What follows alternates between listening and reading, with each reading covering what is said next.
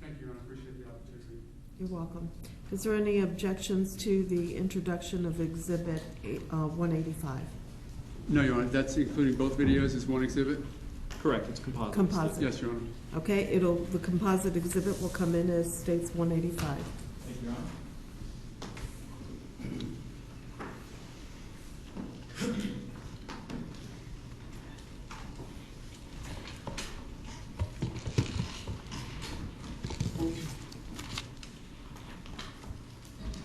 All right, Mr. McKinney, back to resume. We were discussing the cameras that you located in the video footage that you download, which is now depicted in State's Exhibit 185. What did you learn about the time on the video footage? The video footage is actually 18 minutes off approximately. Okay. And is that slow? Yes. So whatever time is depicted on the video, you actually have to add 18 minutes to, and that gets you to the accurate time? That's correct. Okay. And that's just the way the system was recording? Yes. Okay. As far as the camera locations, you mentioned there were 9. I want to talk about 2 in particular. Are there cameras both interior and exterior to the clubhouse? Yes, sir. I want to talk about the interior, in particular one that's called a kitchen camera. You're familiar with the clubhouse and where that camera is located? Yes. Okay.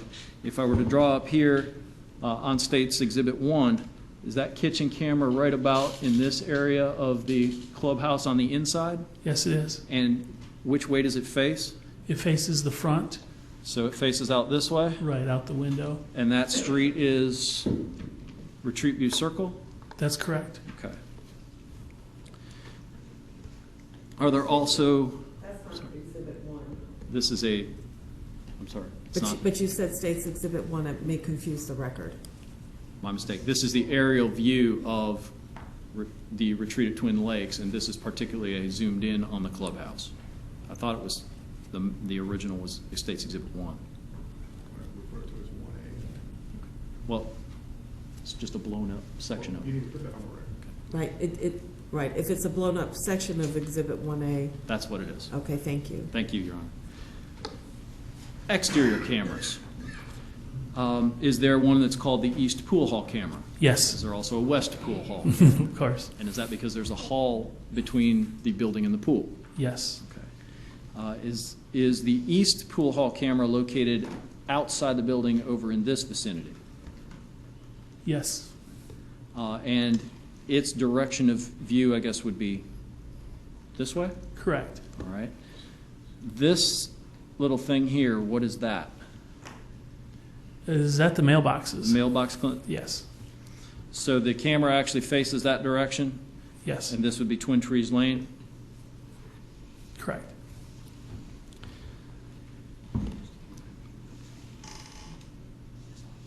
The clips that you referenced from State's Exhibit 185, Mr. McKinney, I'm going to first show you what we talked about as the kitchen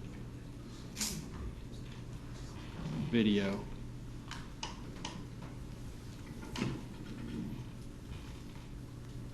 Is this what we're talking about? Yes. So we're looking out onto Retreat View Circle from the interior of the clubhouse with the kitchen camera? That's correct. Right. And the time on it appears to be 18:50 and 33 seconds at the point we're beginning here, but you said you need to add 18 minutes to that. Yes, So it's actually 19:08 and 33 seconds thereabouts, yes. which is.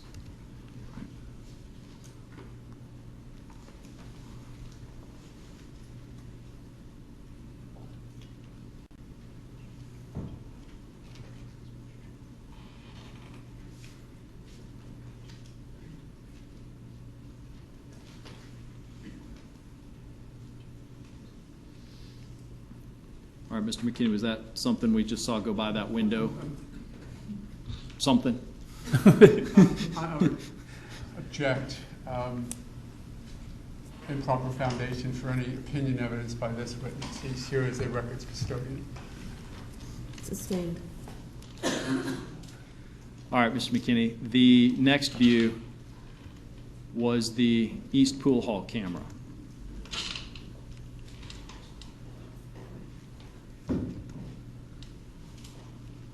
And is this the view from that camera? Yes, it is. All right, and so the mailbox kiosk, I guess, would be out here? Right.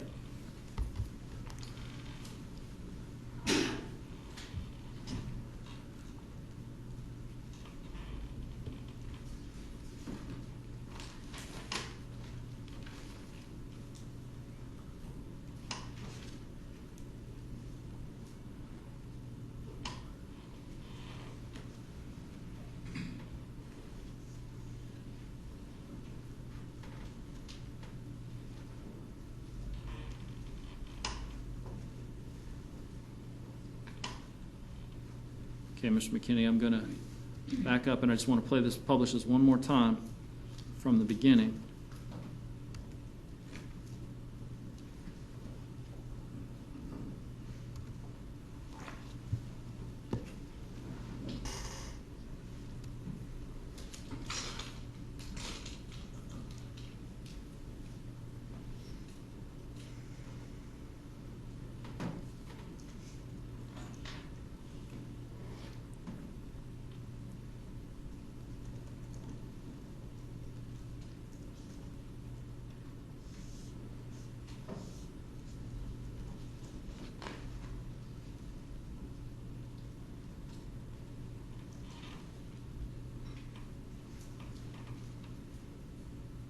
Anything else?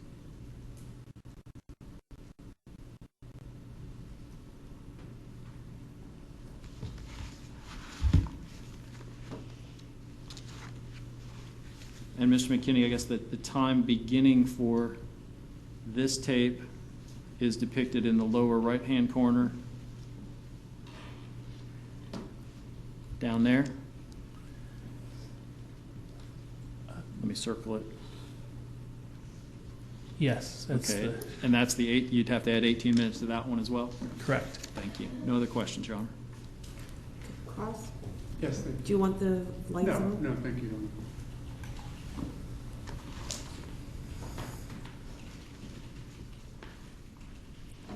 Good morning, sir. Morning. Were you working for this company back in February of 2012? Yes. Okay. When was it that you actually did the work that you're now talking about of distilling out this information onto a disk? I did it the day afterwards, and then approximately, I think it was 3:21, I was asked to get the record, get it again. Okay. Previous to this event happening, had you ever been to this area? No. So you know that's a pool because it looks a lot like one? Well, I've been there just the other day, yesterday. Just recently? Yes, When was that? last night. Oh, and that was at the request of the state Yes, to go familiarize yourself with the area to correct. testify here today? Correct. Before yesterday, you've never been there? Right. Okay, so you just sort of identified, familiarized where those cameras were? Hmm. And how, I'm sorry, Yes, sir. okay. Are they identified at your remote location by sort of a number or a location so that you know where to look here? They're identified by name. Okay. East Pool, West Pool. When was it that you realized that there was a malfunction with the timing mechanism? The 28th, we had a service technician on site 28th of of February. February of 2012? Correct. And Any idea, any explanation how your system would be 18 minutes off? That's just the nature of computers and clocks like that. They drift. Okay. And you said approximately? Yes. You don't know exactly? Not this time, no. Okay. Could have been 19 minutes, for example? I would say, within, several seconds of 18 minutes. 18 minutes dead on, or 18 minutes 30 seconds, or? Yeah, I'd say within 15 or so either way. So total span of some 30 seconds? Yeah, that's just guess. I'm sorry? Yeah, I'm just guessing there. No, let's not guess. Okay, If you well, I don't know then is the Okay, answer. so if you don't know, I don't want you to Okay. guess. So, No, but that's the answer then. No, I don't know. okay, so you don't know how far off it is, but somewhere around 18 minutes. Correct. Could be 19? Could be 17? Possibly. Yeah. That'd be a guess, so. Okay, since we started with guessing, it could be 17 minutes, it could be 19 minutes, correct? I don't know. Okay. And do you know if this was a sort of concern that kept going, like it would lose a second an hour so that it might be a lot more, or was it a consistent, or do you even know that? I don't know how long it lost it or the drift speed. Okay. So actually, it could have been even several minutes more than that if there was just some malfunction, for example, that just happened and it was getting worse, so that by the time you retrieved it 2 days later, it was 18 minutes, but could have been 25, and it was just moving to the point of 18 when you caught it? That'd be speculation. I don't know. Okay. You have nothing to support any other contention, though, do you? Right. I just know at the time I checked it, it was 18 minutes off. Okay. All right. Thanks. Nothing further, Your Honor. Appreciate it. Thank you. Any redirect? No, thank you, Your Honor. Ask you to be excused. Mr. McKinney, you may be excused. Thank you, sir. Call your next witness, please. Here we call John Good.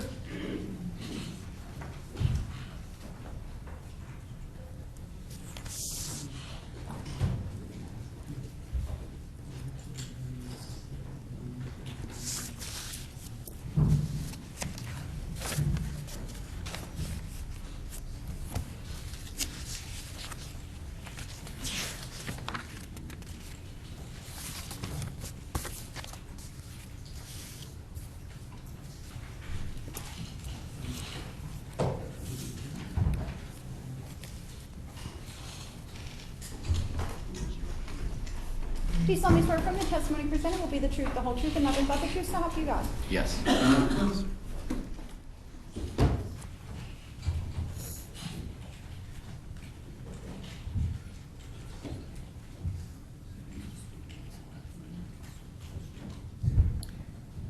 You may proceed. Good morning, sir. Could you state your name for the record? Jonathan Good. Your last name is spelled G-O-O-D, is that correct? Correct. Okay. Are you married, sir? Yes. How long have you been married? Might get in trouble for saying this. Little over a year. Okay. And do you have any kids? No. Okay. What do you do for a living? What business are you in? I work in finance. Okay. And how long have you been in that line of work? 6 years. Can you briefly tell us about your educational background, sir? I'm an FSU graduate. I'm not going to ask you for your current address, but are you currently living in Seminole County, Florida? Yes. I want to draw your attention back to February of last year, February of 2012. Were you living at a townhouse at Retreat Twin Lakes, specifically the address being 1221 Twin Tree Lane? Yes. Okay. And is that a townhouse that has bedrooms upstairs and then living quarters downstairs? Correct. At that time in February of 2012 when you were living there, how long had you been living there about? 3 or 4 years. If you could, if you enter into your residence back in February of 2012 at Twin Tree Lane, when you come in, what do you enter into? Well, it depends on if, are you talking about the house? I apologize, the house. Yes, sir, I apologize. You come in right past the bathroom and then the downstairs living quarters. Okay. And are the stairs, where would they be located in that residence? As soon as you make your way through the tile by the bathroom, you go right and the stairs are on the right. Okay. And towards the back exterior of the house, is there a living quarters, meaning like a living room or dining room combination? Yes. Okay. Is there a sliding glass door that goes out into your backyard? Yes. Do you have a back porch, or I should say, back in February, did you have a back porch of that residence? I guess it would be considered a back porch, yes. Okay. Tell us what you mean when you say consider a back porch. It's just a slab of concrete with 2 pillars on each side.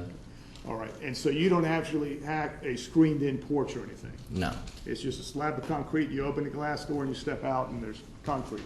correct. And if you were to step out, then in the backyard, is there a walkway that separates, I guess, your yard and then the yard from the townhomes across from you? Yes, Okay. On your sliding glass door, were there any blinds at all back in February of 2012 there, specifically on February 26, 2012? yes. Tell us, if you could, about those blinds. They were always closed. Okay. And the blinds, what type of blinds are they? Just regular blinds, or are they any special? Junky white tall blinds, Okay. Are they vertical or horizontal? vertical. Okay. And when you say they're closed, meaning the whole sliding glass door, you could not see out into your backyard? Correct. And was that back in February 2012 just on purpose, or? Yes, Okay. Let's focus on that February 26, 2012. Were you home that evening, sir? yes, And at around 7:05, 7:10, 7:15, around that time, were you home with your wife that time? yes. Okay. What were you all doing? Watching TV. Okay. And there might be more than one TV in the residence. Was it downstairs in the living room? Yes. Okay. If you could kind of explain to the jury the layout of the living room, do you have a recliner, sofa, and where were you, as best you can recall, where were you and where was your wife? We were sitting on the couch against the left side of the wall. The kitchen's on the right. It's an L-shaped couch, and we were just watching the TV from there with the sliding glass door being on our left. So if you were watching the TV, the sliding glass door would be to your left? Correct. Okay. And at some point while you were watching TV, I guess I should ask you, when you were watching TV, do you recall what program you were watching? No. Was the volume up, or some people watch it muted? Was the volume up? We could hear the TV. Okay. And in terms of how loud it was, do you recall at this time how loud it was? No. Okay. Did you hear some noise outside? Yes. Okay. And was the noise you heard outside such that you were able to hear it inside? In other words, was it loud, or do you recall, in terms of describing it to the jury, the noise that when you first heard it? It was faint. Okay. And in terms of where the noise was coming from in relation to your backyard, can you say it was coming from, if you were looking out the backyard, to the left, to the right, in front, or could you tell? No, I could not tell. Okay. When you first heard the faint noise, what did you think in terms of what was going outside, or did you have an impression as to what was going outside? The first time we heard something, I didn't think anything of it. Okay.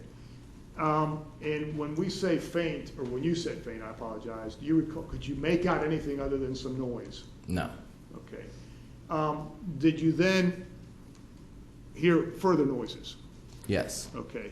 And if you could describe to the jury when you heard a faint noise, then you heard further noise, was that like seconds later, a minute later, 2 minutes later? I know you didn't have a stopwatch, but. Yeah, I believe I stated I can't really tell the time frame. Okay. It was maybe a couple minutes, maybe, Okay. but I can't be sure. Okay. You weren't timing it, I gather. Is that correct? Yeah, I don't time daily life. Okay. And then you heard some further noise, maybe a few minutes later. What was the noise you heard later? The same noise, just louder. Seemed like it was getting closer. Okay. At that time, when you heard, the second time you heard noise, could you tell whether the noise, could you make out any words? No. Okay. Could you tell whether it was one individual or two individuals at that time? No. Okay. What happened then in terms of what's going on outside? After you heard additional noise, you couldn't make out any words, you couldn't tell whether it was one or two people, what then did you hear? That's when I proceeded to go to the sliding glass door to look out. Okay. So you literally got up from the couch, you went to the sliding glass door. Did you like open the blinds and just, or what did you do? I cracked the blinds to see if I could see anything going on outside. Okay. Now, are there lights, I'm assuming, inside the living quarters at that time where Yes. you were at? Okay. Yes. And are there lights outside? There's one on the back porch. Okay. Do you recall whether the light was on or not? It was on. Okay. Do you need to take a minute to get the drink? No, I'm okay. Okay. What I'm trying to ask is, when you were looking outside, was your view obstructed in any way, either by the interior lights inside your residence or the exterior light? I would say the screen obstructed it somewhat. Okay. And as best you can tell the jury, when you looked out through the blinds, let's make sure we have a good description of, when you looked out through the blinds, there, you said they were vertical, is that correct, or horizontal? Vertical. Okay, did you kind of just peek through, or did you kind of move like a few, or how, describe I it as you... peeked through one. If I moved a few, a couple of them would fall off probably. Okay. And when you looked out, tell us what you saw from your vantage point inside the residence. I couldn't really see anything except it looked like someone or something was out there. Okay. What then did you proceed to do, sir? If anything? Under direct reply from my wife not to go outside, I opened the blinds and opened the sliding glass door. Okay. So you made a fatal mistake and disregarded your wife? Yes. Okay. Sure, there'll be more. All right. I gather she was still in the living room? Correct. She And was on the phone. I'm sorry. She was on the phone. Okay. Was she just talking to somebody, or? She was talking to a technology service group, probably. Something. I mean, it wasn't related. She didn't call No. 911 at that point. is No. it? Okay. So, but she distinctively told you not to go or go outside, but you disregarded her requests, commands, whatever, correct? Yes. And when you say you actually stepped outside, if you could demonstrate to the jury, I guess, or describe, I'm picturing a sliding glass door. Do you have to unlock it and then literally just, move it all, or is it, describe if you could how that occurred. Sliding glass door, you had to pull. The screened in part, you had to pull back. And I literally only took one step outside the door onto the concrete slab. Okay. And when you say you took one step, or do you mean literally like you put like 1 foot in and you had 1 foot still inside? Correct. Okay. So you're 1 foot on the concrete, 1 foot still in the house. Are you looking at that time? Correct. Okay. What do you see when you look out there at that time? It looked like a tussle. I could really only see one person, and I think I described it as possibly being some type of dog attack because there are a lot of dogs that walk in that back area, and I could only see, an object. Okay. What then did you observe after that? It seemed like a tussle. They were vertical to me, just like the blinds were. And then at one point, I yelled out, "What's going on?" and "Stop it," I believe. Okay. So you watch football? Yes. Okay. You know how football, they have instant replay? Yes. I'm going to, as best we can, try to do an instant replay with you, realizing that don't have the, anyway. My question is, you stepped outside. In terms of how long you had 1 foot out, was it seconds? Was it minutes? How long do you think? Seconds. Okay. And in terms of estimating, I'm assuming you still didn't have a stopwatch with you, correct? And your wife was not timing you at all? No. Is that accurate? Accurate. Okay. Can you estimate how long? Was it 1 second, 2 seconds, 3 seconds, 4, 5, 6, 7, or can you say? In regards to How long you actually, when you put 1 foot out and you were observing what you were observing? a few seconds. Okay. You mentioned when you put your foot out and you first saw something out there, you mentioned vertical. Can you elaborate a little bit more on that? If I'm looking at someone in the backyard, they're faced directly onto the ground, so they're vertical. They're not horizontal, they're vertical to me. Okay. All right. So they're vertical, meaning the same way you are right now in terms of like this. So they would be making a T with the sidewalk, if that Okay. helps. All right. In terms of the sidewalk that we're going to show you some photographs, how close to the sidewalk was, at that time, could you tell whether it was 1 or 2 people? I couldn't tell at that time, no. Okay. How close was the object, we'll call it, to the sidewalk? They weren't on the sidewalk, but like I said, I could only see so far because it was vertical to me. Okay. Could you make out anything other than there was an object there? Not at that time. Okay. And did the object end up moving? The object, What was on the ground? Did it Yes. end up moving? Yes. Okay. And in relation to where it was first, when you first observed it, to when you described the second time when they appeared, you said horizontal. How far from the original place did the object move? We don't know persons, but how far did they move? not far, I wouldn't say, just up onto the concrete. Okay, all right. At that point, could you tell there was one individual there at least, or two people? I could tell there were two when they were still vertical. Okay. All right. If you could you tell at that time, in terms of describing who was on top and who was in the bottom? I could only see colors of clothing. Okay. The color of clothing on top, what could you see? It was dark. Okay. How about the color of clothing at the bottom? I believe it was a light white or red Okay. color. And are you going from memory, since you stated it was only a matter of seconds, right? I don't understand your question. My question is, you're not making notes as you're doing this, you're not taking photographs or anything as you're doing this, No. right? Okay. And so you positions changed. How long did it take for the positions to change? Was it just an ongoing process, or was there a stop, or?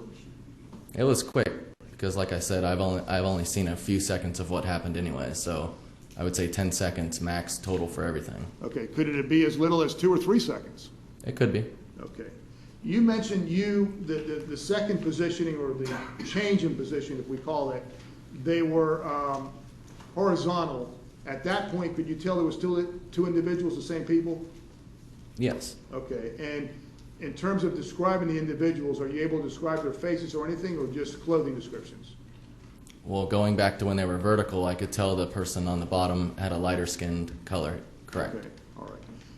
And when you saw them horizontal at that positioning, who was on top and who was in the bottom? It was the same position still. Okay, all right. If you can describe the position of the person on top in relation to the person on the bottom. I believe I described it as a straddling position Okay, and what do you mean by that?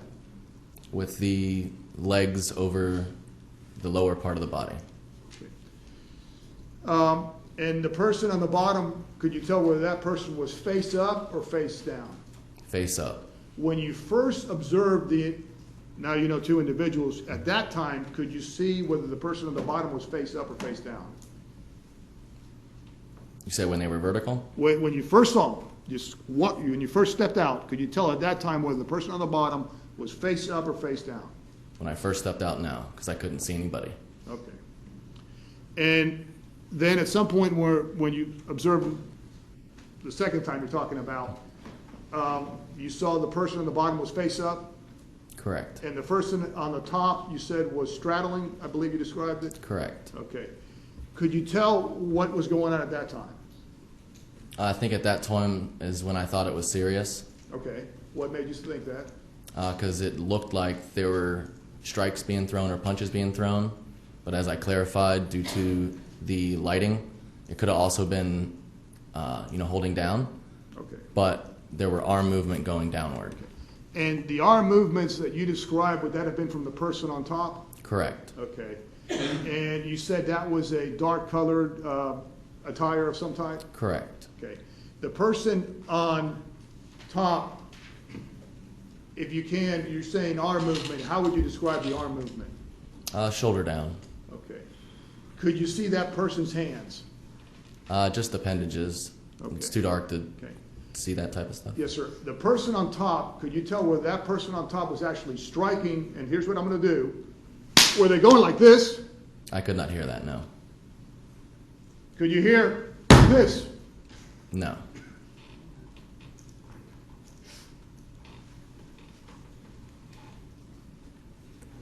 Could you tell whether the person on top was just holding the person or trying to hold the person on the bottom? At this point, Your Honor, I would object, that's leading.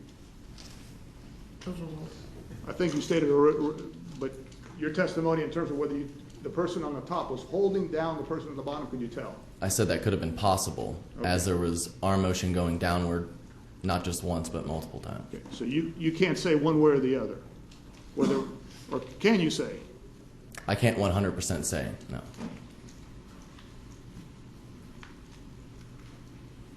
You mentioned you said something. Did you yell that out, or did you say please, or how would you describe it? And if you could, as best you can, recreate that in whatever tone of voice you use to say something. That's pretty hard going back to that date on the tone of voice. Okay, was it loud? It was enough for that I thought they would be able to hear me. Okay, Yes. and again, what do you recall saying to the 2 individuals? At first it was what's going on, and no one answered. And then at that point, I believe the person on the bottom I could finally see, and I heard a help. And then at some point I said, cut it out, and then I'm calling 911. Is that when I thought it was getting really serious? Okay. And when you're stating what you're saying, are you doing that pretty quickly, or are you pausing like you are now? I would say pausing, Okay. and I think that would equate to about the time that I said to. Okay, but you're yelling it or saying it loud voice so they can Yes. hear?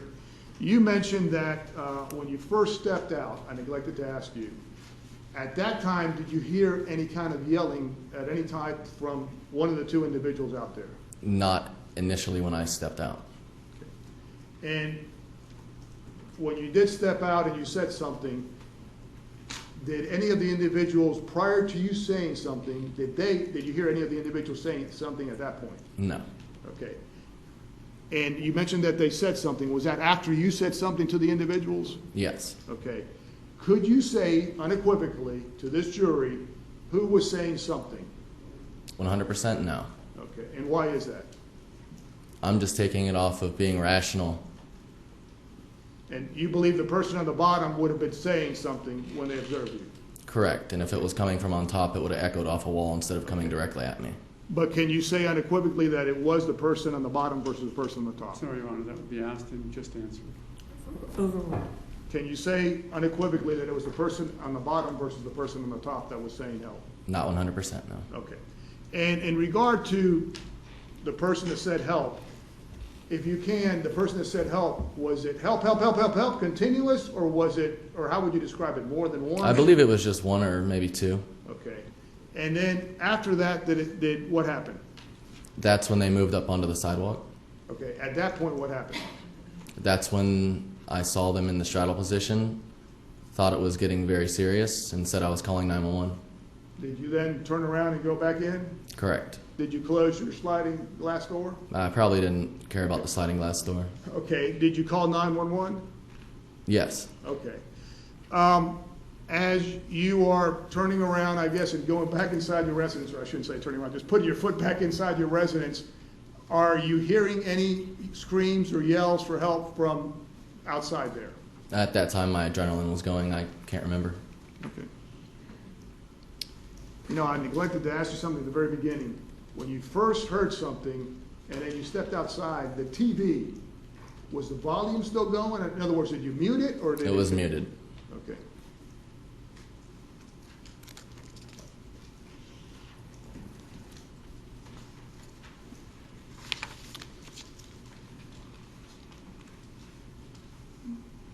The light that you had on outside, did it remain on the whole time, or did you turn it off when you stepped back in? No, it remained on.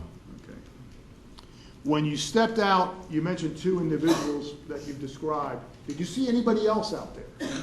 Not at first. Okay. At some point later on, did you see individuals? At the very end, after, Yes, sir. yes. When you are stepping outside and you said something, did you notice any other neighbors or anything, even if you didn't see them outside, did you notice anybody like peeking out or anything, from any of the windows, or were you paying attention to that? My focus wasn't on that.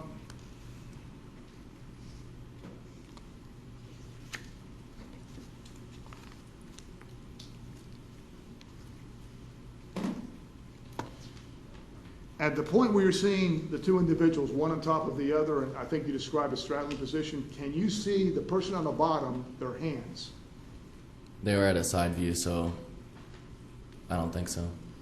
Could, and by that, could you tell whether the person on the bottom had a gun out already? No, You can't say one way or the other? I can't tell, no.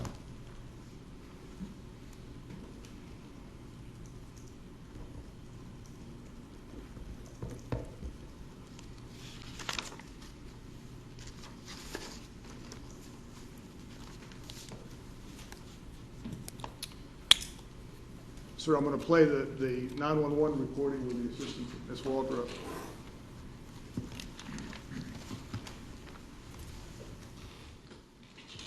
Any objection? No, Your Honor. 911 unit, please fire medical. Stop a second. Police, I just heard it. I apologize. I neglected to put on the record what the exhibit number is. for the record, that is State's Exhibit 162.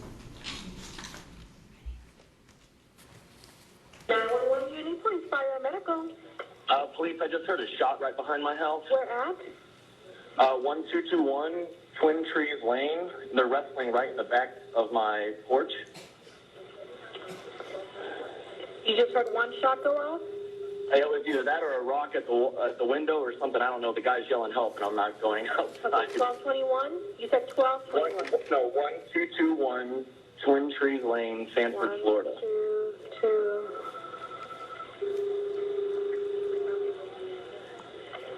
1221 Twin Trees Lane, Sanford, Is Florida. that one or two words? Because it's not accepting it.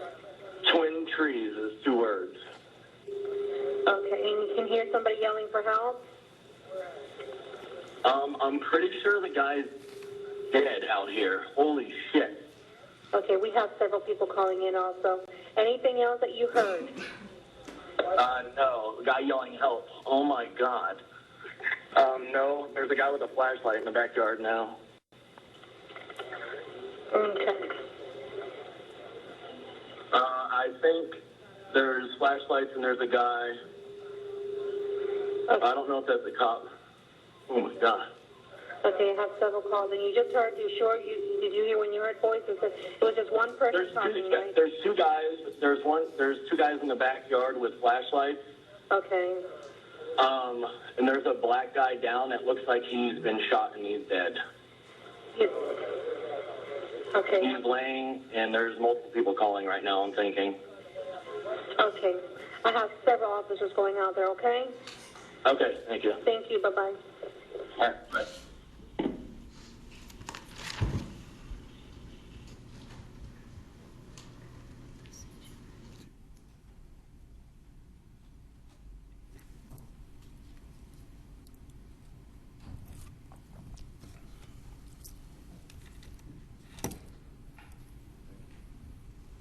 Mr. Good, you recognize that being your voice? Unfortunately. Okay. You mentioned that somebody with a flashlight, is that what you were saying, that later other individuals appeared, is that correct? Yeah, it looked like people came around the corner at some point. Okay. I want to go back to the what you described out there, and I think you described straddling position. And is that because of the posture of the person on top versus the person on the bottom? It's both, yeah. Okay. At some point, you also used the word or descriptive words as MMA style. Do you recall saying that? Yes. Okay. And did you mean by that what, sir? As a straddle position like that. Okay. It's a common position you would see in a... So is that like MMA is like mixed martial arts? Is that correct? Do you watch that on TV and stuff, or? Not recently. Okay. But when you say that, are you referring to just the position the person on top had over the person on the bottom, or I don't want to put words in your mouth. What do you mean by MMA? And the actions of the arms Okay. just looked like something that I'd seen on TV before, so that's why first thing that came to my mind. Okay.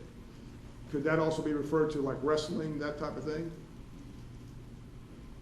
I don't understand your question. My question is, did you ever see the person on top pick the person from the bottom and actually slam them into the concrete? No.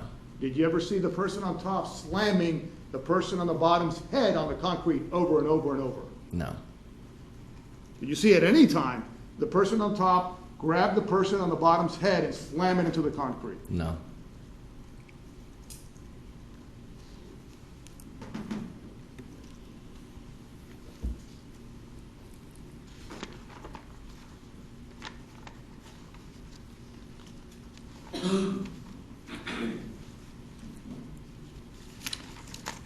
Sir, back when you were living in that residence back in February of last year, I believe Ms. Lauer also used to live there. Is that correct? She was your next door neighbor? Correct. And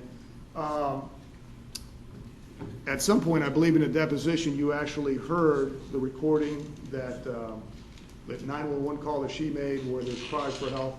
Yes. You recall that? Yes. Prior to that deposition, had you heard that recording? No. Okay. And at that deposition, when you heard the recording, did you make an observation as to whether you felt that was a different cries for help than the ones you heard? Audibly, it sounded it didn't sound the same as what I heard outside. Did not sound the same. Thank you. Sir, I'm going to show you some photographs, and hopefully with the court's permission, may I publish those to the jury, Your Honor? Yes, you may. First of all, State's Exhibit number 1, and again, I'm going back to February of last year, so hopefully you've remembered. Do you recognize this? I guess it's a Google photograph, aerial photograph of the retreat of Twin Lakes? Yeah. Okay. And I'm going to, as best I can, blow up an area. You were living at this residence right here, is that correct? Yes. Okay. And the backyard we're talking about in the sidewalk, or I think people have referred to it as dog path, would this be it right here? Yes. Okay. So is the area that you're talking about, am I circling it right here? Yes. Okay, and for the record, that was State's Exhibit number 1, and I've just emphasized a part of that exhibit.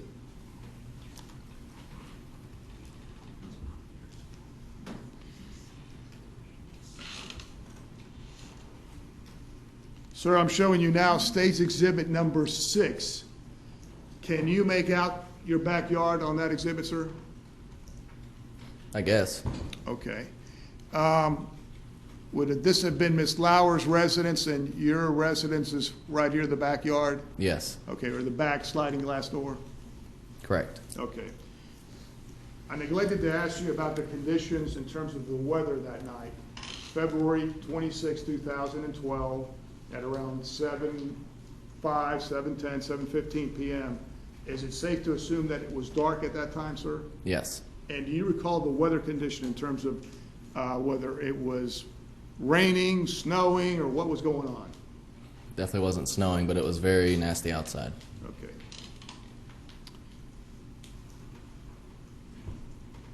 And nasty meaning the rain and et It cetera? was raining off and on all night. Okay. State Exhibit number 7. Are you able to tell there what we're looking at? Yes. Okay. And from this vantage point, would this be the, I guess, the dog receptacle that I'm circling right here? Yes. And this would be going towards, your residence would be over here to this side somewhere? Yes. And I say your residence in terms of back in February of last year, the backyard, is that correct? Yes. Okay. State's Exhibit number 33, this would have been your residence right here back in February of 2012, and this would have been Ms. Good's residence? Incorrect. Okay. I'm sorry, tell me what State's You Exhibit said 30 Miss Good. We don't live in separate homes. I meant Miss Lauer. I apologize. I don't want to get you in trouble with your wife now. Okay. Thank you. Thank you for clarifying that. Miss Lauer's, excuse me. Correct. Okay. And for the record, your, the street address is right there in the front of that residence, correct? 1221?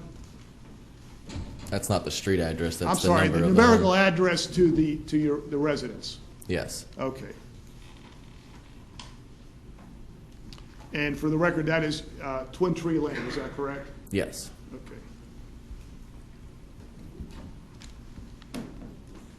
Ms. Waldrop, I've messed up the exhibit. Oh, thank you. I'm going to show you now Stage Exhibit 39. Do you recognize that photograph? And I realize it's a daytime photograph. Yes. And the backyard we're talking about, is this right here? Yes. And can you see, I guess, do I have the cursor or the arrow in what have been your sliding glass door, the blinds you're talking about? That would be the one on the left, actually, Okay. if that's what you're referring to. Yes, right, okay. And okay, all right. And this would have been Ms. Lauer's back porch at that time, back in February of last year? Correct. Okay.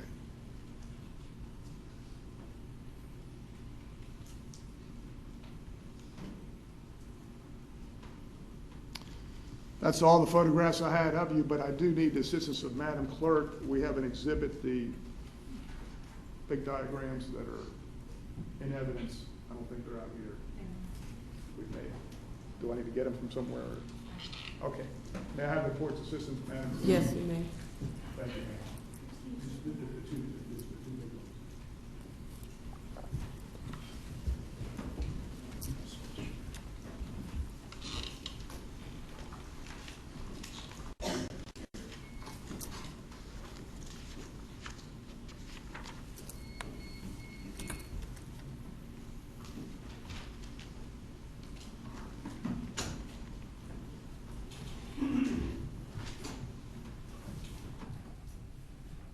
Thank you, Mr. Guy.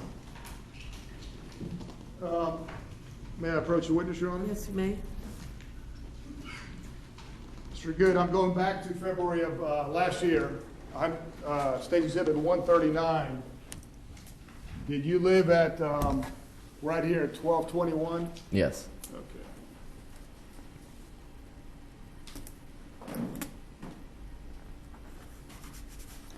And in terms of this exhibit, State's Exhibit 139, back in February of 2012, when you lived right here at 1221, there's a depiction of a person there. Is this about the area where you're describing you saw?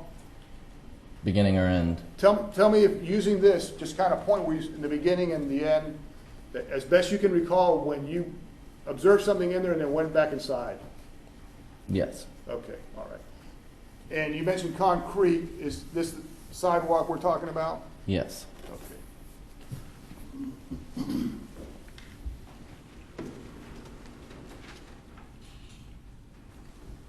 Mr. Good, you went back inside, called 911. At some point, do you hear a gunshot?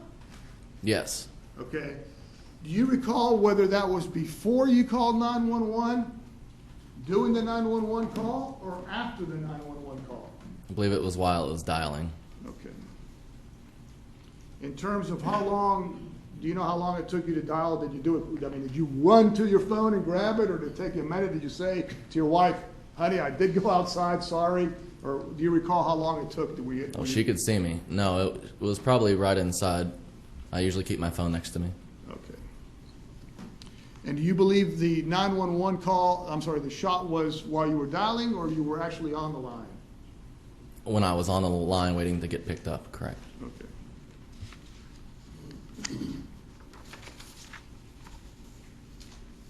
If I may have a moment, Your Honor.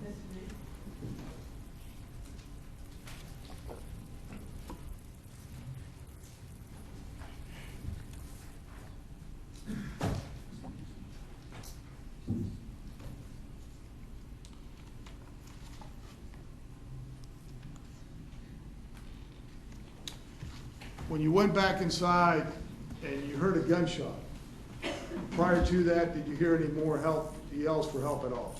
I don't think I was even focusing on that. Okay, you were just focusing on calling 911? Yes. Okay.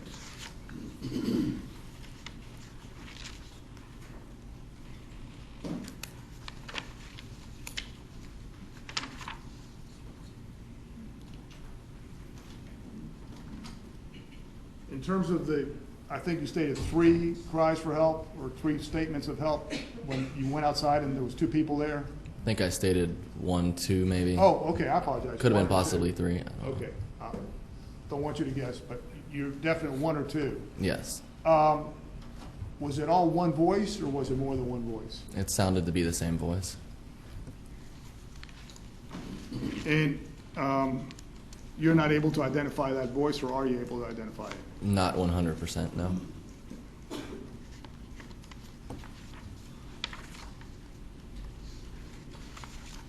And to make sure the record's clear, what you heard when you looked out there and saw the 2 individuals and you heard one say help, did you only hear help, help, or did you hear anything else other than help, help? That's all I heard.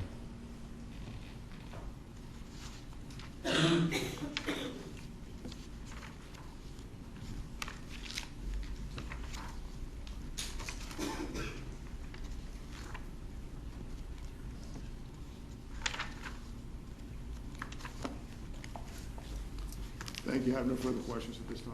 Thank you. Mr. O'Mara? No, my Cross will probably be as long as directed, if this was a time for a break, or just wait until I'm done with cross. I need a few minutes with exhibits, but up to the jury, I To the guess. jury, does anybody need a break at this time? No? Okay. We'll wait. Maybe a couple minutes for some Sure. exhibits. And I'll be ready.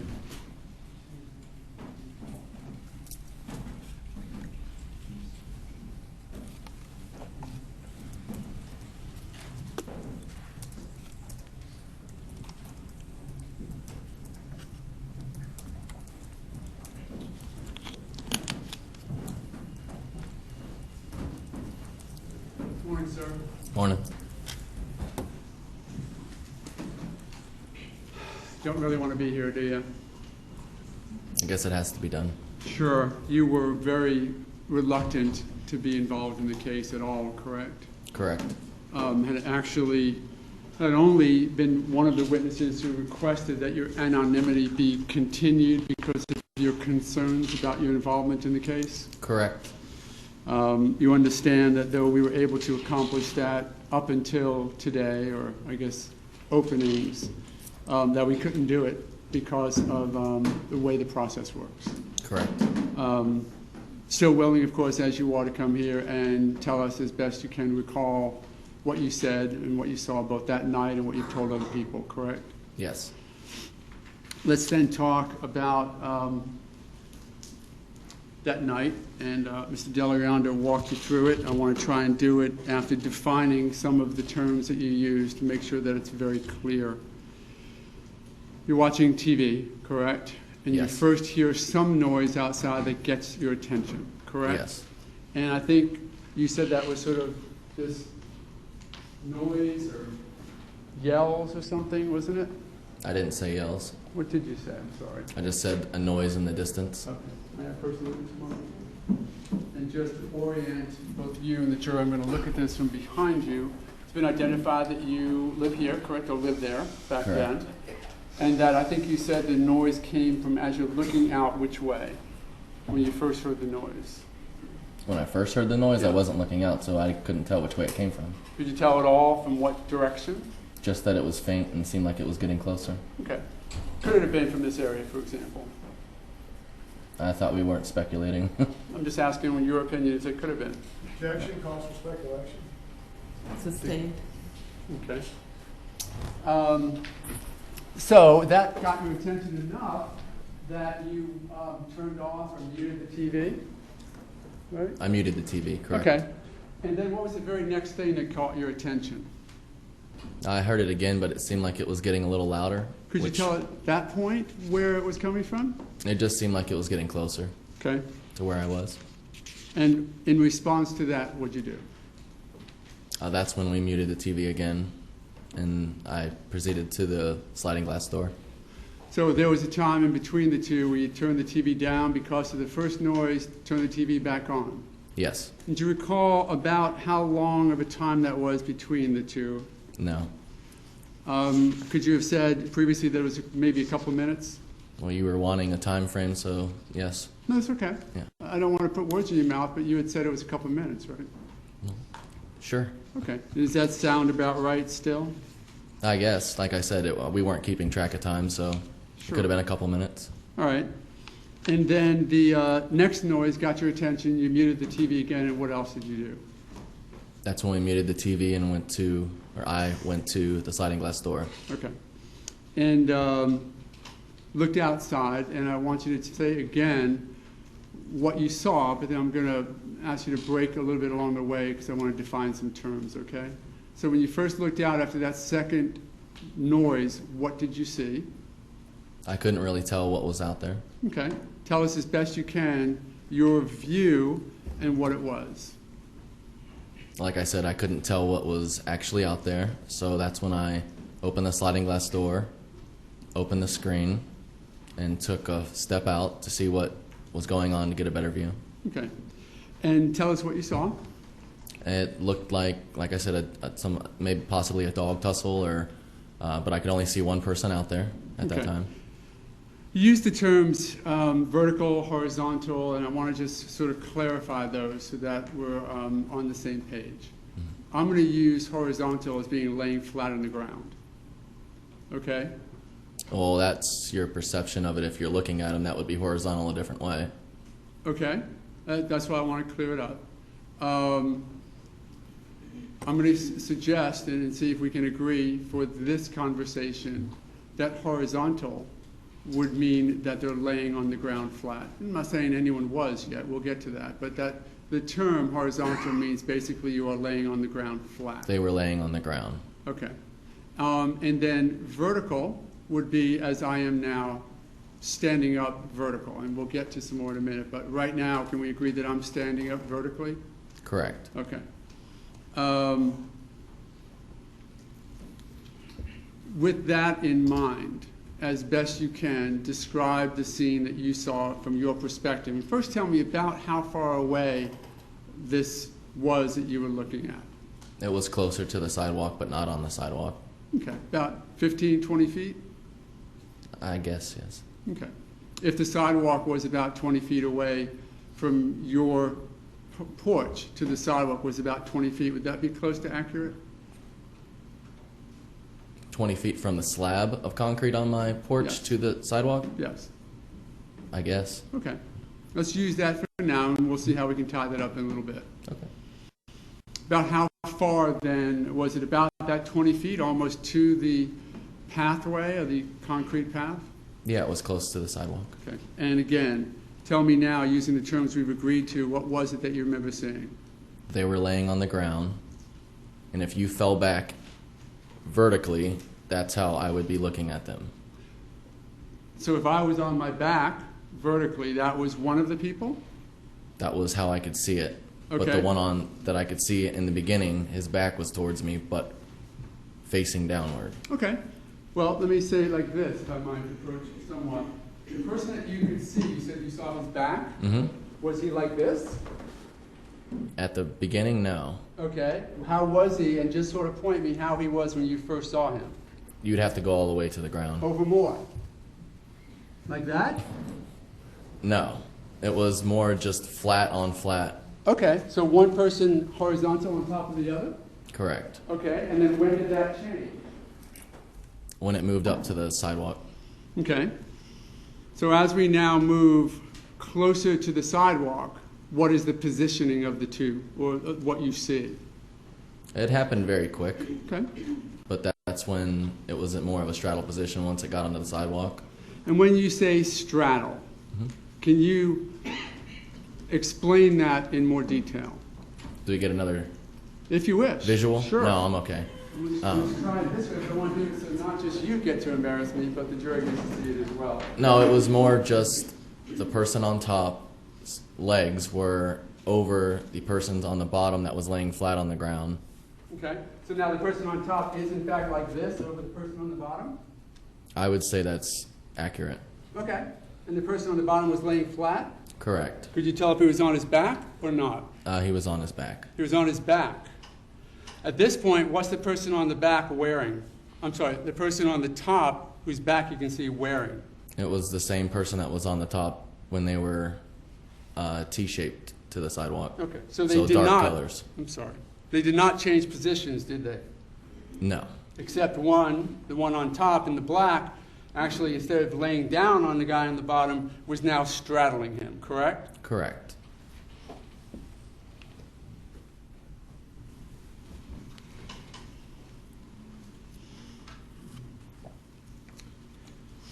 And they are now closer to the cement pathway, correct? They would be on the cement at that point. On the cement. And what movement were you, I want you to sort of walk us through that, but at the point now, tell me when your focus of attention is really on what they're doing. Is it at this point with the straddling? Well, it was on the entire time, but like I said, it was only probably 8 to 10 seconds from what I remember because it was so quick. You But had when- said, I'm sorry, you were saying? But when they were on the concrete, position was with arm movement going downward. From the time that you were first stepped out to watch them until the time you turned back around was about 8 to 10 seconds, correct? I would say because it was very quick. So it 8 to wasn't- 10 seconds? Yeah, it wasn't a long time, no. Okay. Mr. Delaround asked you if it could have been as little as 2, and I thought you said yes, but it was a lot more than 2, wasn't it? I didn't state the entire thing was 2 seconds, no. Let's do that then. The entire time that you were actually watching what was going on, 8 to 10 seconds 8 to probably. 10 seconds. Yes. And that's when you had your focus specifically on what turned out to be, as we now know, Trayvon Martin and George Zimmerman, right? Correct. You didn't know it then, but now we know who they were. Yes. So 8 to 10 seconds you were watching them do whatever was happening. I would say yes. Okay. And you were talking about a movement or a struggle that you saw. Tell me more about that. What did you see? At the beginning or the end or the whole thing? Beginning, at the beginning. Like I said, when I walked out, it looked like it was only one person. Then I could see a second person, and it looked more of just a tussle. And that's when I thought it got serious, when it moved up to the sidewalk and he was more in a straddle position and arm movements were going downward. But I couldn't 100% say those were actually strikes or if they were just arm movement going downward. Of course, because you are trying, as you testify here today, to be extraordinarily literal, aren't you? Be very careful that what you say is only what you saw. Well, that would have been through the whole thing because that's the same thing I said in a deposition. Sure. And even in your initial statement, when you first had an opportunity to talk to an officer about this, the very first time, you explained as best you can recall what you saw, right? Correct. And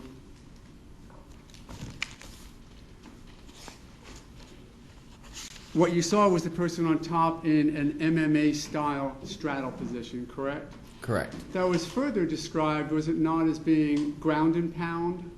Correct. Right? What is ground and pound, as you That's define usually it? what takes place in that type of position. Sure. So MMA, to the extent that you're aware of it, and MMA is mixed martial arts. Correct. You knew it enough to start giving terminology like ground and pound to what you saw, right? That was the first thing that came to my mind, yes. That the person on top was ground and pounding the person on the bottom? That's what it looked like, yes.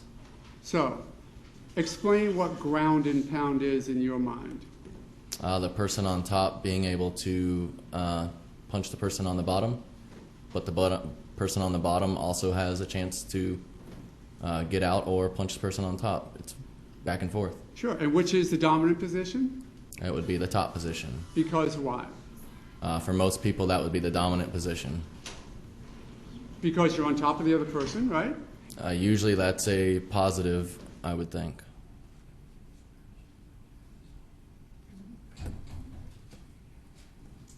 Sorry, it distracted me a bit, so I want to make sure it didn't distract the jury, and I apologize for that. So I'm going to go back, even though I know that you answered it, I didn't fully absorb it. So let's just start by telling me again what ground and pound is. It's usually when the person's on top in a mounted position, I believe, in the dominant position. But like I said, the person on the bottom is able to, get out of that position or, throw punches back. But I did not see any of that. Okay. The dominant position of being on top is because you actually have all of your weight on the person's hips, right, holding them down? Correct. And from that position, the person on the bottom really can't move very much and can't get very much movement or very much leverage, can they? I guess that depends on the type of person that's on the bottom. Sure. And how well trained they are in MMA, right? I don't know if you have to be trained, but I'm sure some other things come into play. I don't know. Okay. Yet the person on top in that dominant position then has his arms free, right? Correct. Might have the person on the bottom's arms actually under his knees in that position, right? What objective speculation versus at the scene or MMA in general? Well, at the scene, speculation sustained as to MMA, I think you need to lay a better bracket. Sure. I mean, you've watched MMA fights enough to know what ground and pound is, right? Sure. And in certain ground and pound positions, they can actually, the person in the dominant position on top can actually get the guys in the bottom arms under his knees so that he virtually has free access to rain blows down upon him, right? Well, I would think that would mean his arms were above his head or close to his head, but no, I don't know. Okay. Nonetheless, the person on top has his arms free, correct? Correct. And in this, now let's go to this case that night that you saw. The person who you now know to be Trayvon Martin was on top, correct? Correct. And he was the one who was raining blows down on the person on the bottom, George Zimmerman, right? That's what it looked like. Okay. Correct. Now, and I said a moment ago you were literal because you couldn't actually see fist hit face, right? No. Because it was blocked by what? I didn't say it was blocked. I said it was dark out. Okay. And you were looking at Trayvon Martin's back, right? Wasn't that what was towards you? Incorrect. Then On tell the me what it was. sidewalk, they're side to me because they're laying on the sidewalk, which would be going lateral to my Oh, house. that's right. When the Or time, parallel. I'm sorry, by the time they got up to the sidewalk, they had sort of moved into a position where it was a little bit more, you can see what would have been George's left side or right side? It would have been his right arm. Okay, his right arm was towards you, and then Trayvon Martin's left side would have been a bit more towards you, right? Correct. And then that's when you saw him striking down? That's when it looked like, yes, arm movement going downward. Correct. How many times do you think, if you had I to have guess? no idea. As soon as I saw the movement going downward, that's when I turned around and went back inside. That's when you knew it was very serious? Yes, it looked like it was getting serious, and it wasn't just someone playing around. And that's when you can hear George Zimmerman screaming for help, right? Incorrect. What was it? When was it? That was in the beginning when I finally saw someone under the person on top. And I apologize for not asking the question the right way. When was the first time that you heard the person on the bottom scream for help? When I initially went outside, didn't see a second person, then I could see a second person, and it sounded like it was coming from the person on the bottom, because usually when someone's on top, the person on the bottom is the one screaming or yelling. And that was when I heard that, but I didn't hear anything after that. Okay. And balancing, you're trying to be literal and just tell us exactly what you remember observing and using your common sense. Do you think that it was the person on the bottom who was screaming for help? I mean, rationally thinking, I would think so. Okay.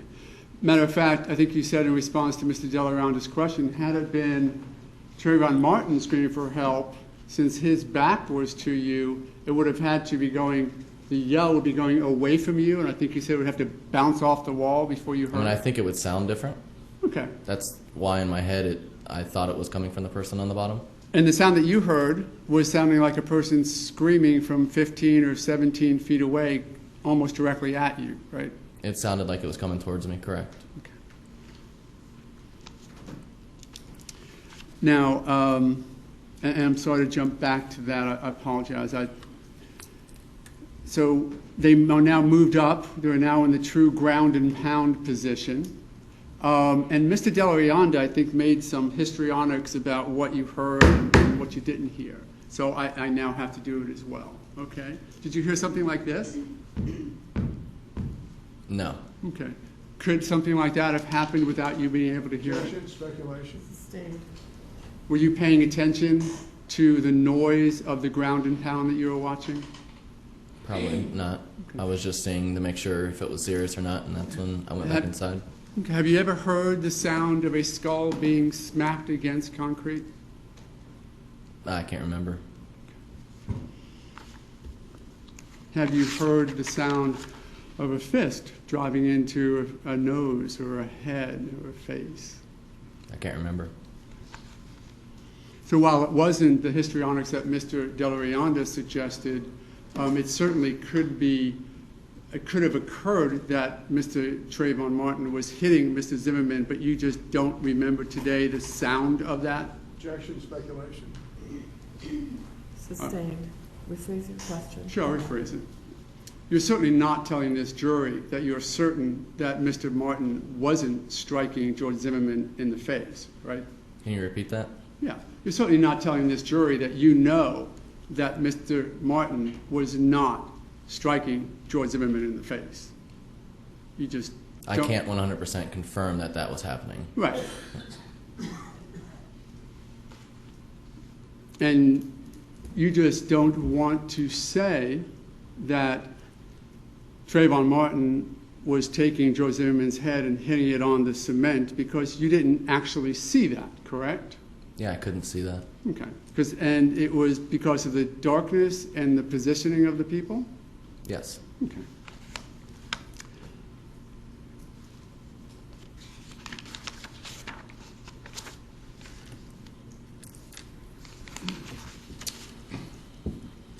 You, of course, have testified during your deposition and other times regarding what you heard and the disparity or the seeming disparity between what you remember hearing and what the 911 call seems to indicate, right?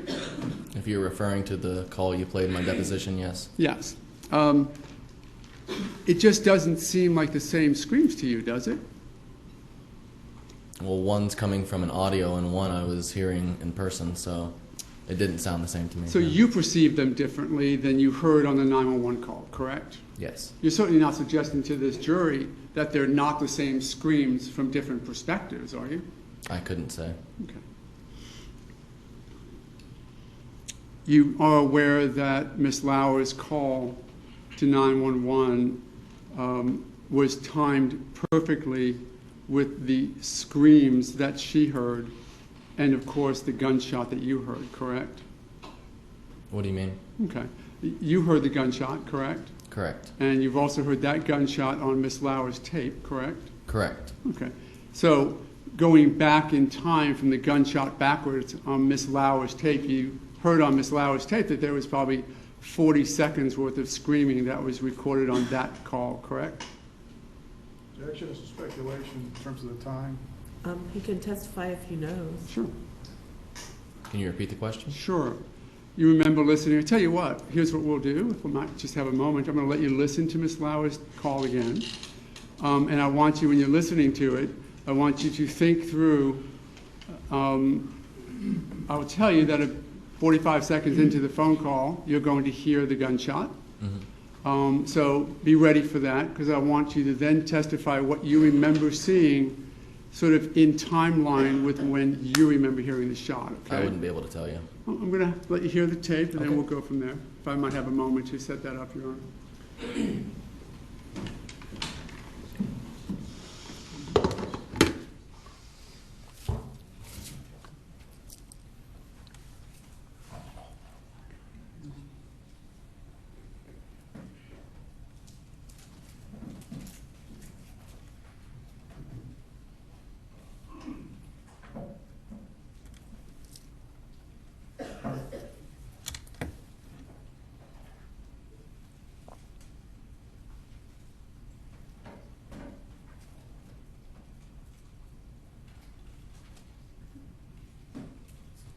And just for record purposes, Your Honor, I'll identify the exhibit number in just a moment. This is, of course, the evidence of Ms. Lauer's telephone call that's already been put in evidence. It's number 158. Thank you very much. 150 ready.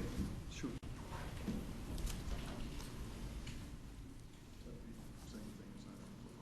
911, do you need police, fire, medical? Maybe both. I'm not sure. There's just someone screaming outside. Okay, what's the address that they're near? Is this in the Twin Lake Towns in Sanford? Yes. Okay, and is it a male or female?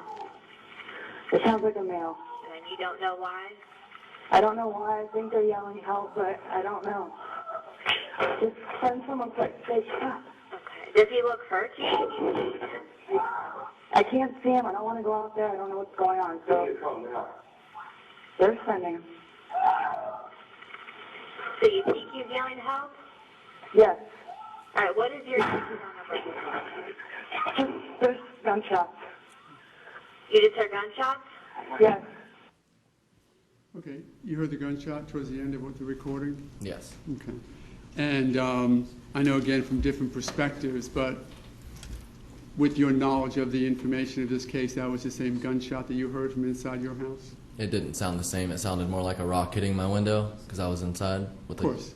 But I'm saying with your knowledge of the case now and your testimony here, you know it was the same gunshot, correct? Yes. Okay. And it sounded much different from across the street, if you will, across the pathway and inside Miss Lauer's apartment, correct? Correct. You didn't hear your voice on that tape, though, did you? No. You obviously did say what you said to them, correct? Correct. And the mere fact that it doesn't show up on the tape doesn't suggest that you didn't say it, does it? I know what I said. Okay. Just wasn't recorded on the tape. You're also talking about someone that's probably inside their house, and I'm Sure. around Not the corner. challenging you, I'm sorry. Not challenging you. Ms. Lauer said she heard you as well. I'm not challenging what you said or not, just that it wasn't on the tape.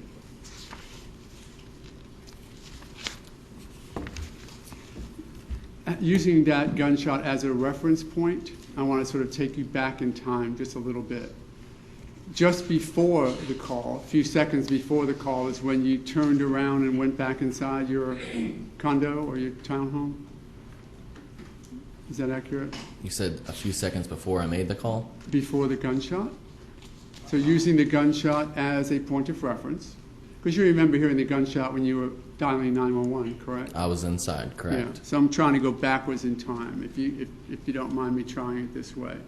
So you know the gunshot that you heard here was the gunshot that you heard, correct? Let's just go back. And when that gunshot happened, you were on the phone to 911. Or just I was dialing. waiting for someone to pick me up, correct. Okay.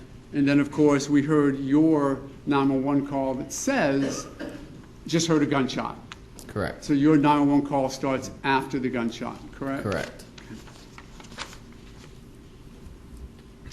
And it was only a few seconds before that gunshot that you were outside looking at the two individuals in the ground and pound positioning. Correct.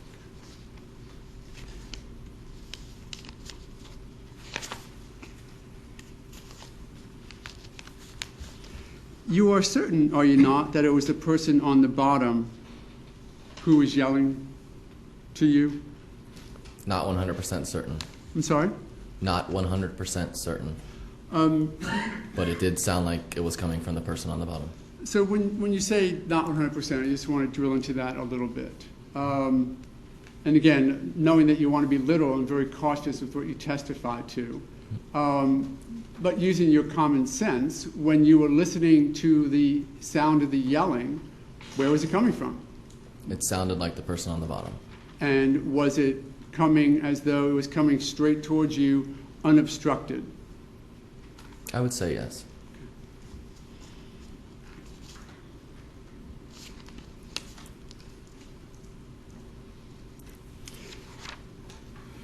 Could you relate any of those two helps, or how many helps did you hear? It could have been 1, 2, possibly 3. I think it was only a few. Okay, just a few. Could you relate those, now that you've listened to this tape, where that you may have heard those yelps or helps on this tape? No.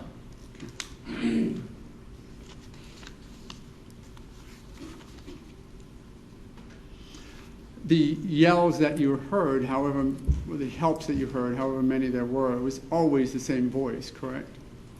That I personally heard? Yes. Yes. There was no second voice yelling anything, was there? Not that I heard. And when you ran outside, or when you went outside that time that you went out to your porch, you actually told him to stop, right? I said, "What's going on? Cut it out. Stop," Cut it out. something like that. Okay. And the person who we now know to be Trayvon Martin on top didn't stop, did he? No one stopped. He didn't even acknowledge that you were there? I don't remember seeing anyone turn around. Did he turn and look at you even? No. He just kept doing what he was doing, Yes. even though you asked him to stop. I guess I asked him yes.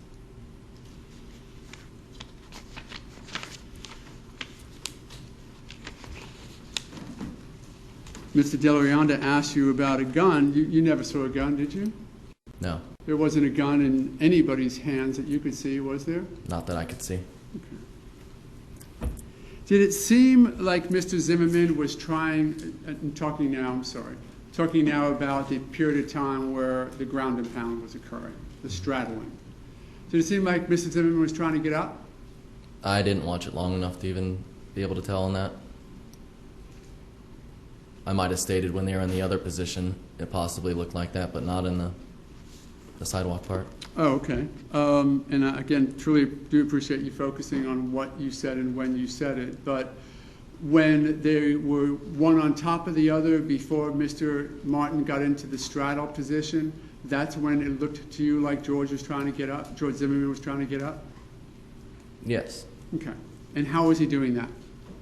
Well, there's a person on top of him. I didn't think he wanted to stay on the ground. Yeah, I'm just trying, if you would, for the jury to describe how it was that you saw Mr. Zimmerman trying to get up from the position with Trayvon Martin on top of him. I couldn't tell you how he was trying to get up. Can you just describe it for us? What do you want me to describe if I can't tell you what it looked like? Just trying to visualize for the jury what it was that when you said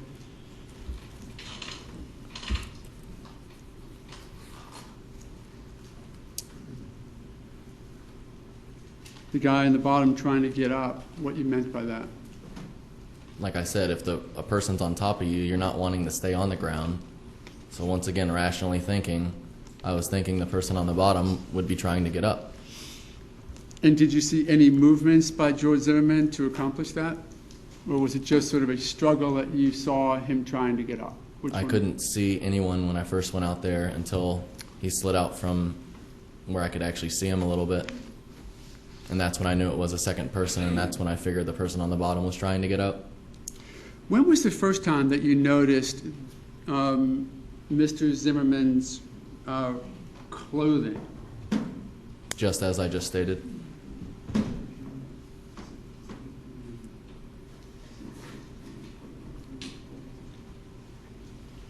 I'm sorry, I didn't hear you. Just as I just stated right before, in that very initial.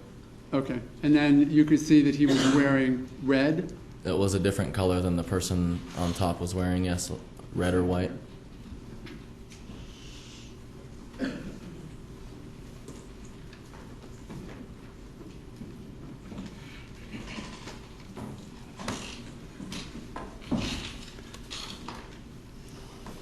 So, going through now for a moment your statements and who you first spoke with and when.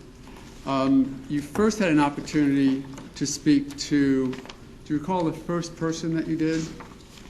And what do you mean by speak to? First or write out a statement or do that anything? That would have been the police. I'm sorry? That would have been the police. Okay. And you recall filling out a handwritten statement yourself? Yes. And do you perceive any inconsistencies in your testimony today and what you wrote out on the statement? I would say the only thing I did was clarify. Today? Or in any other statements that I had from that first one. Okay. You were consistent back then that it was a straddle position where the person on top was straddling the person on the bottom in red, and the person on the bottom was getting hit, was yelling help, correct? But I didn't mean to say that they were yelling help why they were getting hit. Okay. That was clarifying, and also what was being done was clarified. Gotcha. And then you also talked to Investigator Serino. Correct. And that was that same day? Later that night. Okay. And you gave him an oral or recorded statement, correct? Correct. And it was in that statement the same day that you described the straddle position as being an MMA style, correct? Correct. And it was that very night when the words ground and pound first were talked about, correct? Correct.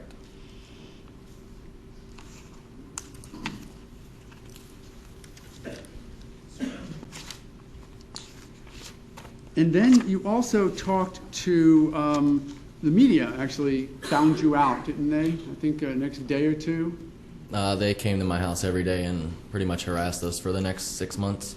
And until you realized, I guess, that you could close the door and not answer it, you actually answered one door knock, and it sort of had a reporter there talking to you with you behind the door. Do you remember that?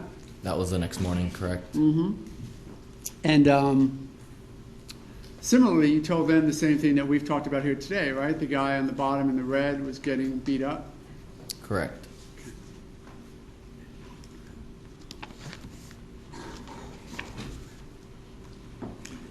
And also as well, saying that at that point that he was yelling for help. Correct. Then about a month later, FDLE, John Batchelor, spoke with you at an extended interview where he went over the same information. I had another interview in between that with Sereno again. Oh, you are right. Again, except for clarifying what was happening, no inconsistencies with the story that you gave the first night, correct? Just clarifying. And then we get to John Batchelor's conversation. Correct. He went into greater detail, correct, about what happened? Excuse me? He went into pretty good detail with you about what happened? In detail of what happened from my point of view? Because Exactly, he didn't know. yeah. Yes. He had to explain a lot about it? Yes.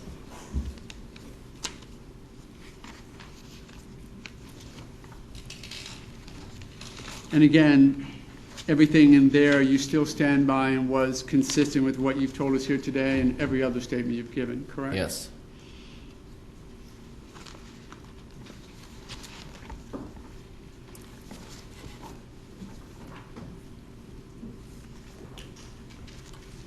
Tell me why you initially thought that this just, tell me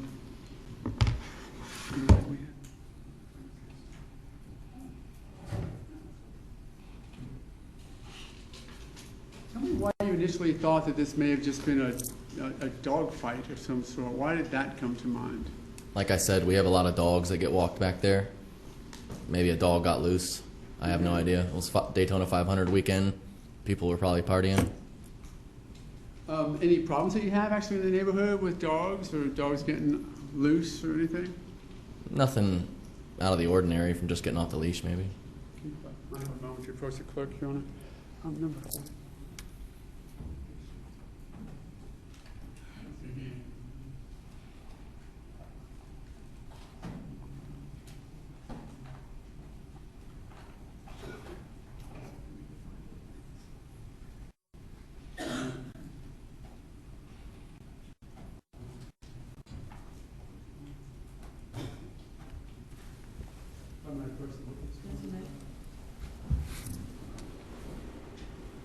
Let me show you what is in evidence as State's Exhibit 45. You can take a look at that for a moment. Do you recognize who that is? No. Now I do. Not at the time. Right, at the time you didn't. That person, is that the clothing that you saw that night? I can't say it's exactly the clothing, but it was definitely a red or a lighter color. Okay. Does that red seem like the color red that you saw on the bottom that night? Possibly. Okay.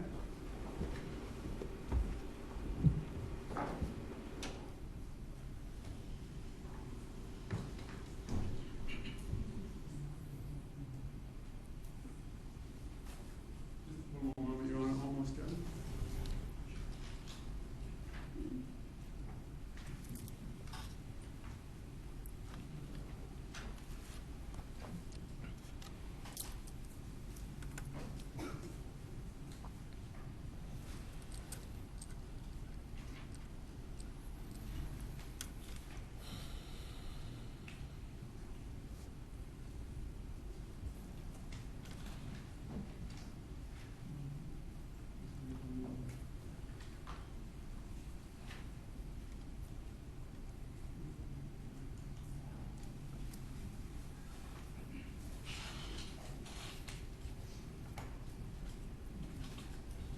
Just have a moment before the clerk again, just to identify this photograph.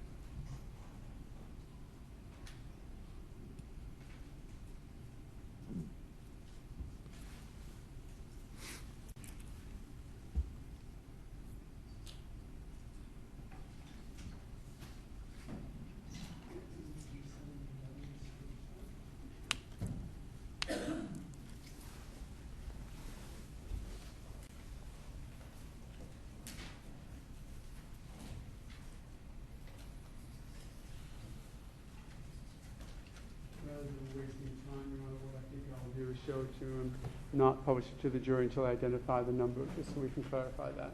It's in evidence, I just can't find the number just yet.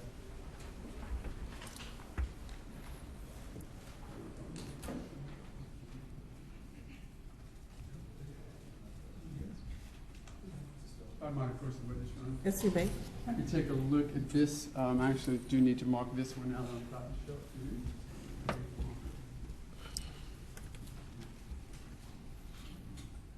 Defendant's double E for identification purposes for right now. And can you tell me, is the clothing that that person wearing similar to the clothing on the person who is on top? The person on the right, yes. Okay, so yeah, certainly not the 7-Eleven clerk. I apologize. The person on the in the center of the photograph. Correct. Person to the right. Similar clothing to the person that you saw on top on night Same of February colors, 22nd? yes. Thank you.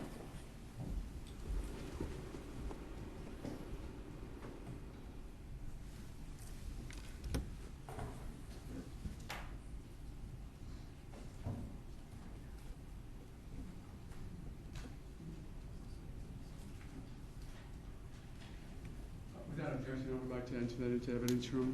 I would not mind suggesting there's no objection. I mean, if there's no objection. Is there any objections? I have no objection. Okay, that'll come in as Defense Exhibit 18. And that's double E. Yeah, I'd like to quickly propose to the jury if I might.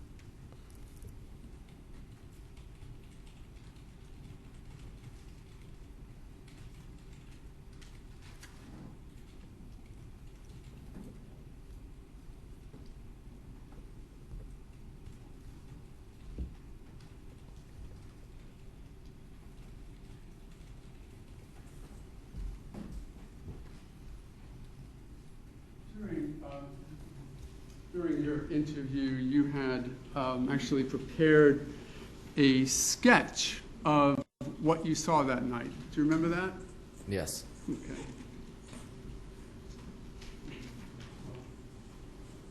The objection to just putting this in as evidence is simply a blow. This is his. Yes.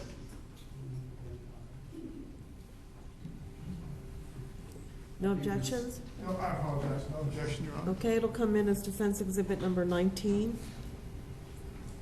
Thank you. Again, may I approach Your Honor? Yes, you may. Can you identify this as a blow-up of a sketch that you prepared? Yes, it's my horrible stick figures. Okay, well, in addition to not knowing how long you've been married, now we know your artistic abilities, but let's do this if you would. Explain to the jury what you intended to do with this sketch and then tell us what it depicts. What I tried to do is say where the door in the house that I came out of was, where they first were, who was on top, who was on bottom, and then where it moved to. Okay. So to clarify, this is your patio area, Correct. and this was what your perspective you were looking out at this scene here first? First, correct. Okay. This scene really belongs here, just later in time? Is that Well, yeah, I mean, it's a progressive, right? supposedly supposed to be a progressive Right. picture. So this is what you're looking at from here to here first? Correct. And from here to here second, although this path is actually the same path, correct? Correct. And then the third one is where, away from where I saw him on the second part, the body ended up. Okay, so tell me the legend, if you would, and explain what you were indicating with this. This is depicting them laying how I was stating earlier, the one on the black top on top and the one on the red and white on bottom. Okay, And then it moves to the sidewalk, laying this way, okay, with still the person with the black shirt on top and the red shirt on bottom, Okay, is this now where they're in the straddle position Correct. with Trayvon Martin on top? Yeah, I could not draw that. That's fine, but I just want to orient the jury to that's what we're talking about, right? Yes. And then tell me what this number 3 is right here. 3 is when I went upstairs while I was still on phone with 911 and looked down, and the body was, I don't know, it's not in the same position that I left him in. Right. You left them in, they were more closer and actually had part of their bodies on the cement pathway, correct? They were on the sidewalk, yes, and then the body was closer to where I was. Right. And After. so when you looked out from, did you look out from upstairs? Upstairs. Then you saw Trayvon Martin's body, correct? Mm-hmm. Between the pathway and your complex, your townhome. Correct. Okay. And I see you have, again, a stick figure. Have you seen the photographs taken of Trayvon Martin as he lay just after the shot? I do not believe so. Would you defer to do you know did you see anyone move the body at all? I believe I saw him flip him because he was laying face down. Okay. Flip him over and try to give him CPR. So when you first saw him from upstairs, he was laying face down. Correct. Did you see the other person? He was on the sidewalk. Okay. Standing up. Okay. Did you see anybody else? A man with a flashlight? That's when the guys from the flashlights came around the corner. Okay. So from the time of the gunshot, when you were just on the phone calling 911, to the time when you looked out to see Trayvon Martin's body in the position you just described it, and George Zimmerman, I think you said walking about how long was that delay?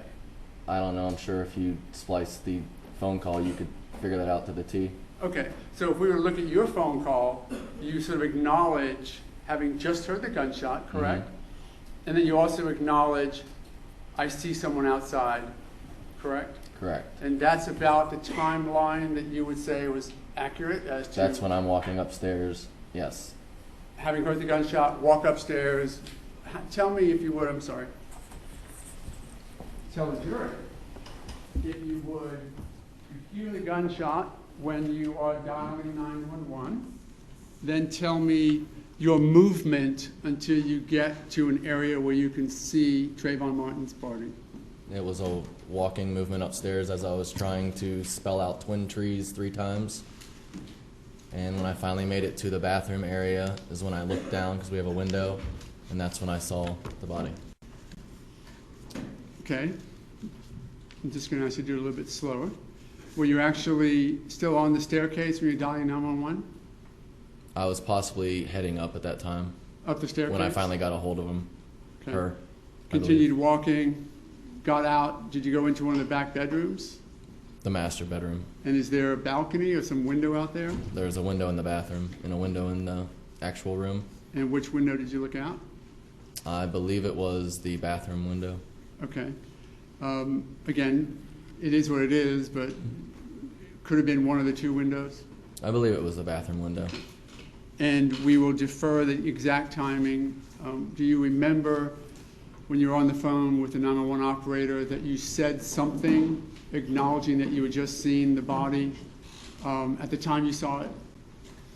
I don't understand the question. Yeah, Can you I repeat it? just kept rolling on. I apologize.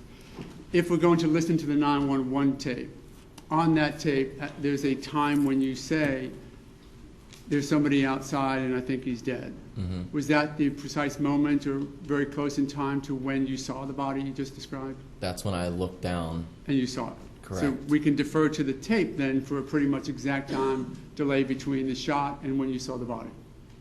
Not the exact time the shot was fired, but from when I stated I just heard a shot when I was on the phone with him, yes. Got it.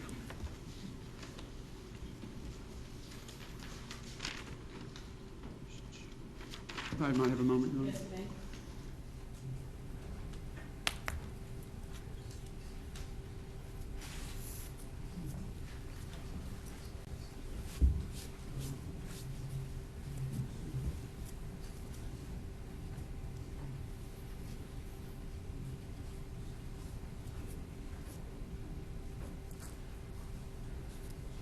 Then just to clarify the last thing we talked about, you look out and you see Trayvon Martin's body, and then you said you saw George Zimmerman walking about, correct? Standing, walking, yes, Okay, but on the sure. sidewalk.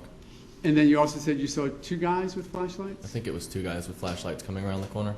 Okay. Could you tell, in fact, that one of them was an officer? No, Okay. I just saw a flashlight. Because again, at this point, it's still quite dark out there, correct? Correct. I couldn't tell if you said that your porch light was on. It was on. Okay. Was it on the whole night? Yes. Okay.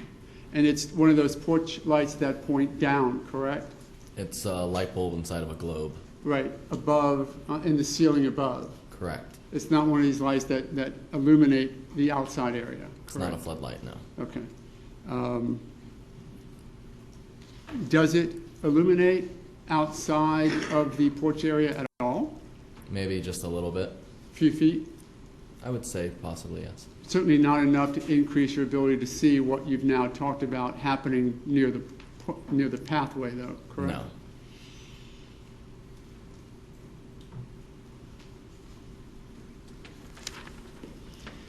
And the voice screaming for help, however many times that you heard it, it was just one person's voice? When I heard it outside, Yes. I believe it was just one person's voice, yes. And you now believe that that was George Zimmerman's voice, correct? I never said that. Do I you said believe it could have been his, but I was not 100% sure. I'm not asking for 100% certainty. I'm asking you to use your common sense and to tell us if you think that that was George Zimmerman's voice screaming for help, the person on the bottom. That's just my opinion. Okay. Nothing further, Your Honor. Thank you. Have you redirect? May I approach the witness, Your Honor? Yes, you may. I can borrow Mr. Guy's water, and may I borrow your water too? When you first saw them, sir, you saw like this, right? Correct. Is this what we're talking about, right? Correct. You saw one person on top of the other. Correct. You don't know how they got there, right? No. The second time you saw them, one was on top of like this, but this person on top was straddled, Correct. right? But the feet were definitely, from your vantage point, to the right, as you drew in the diagram right here. Feet, yes. I apologize. Yes, sir. Heads were towards The heads were towards the T. correct. Is that correct? The T of the sidewalk. Yes, I apologize. The T is Yeah. the sidewalk, correct? Correct. Okay.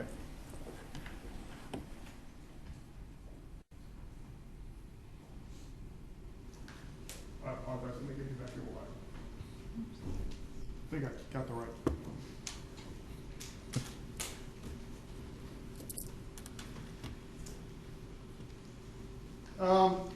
You were asked about statements you gave, interviews you gave. Forget about the news. You originally talked to an officer, right, at the scene Correct. that night. Then you ended up talking to a detective later on, correct? Correct. And then you ended up talking to somebody from FDLE, correct? Are you going in order of all the times I I think spoke I've with got someone? that right. Well, I'll skip the news right now. Okay. Right, you talked to somebody from FDLE. I believe I did another interview with Sereno on the phone as I well. apologize. Serena on the phone, right? And then you ended up at some point talking to me, and I took a statement from you, too. I went FDLE, then you, yes, correct. Yes. Is that correct? Correct. Okay. And would it be fair to say that certain questions were not asked of you at the beginning that were asked later on in the later interviews? New questions, correct. Right? Yeah. In the first interview, you were not asked to elaborate on certain things that later on at the end you were asked to elaborate, correct? Correct. In other words, nobody had asked you before whether you heard this, correct? No. And I asked you that, correct? Yes. And you did not, for purpose of the record, hear that, correct? No. In fact, what Mr. O'Mara said, not getting into, but he actually pounded on his cement here, you did not hear that either, correct? No. Now, one of the interviews I believe you gave with Sereno, Mr. O'Mara asked you about ground and pound. Correct. Do you recall that? Could it be that it was Investigator Sereno that used the words ground and pound and not you? I believe it was me because it was in my initial statement as well. Okay. So you initially, in the original statement to the officer, put ground and pound? Possibly. Okay.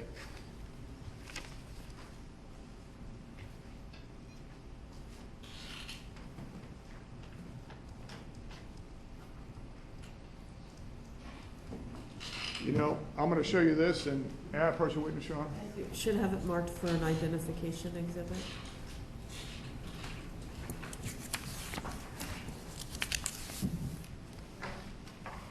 Yeah, we need a paper change here.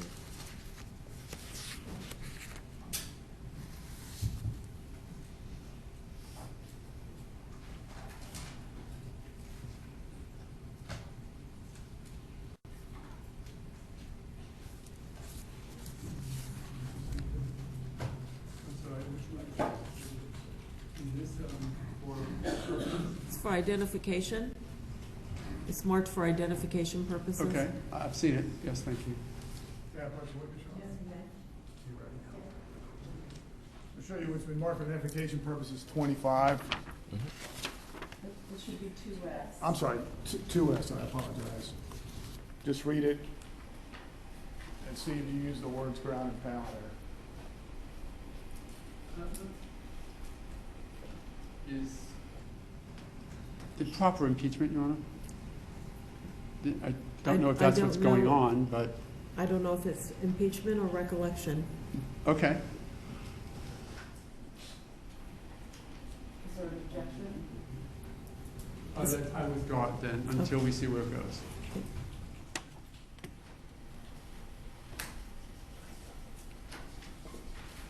I say ground getting hit. Okay.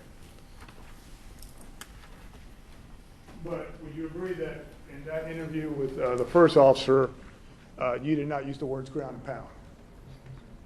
It wasn't an interview, it was a written statement. I apologize. So by the time I probably gave my testimony to Sereno, I might have thought about that's what it looked like to give a better description. Yes, sir. And you believe that you used the words ground and pound in the better description to Sereno, is that correct? I believe that's better described, yes. Okay. So you elaborated a little bit more from the Yes. first, correct? I And then you clarified. elaborated a little more in deposition too, correct? I clarified, You had to clarify certain things, would that be accurate? yes. And why was it? You felt it was important to clarify certain things that you had previously said or To elaborate? give a better visual. Okay. Now, let me have a moment, Your Honor.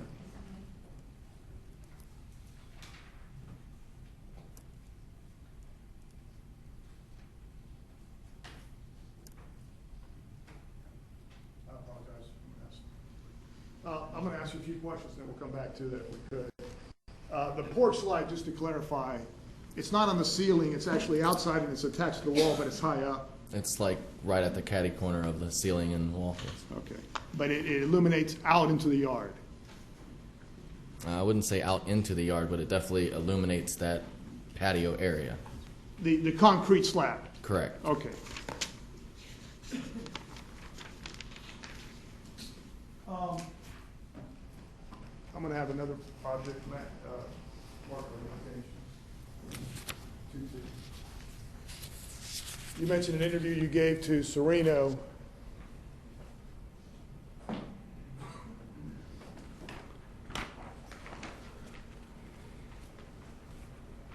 that was on February 26th. Would you just, I'm sorry, would you just identify the document?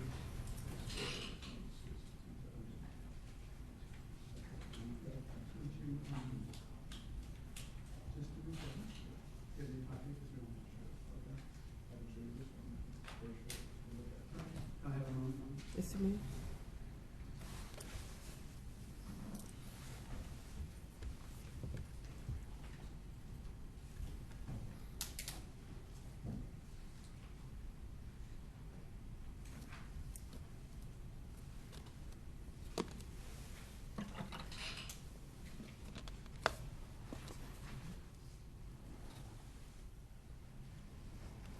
I would just, I'll introduce.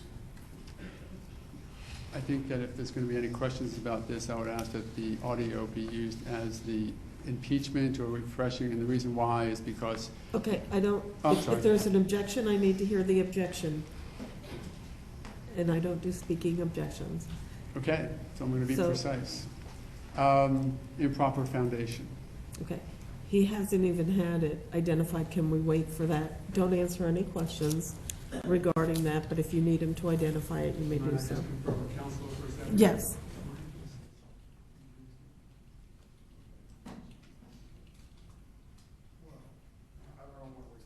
Let me ask you this. I'll be glad to clarify. You gave an interview with Detective Serino, right?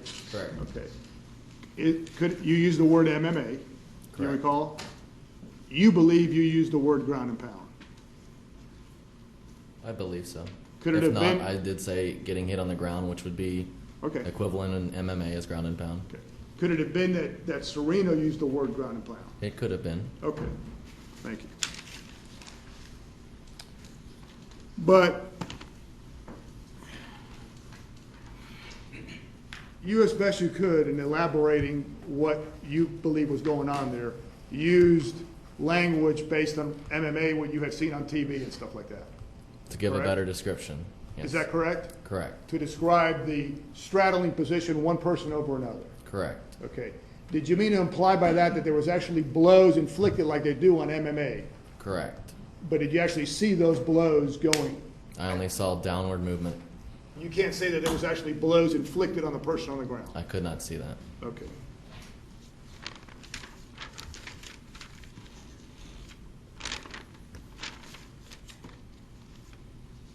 You also were asked about the one, two, or three times you heard the word help. Mhm. You believe it was the person on the bottom. Is that correct? I believe You're not it was. 100% sure, but you believe just because of, you believe that the person on the bottom would be the one yelling for help. Correct. Is that what your conclusion or common sense or assumptions is based on? And that's when I first saw the person on the bottom, yes. Okay. Now, and you said also, because I think if you felt the person on the top was yelling for help, that it would not have been, you would not have come towards you, in other words, the voice would not have carried towards where you are, correct? Yes. Okay. So, could it be that the person on top was yelling help, and since he was face up, face down, it would have been towards the ground and not you? I would object on speculation. He can testify as to what he has actually seen. I didn't see anyone's mouth moving, so no, I can't confirm that. You can't say that the person on the top was yelling for help, but his voice would have gone into the ground and you would not have been able to hear that. You can't say he wasn't yelling for help. Well, that would have sounded muffled, I would think. But did you hear that? I didn't hear a muffled help. No. Okay. And you never saw the person on the bottom's hands in terms of whether he had a gun or not at that time? You couldn't say? No. You couldn't say one way or the other, correct? No.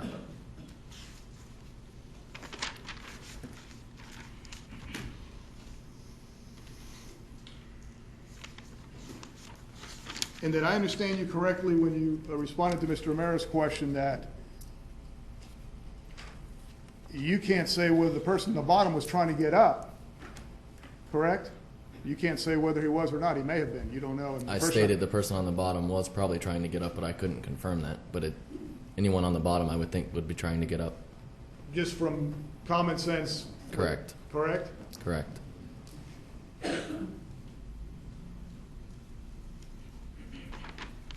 In the several statements that you gave, I know you gave several statements, I guess you felt the need, or you weren't either asked questions to specify certain things that you later were asked, correct? Is that Correct. correct? By the investigating agencies or whoever, correct? Correct. Or you felt the need that you needed to clarify or elaborate on certain things? Is that correct? Yes, so words weren't put in my mouth, yes.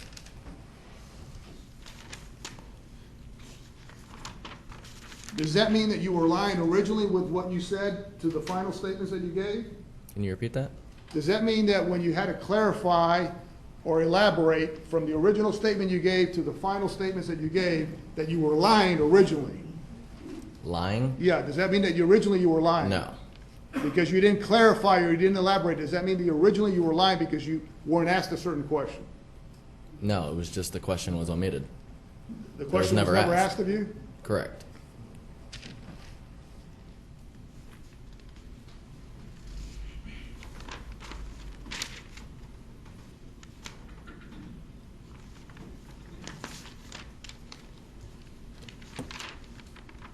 I may have a moment. State's Exhibit 77.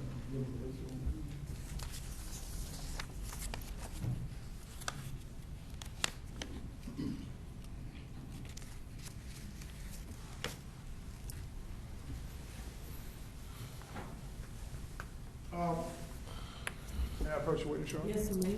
Mr. Good, you mentioned at the very end of, or towards the end of Mr. Romero's cross-examination, that you had gone upstairs, and I think you stated you looked out and you saw what you now know is the victim, Trayvon Martin, on the ground. Is that correct? Correct. Okay. And then at some point you saw the person you now know as the defendant, Mr. Zimmerman, standing up, correct? Correct. And then you saw one or two guys with flashlights. Correct. Is that, do you remember that? Yes. Okay. Let me show you State's Exhibit 77. You recall when you looked out, Mr. Martin being like that? No, it was opposite view, so I would be looking the opposite way. But yes, the body did look like that. The body looked in this position? If No, I no. was standing over there looking that way, yes. Okay. My point is, the body was face down. Face down, yes. Your Honor, may I publish that to the jury? Yes, you may.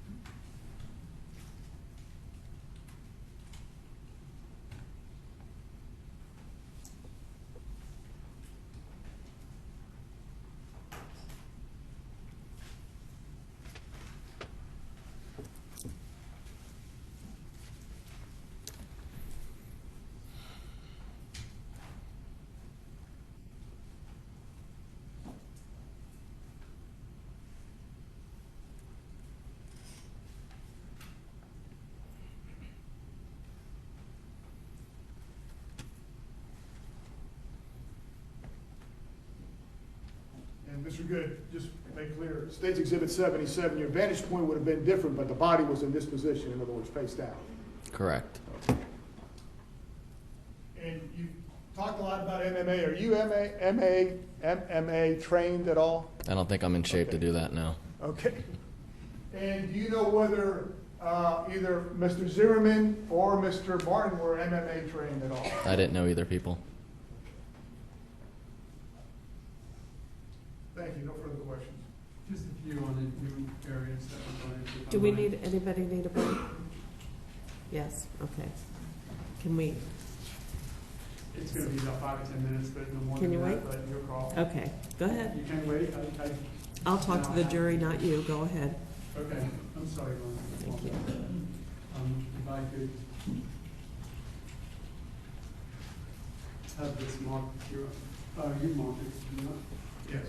Oh, okay. It's State 2S. Objection to moving the debtors? Pardon? Objection to moving the debtors? Yeah, it shouldn't be moved to that, it's to clarify so he can read it. Well, okay, may I approach the witness? Yes, you may. Is this a copy of your statement given that night, most contemporaneous with what was happening? Yes. Is that the document that you were questioned about as far as what words you used and how you wrote down what you perceived the first opportunity that you had to perceive it? I wasn't questioned about it, but I was given it to write a statement. Okay, and that is accurate, is it not, as you wrote that night? From what I saw that night, yes. Okay, I'll move this into evidence, Your Honor, as our next exhibit. State objection, Your Honor. Okay, please approach.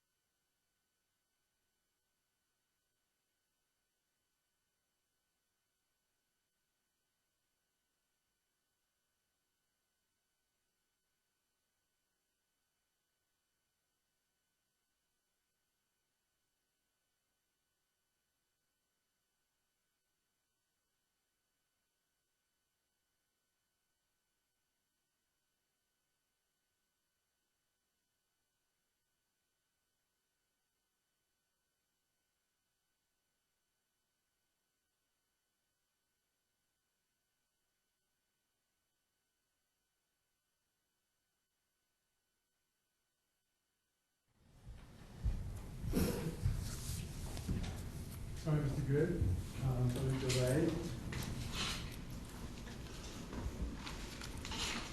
The statement that you gave to Chris Serino, the chief investigator Serino on this case, that was correct as best you could remember the incident the way you viewed it, right? Correct.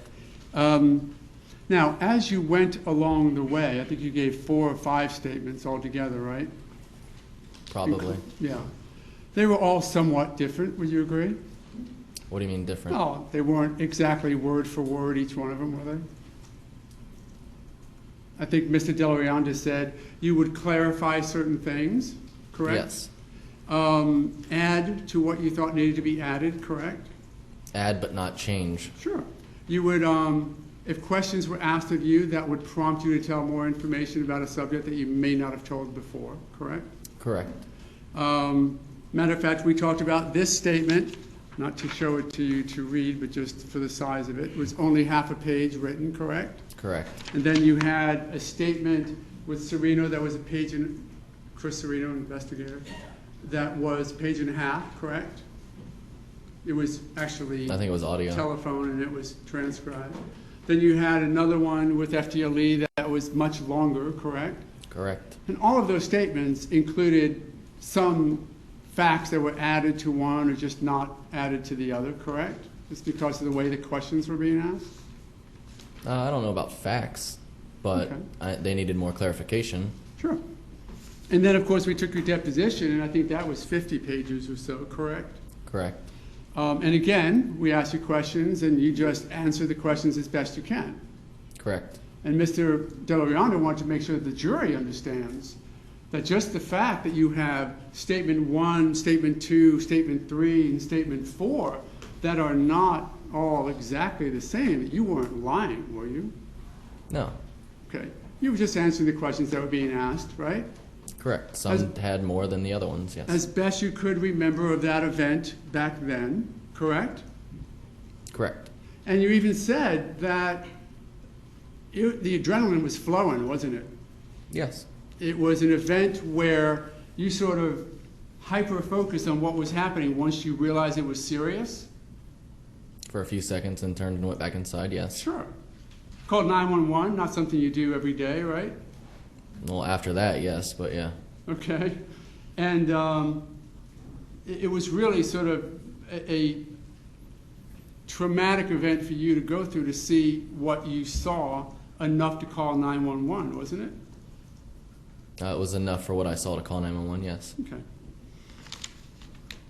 So as you recounted the story time and time and time again, things became more expanded as you were asked those questions? Yes, but I believe the groundwork stayed the same. Sure. The groundwork that you saw as 2 guys outside your house, one was on top beating the other one up. That pretty much stayed consistent, didn't it? Well, that I clarified that I could not actually see punches, but yes, it looked like, yes. Right. And the Back to guy my with the clarification. red, I'm sorry, I interrupted you. Back to clarifying, yes. Yeah. And the guy with the red was always on the bottom. Correct. That never changed. That did never it? changed. And just to clarify what was actually talked about with Chris Serino, Investigator Serino, during this, what we're going to call it for a moment, the ground and pound conversation. We have a rule called completeness. So what I want to do is put it in context for you and ask you if this is what you said to Chris Serino, okay? Yeah, I pretty much heard someone yelling outside. I wasn't sure if it was, a fight or something going wrong, so I opened my blinds and I see kind of like a person out there. I didn't know if it was a dog attack or something, so I opened my door. There was a black man with a black hoodie on top of the other, either a white guy or now I found out I think it was a Hispanic guy, with a red sweatshirt on the ground yelling out help. And then, I tried to tell them, get out of here. Stop or whatever. And then one guy on top in the black hoodie was pretty much just throwing down blows on the guy, kind of MMA style. Was that the context in which that happened?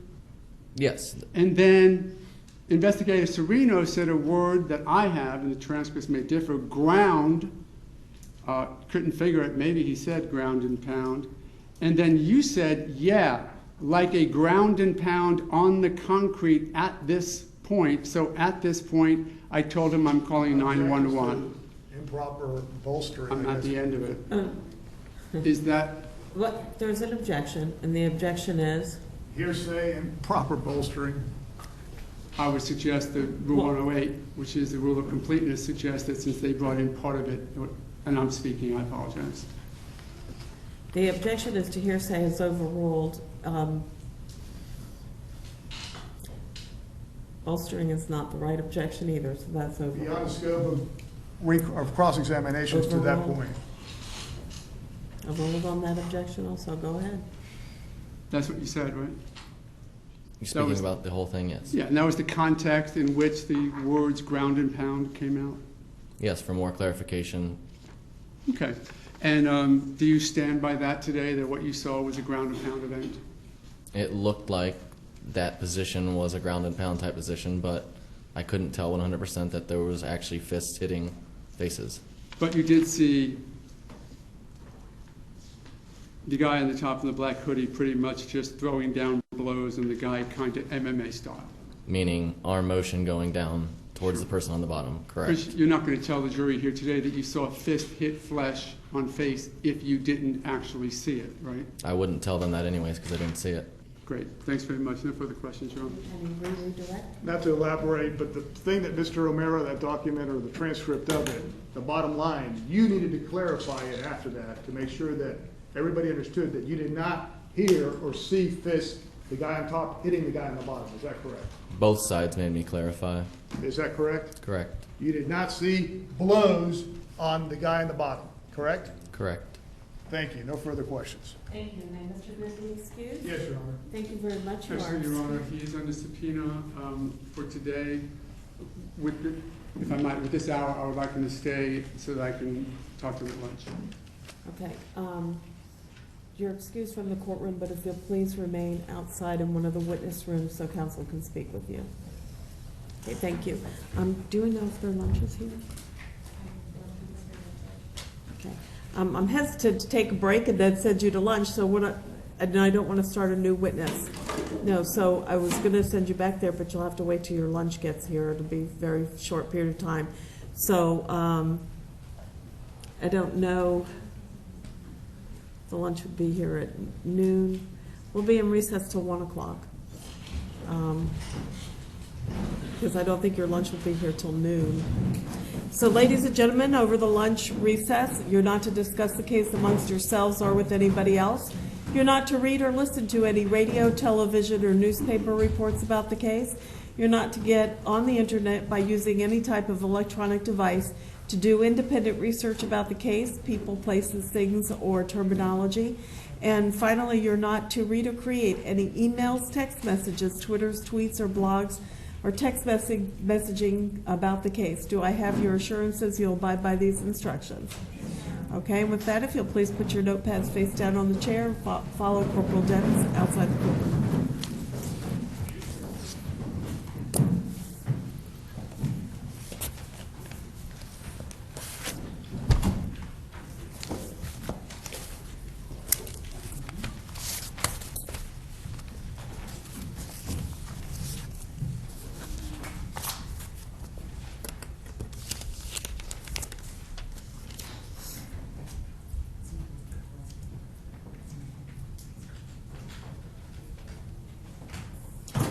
Please be seated, counsel. Is there anything we need to take up before we recess for lunch? No, Your Honor. Thank you for the additional time for Mr. O'Mara and I to do what we need to do. Okay, thank you. Court will be in recess till 1.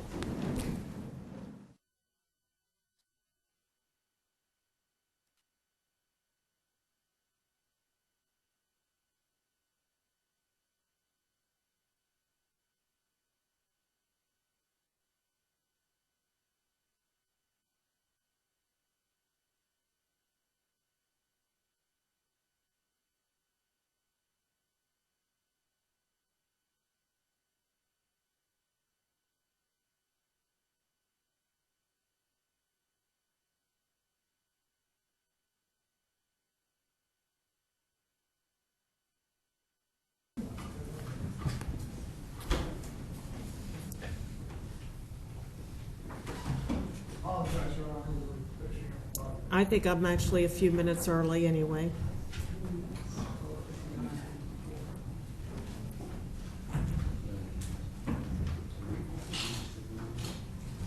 Can we approach in just a second? Yes.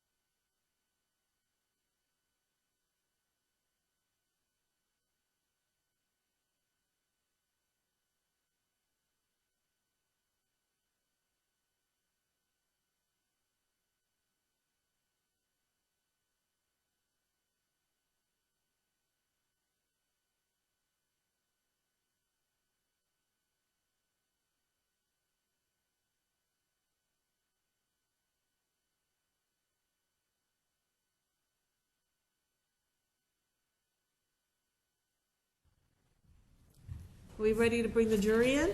Yes, Your Honor. Okay, let's go ahead and bring them in.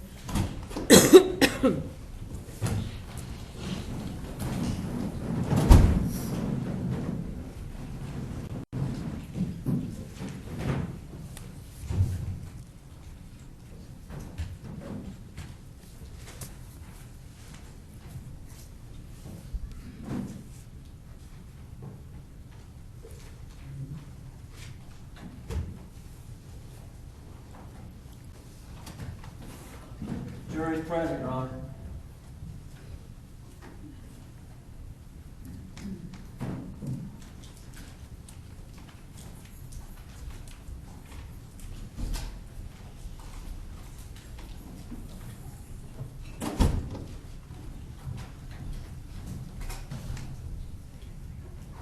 Please be seated.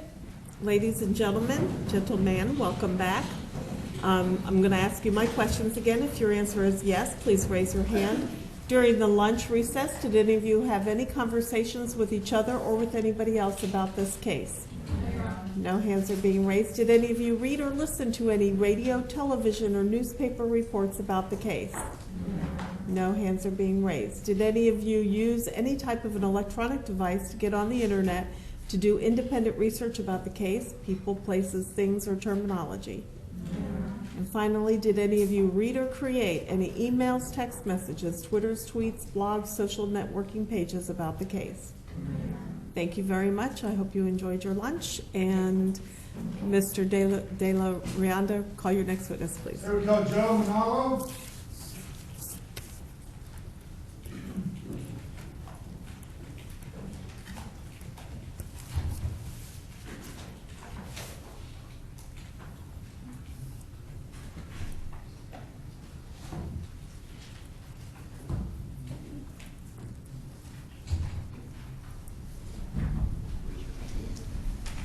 Do you solemnly swear from the testimony presented will be the truth, the whole truth, and nothing but the truth, so help you God? Yes. Thank you.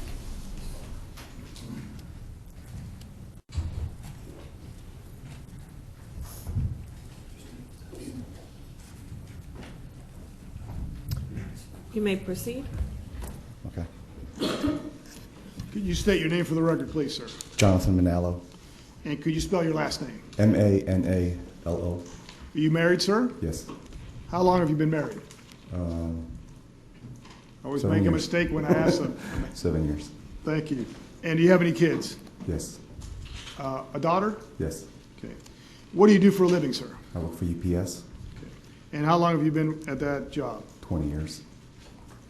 I'm not going to ask you but your current address, but do you live in Seminole County, Florida, sir? Yes. Okay. How long have you lived in Seminole County, Florida? About 32 years.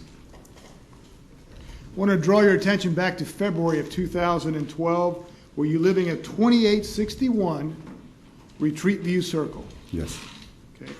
And at that time, how long had you lived in that residence? Approximately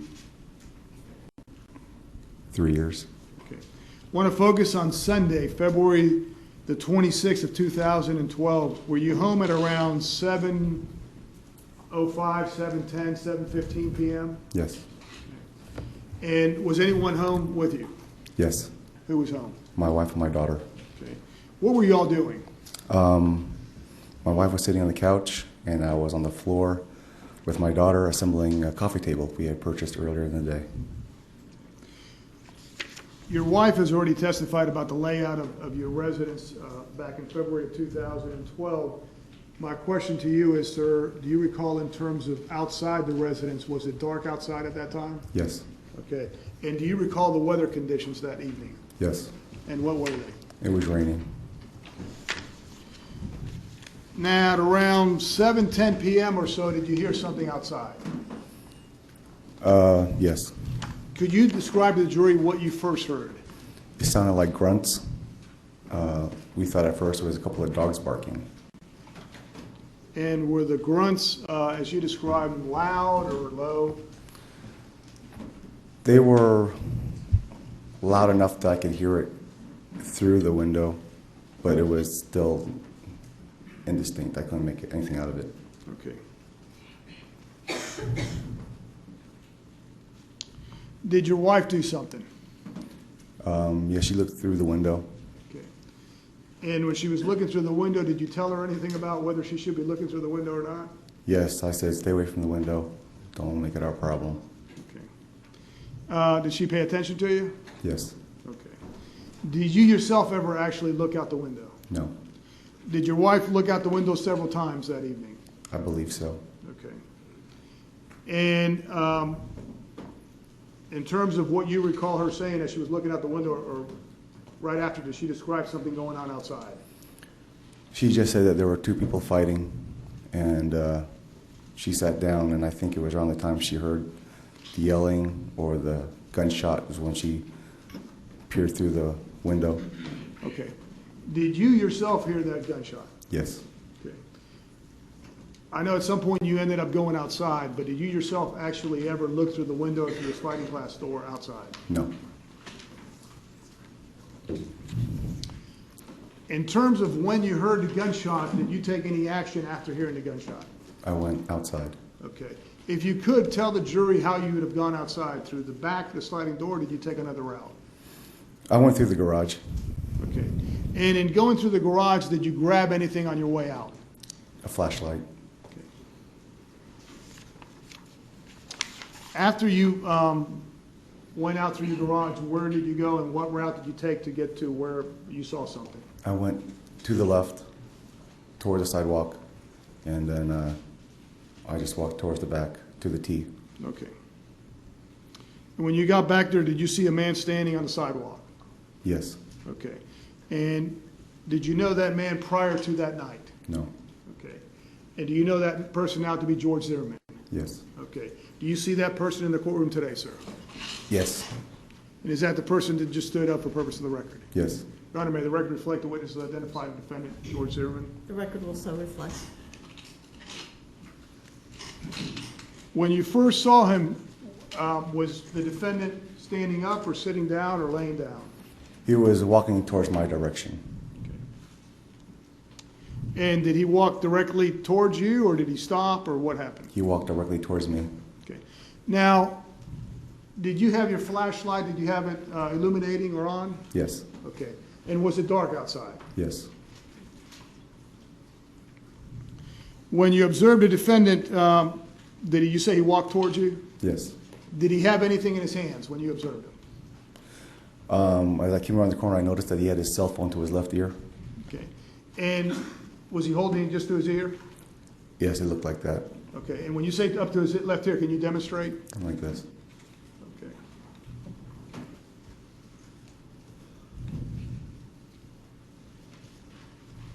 Did you notice any blood on him, sir? Yes. And where did you notice the blood? Down his nostrils, streaming down both sides of his lips, I believe. Of his lips.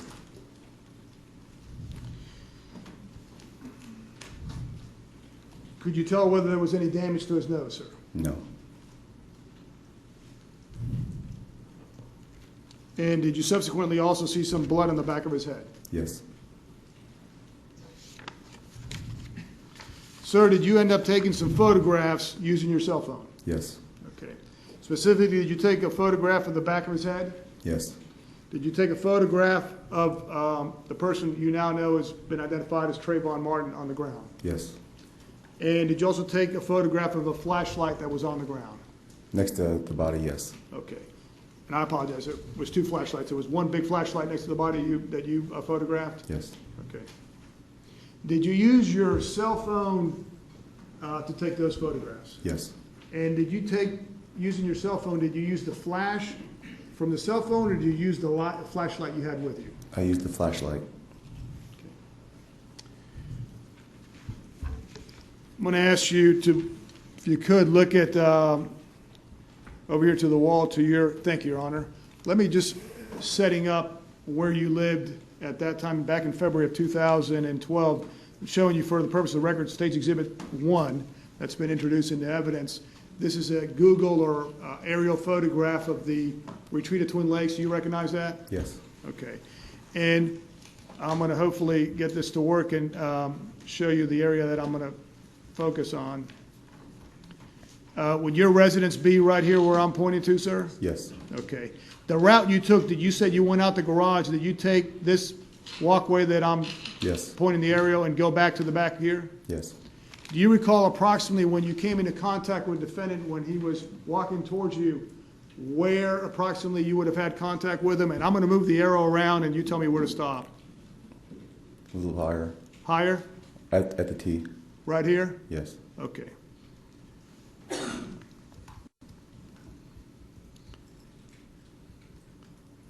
Showing you State's Exhibit number 3. Can you see your residence from that photograph, sir? No. Okay. State's Exhibit 3, in terms of how dark it was, is this area that I'm pointing to here establish how dark it was out there? Yes. Okay. State's Exhibit number 5, does that photograph in any way depict part of your residence, sir? Yes. And what part of your residence does that show? The back patio. Okay. And am I pointing the area to it? Yes. This light that's on, was that on when the shooting and this happened, or was that turned on after? That was off, and it was turned on after. And is this the area approximately where you came into contact with the defendant, George Zimmerman? Yes. Okay, near where the T is or the dog trash receptacle? Yes.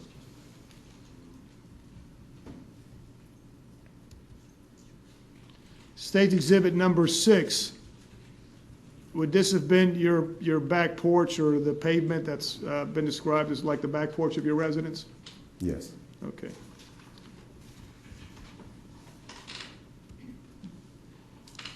State's Exhibit number 10, what does that photograph show, sir? Shows the back of my house, the Okay. T. All right. And is this the area you came walking out of when you came into contact with the defendant? Yes.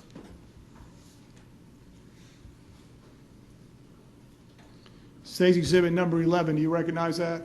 Yes. Okay, what does that photograph show, sir? The back of the house and where the crime scene finally ended. Okay. When you came out there, were all these markers out there when you first came out? No. Okay. Were you the first person after the shot that came into contact with anybody out there, the defendant and the victim on the ground? Yes. Okay.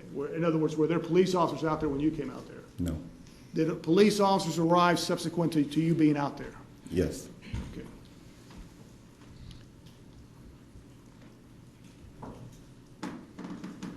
State's Exhibit number 34.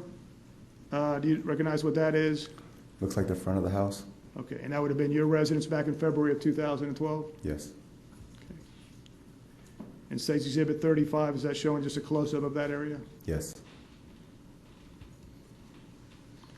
State's Exhibit 37, that's a daytime photograph. Does that show the area that you've been talking about? Yes. Okay.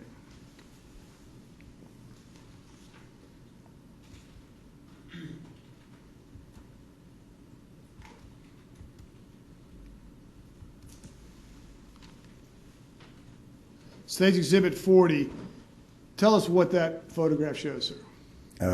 The sidewalk towards the T. Okay. That's where I had taken the path to the back. When you left out from the garage, you would have taken this route this way? Yes. Okay, thank you, sir. State's Exhibit 76, did you take this photograph, sir? Yes. Okay. Now, it was raining that night, was it not, you said? Yes. Okay.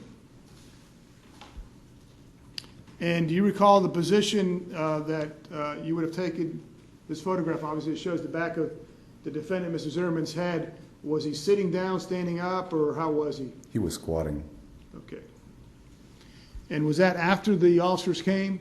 This was before. Okay. State Exhibit 77, what does that photograph show? I believe that's Trayvon Martin. Is this the way you found the victim, in this case, Mr. Martin's body? Yes. Did you move the body at all? No. When you observed Mr. Martin's body, his hands were underneath his body, is that correct, his torso? Yes. Did you tamper or mess with that at all? In other words, did you move his hands or turn him upside down, or did you do anything like that? I never left the sidewalk, so no. This photograph that you would have taken of Mr. Trayvon Martin's body, the light that's shining on there, is that from your flashlight again? Yes.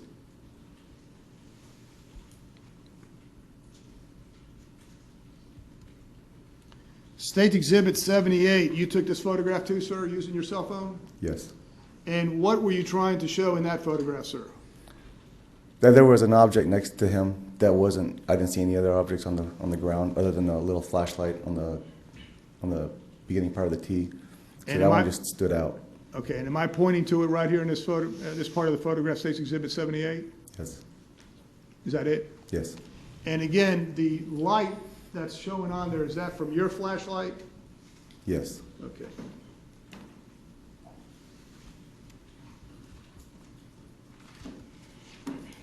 Your Honor, I'm through with, thank you very much. May I approach the witness, Your Honor? Yes, you may. Mr. Manalo, back in February of 2012, specifically February 26th of 2012, showing you State's Exhibit 139, would your residence have been 2861, where I already have your wife's name on there? Yes. And is this area depicted in terms of you going out the garage and coming around here? Yes. Is that what you've described earlier? Yes. Thank you.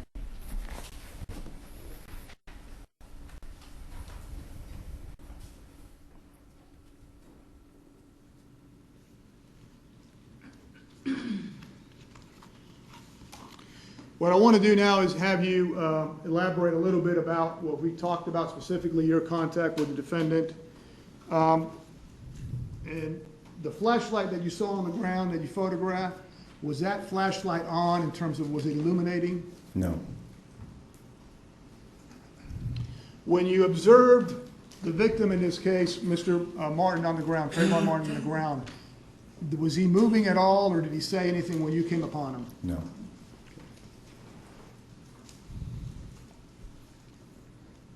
Now, I apologize if I already asked you, did you say his hands and arms that were under his torso, his hands were? Yes. If you could, tell the jury when you first came into contact with the defendant, when you observed him, if you said anything to him and if he said anything to you, please tell us what happened. Okay, I came around the corner and he was walking to me and I asked him, do I need to call 911? He says, no, I just got off the phone with him. And then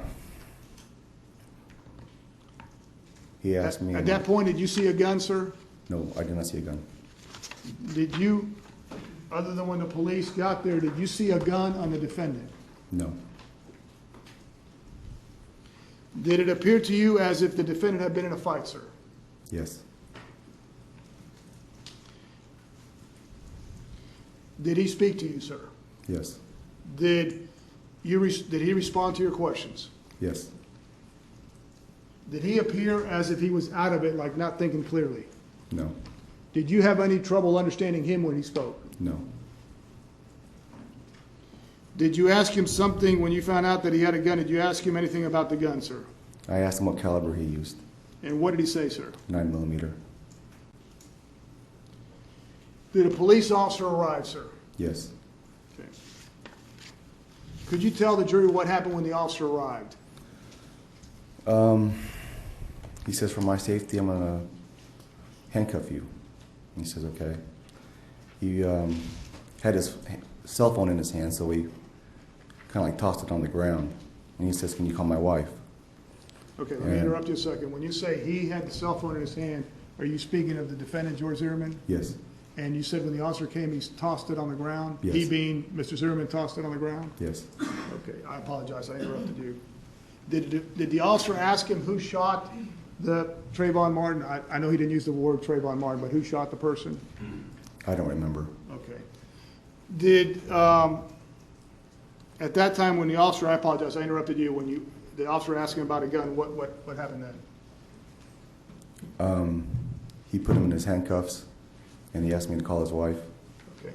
Did the officer ask the defendant whether he had a gun on him? Yes. And defendant indicate or point or do something related to where the gun was? Yes. Tell us, if you could, the circumstances related to that. He put his right arm up, and he says, I have it here. And had you seen the gun prior to him saying that? No. When the defendant put his right arm up and he indicated that he had a gun, at that time were you able to observe it? Yes. And where was the gun, sir? What was the gun? Where was it? Where it was? It was inside the waistband holster. Okay. Prior to that, had you seen the gun at all? No. Okay. And did you observe the officer then handcuff the defendant and do something with the gun? Yes, he put it in, I guess, his utility belt so he would have control of it. Did the officer tell the defendant he was going to put him in handcuffs? Yes. And the defendant replied and say that that was fine? Yes. You mentioned something about the defendant throwing the phone on the ground. Tell us what happened regarding that, sir. He asked me to call his wife. I said, let him put you in his handcuffs. Once he had done that, I picked up his phone, I put it in his pocket, and I zipped it up, and then I called his wife through my phone. Okay. He asked you to call his wife, meaning the defendant asked you to call his wife? Yes. And you stated you picked up the cell phone? Yes. And you put it in whose pocket? Zimmerman's pocket. Okay. Do you know what pocket you put it in? His left side pocket. And why did you pick the left side pocket to put the gun in? Why did I pick that pocket? Because it was closest to me. Okay. The defendant, Mr. Zimmerman, asked you to call his wife. Did you do that? Yes. Did you know her number? No. Did you know her before him telling you to call her? No. How were you able to get his number? He gave me her number. So did you actually dial her number? Yes. And did you call her? Yes. Did you talk to her? Yes. Tell us the circumstance of what happened what did you tell her and what did she say? And also more importantly, if the defendant said anything while this was going on. Okay. I had a connection with her right away, and I said, your husband has been involved in a shooting. He's being handcuffed, and he's going to be held for questioning at the Sanford Police Department. And around that time, he kind of cut me off, and he says, just tell her I shot someone. Okay. When you say he cut you off, the defendant cut you off? Yes. And he said what now? Just tell her I shot someone.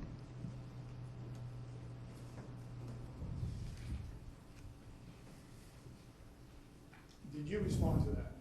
Yes. What did you say? Okay, well, he just shot someone. Were you saying to his wife on the phone? Yes, I was saying it to his wife.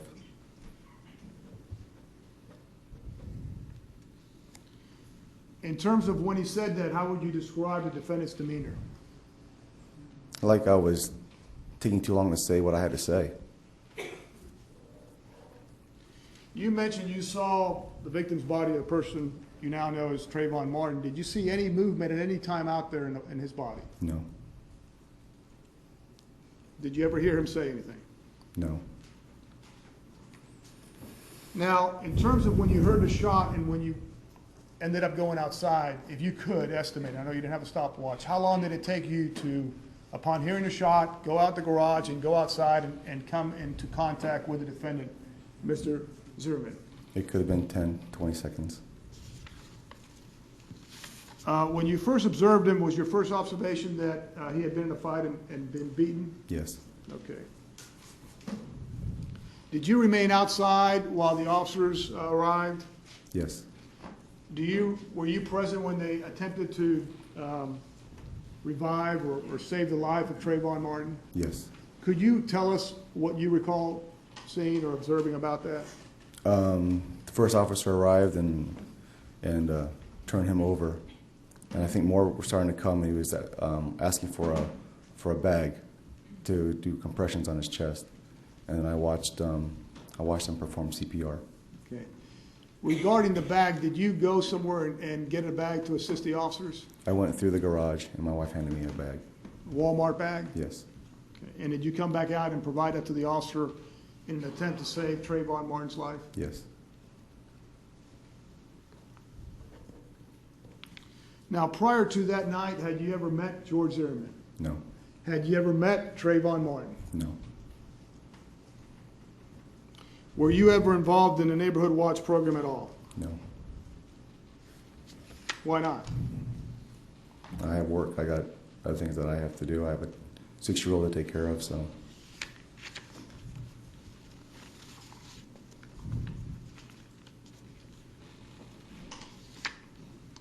When you first came into contact with the defendant that evening, did he appear to be in shock, sir? No. And what is your opinion based on, sir? He wasn't acting like anything different. I mean, he was coherent. He was responding to my questions like it was not just like any other person. Okay. In your actions there before the officer came, did you observe the defendant at any time look back at the body of Trayvon Martin? No. Did the defendant appear calm, sir? Yes. Thank you, sir. I have no further questions. Thank you. Mr. O'Mara? I see Mr. West, Your Honor. Mr. West?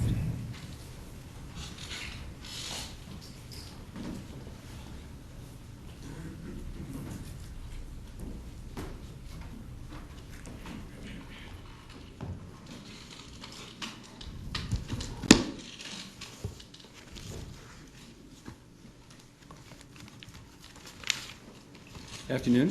Hello. Thank you. Grab my water. I'll be right back.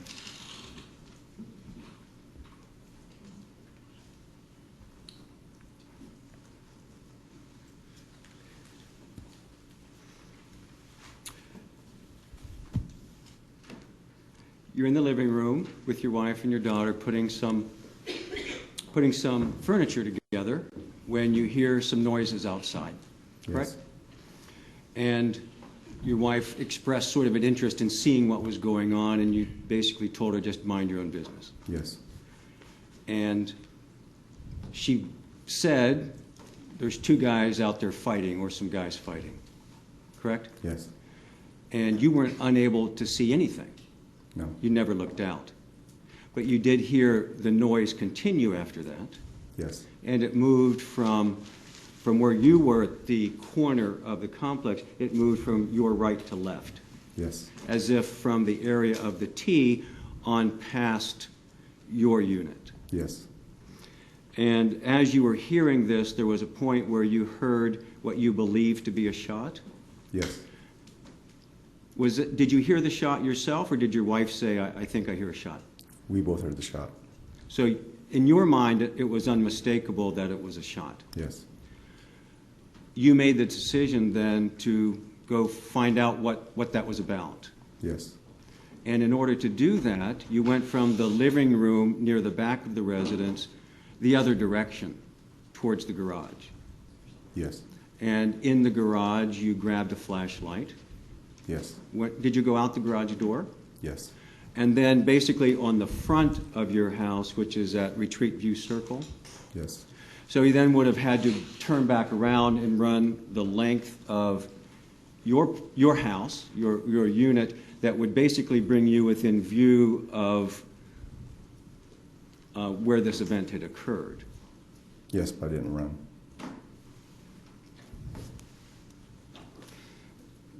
Walked briskly, just a sense of that is all. I was carefully walking. I didn't just walk upon the scene, seeing what was going on. Well, sure, you'd heard a gunshot, right? Right. You'd take some precautions, I would think. Yes. So you had a flashlight, and obviously you had your cell phone.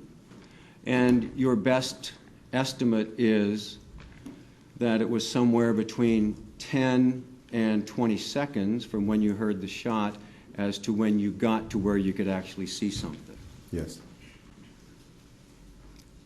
At first, you didn't see Trayvon Martin's body, correct? Correct.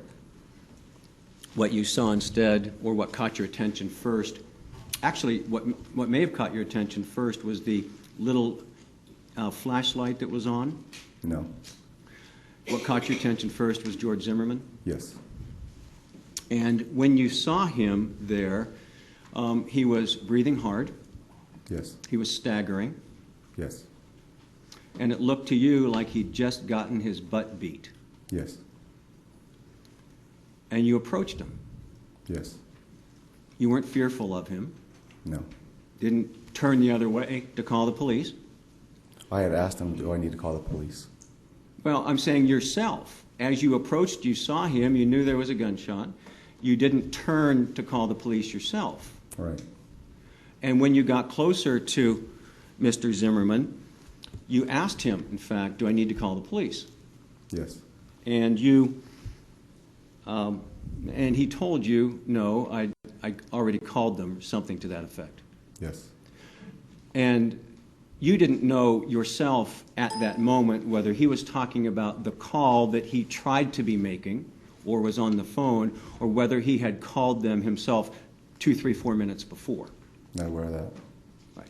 Your assumption was that when you saw him on the phone at that point, with the phone up to his ear, that he had been talking to the police. Yes. But of course, all of that would have had to have taken place within the 10 to 20 seconds that it took you to get there before you saw him, after the shot. Correct. So he would have had to have placed the call to the police. He would have had to have called the police, waited for the call to connect, and then had the conversation with the police, have that over by the time you asked him, do you want me to call the police? I'm not aware of that. I mean, he wasn't talking on the phone. It just, as I came around the corner, he had just had the phone to his ear. Right. And you learned very soon thereafter that he wanted you to tell his wife about being involved in a shooting. Yes. He was trying to catch his breath, and he asked you, in fact, am I bleeding? Yes. And you noticed that indeed he was. He was bleeding from his face.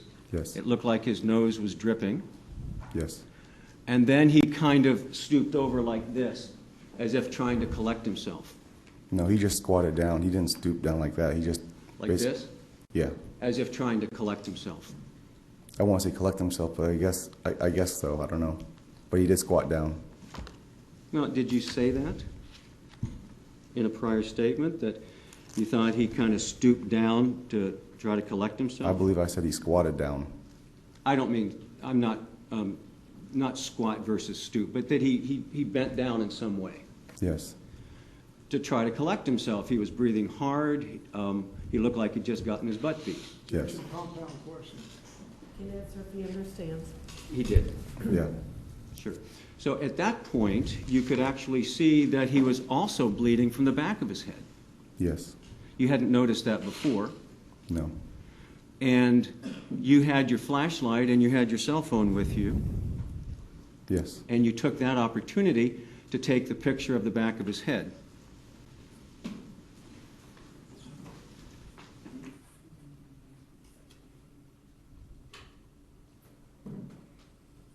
I'm sorry, it's this picture? Yes. So as Mr.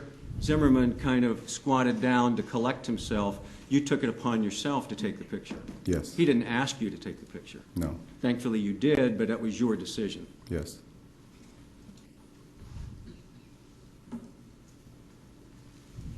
You also asked him what happened. Yes. And he said, this guy was beating me up and I shot him. And I had to defend myself and I shot him. I'm sorry. I was defending myself and I shot him. So this guy was beating me up, I was defending myself, and I shot him, is what he told you. Yes. Without hesitation. No. And from what you could tell at the moment, it seemed completely true. Yes.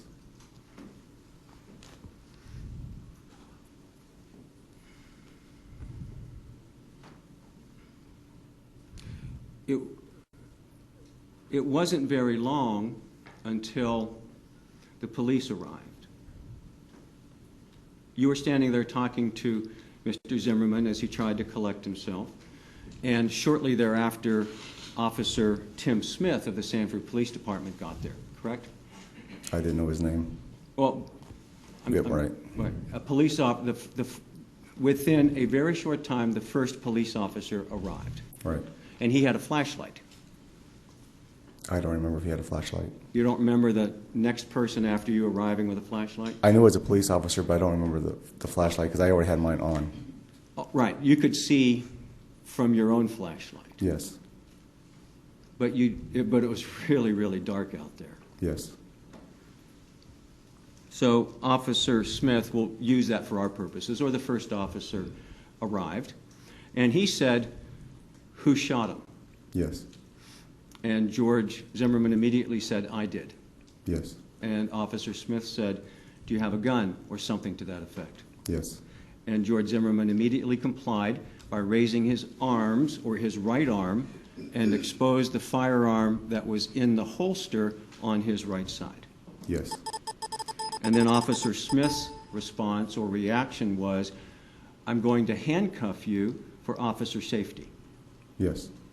And that's in fact what happened. Yes. And George Zimmerman complied fully with that request. Yes. He basically made himself available to be cuffed behind the back. Yes. In the meantime, while George Zimmerman was in the process of being cuffed, he wanted you to call his wife. Yes. And in the process of him being cuffed and wanting you to call his wife, he put the phone on the ground. Yes. He couldn't very well do much since he was in the process of being cuffed other than that, correct? Right. So your purpose at that point was to let his wife know that her husband had been involved in a shooting. Yes. And indeed, that's what you did. Yes. You called and had a conversation with the person on the other end that you believed to be his wife. Yes. And your statement to her was, your husband's been involved in a shooting. Yes. And he's going to be taken in for questioning. Yes. And you were beginning to explain a little bit when Mr. Zimmerman, in the process of being handcuffed, said, "Just tell her I shot someone." Correct? Yes. And that's to make it absolutely clear that he wasn't the one who had been shot, Objection. and that he was... What Mr. Zimmerman was thinking? Sustained. You suggested a moment in your direct that he may have been abrupt. And abrupt by saying, basically, just get to the point. Yes. The point being that he wasn't shot, someone else had been shot. Yes.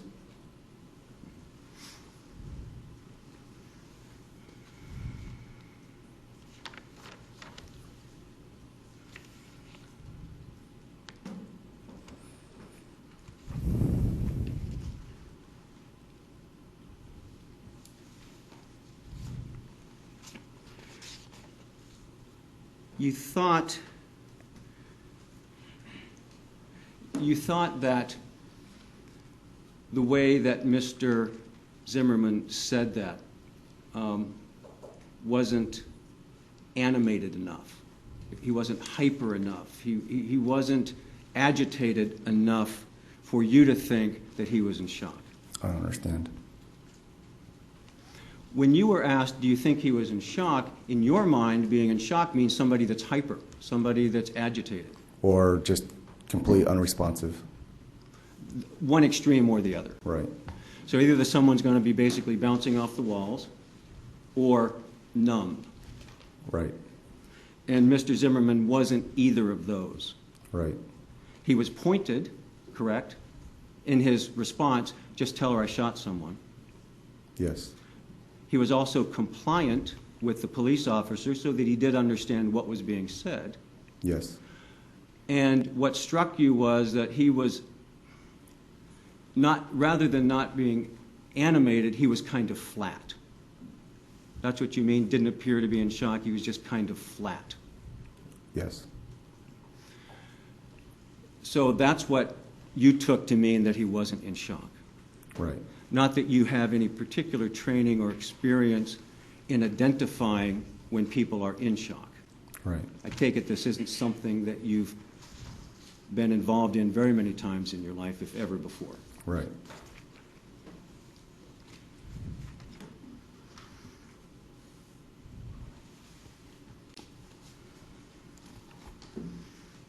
While you were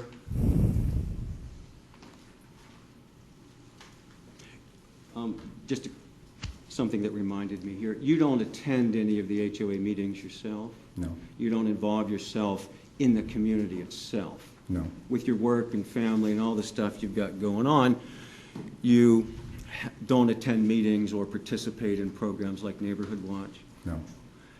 Your view, at least at that point in your life in that community, was you just sort of mind your own business, go to work, and do what you need to do to support your family. Right, and if there was ever a problem, because there's a sign up there that says Neighborhood Watch, if there was ever a problem, just call 911. Mm-hmm. So when you come into the community, then there's a sign that says Neighborhood Watch, correct? Yes. And I suppose that means that somebody coming into the community to steal stuff or to hurt people would see that, presumably, and think that there's somebody there that may be watching them. I wouldn't think that's what it meant. I would think it would have meant that people in the neighborhood would work together if there was a problem and call 911 if there was a problem, but not necessarily for a warning for would-be criminals to come in there to... You don't think that was kind of like having a security alarm company sign in the front yard, but not actually having a system? Haven't really thought about that, no. Your perspective was it just reminds people that if they see a problem, they should call 911. Right. You familiar that the Community Neighborhood Watch program involved more communication, more contact among neighbors, guidance as to what they should do, not if it's just an emergency that would require a 911 call, but what to do in a suspicious circumstance by calling a non-emergency number. I don't understand Just that. you didn't know what was going on in the community specifically with Neighborhood Watch. Right.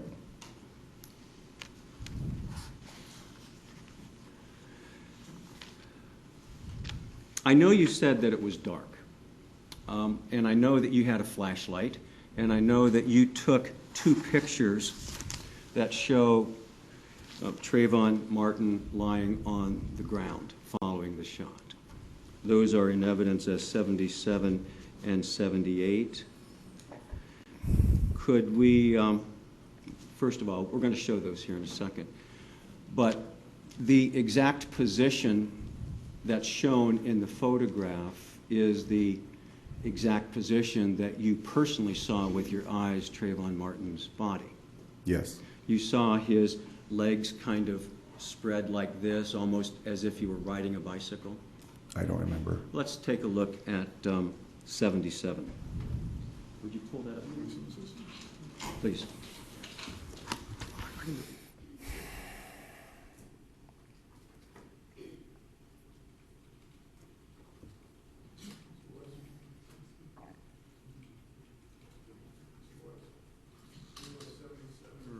I got this one and I got 78 too. Well, that's 77, so that's, I'm sorry, that's... You want 77 or 78? I don't care. We'll start with this one.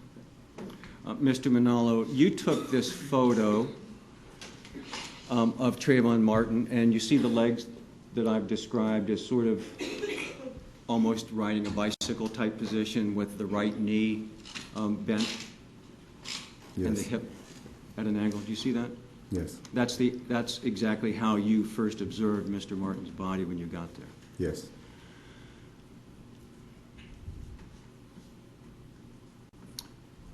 And the illumination of Mr. Martin's body is from your flashlight, correct? Yes. It's not from the flash on the phone. No. So you shined the flashlight and then took the photo. Yes.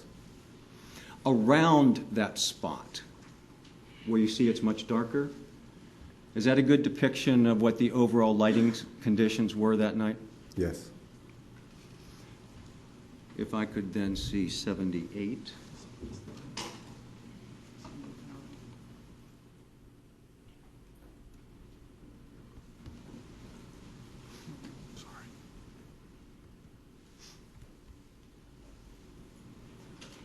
Okay. So this is the next picture that you took. I don't know which sequence, and that doesn't matter, but the other picture that you took states 78. And you can see, can you not, that Trayvon Martin's body is in the same position, although it's a lot harder to see, isn't it? Yes. And now you can see more clearly this flashlight. Yes. And the flashlight was not on at any point in time when you saw it. No. At that point, you had no idea whether it may even have been connected to the case, only that you saw it there and it caught your attention. Yes. So when you shifted your flashlight to point at the one in the picture, then as you can see here, Mr. Martin's body was, just like I said before, except for what you're showing with your flashlight, everything else was really quite dark. Right.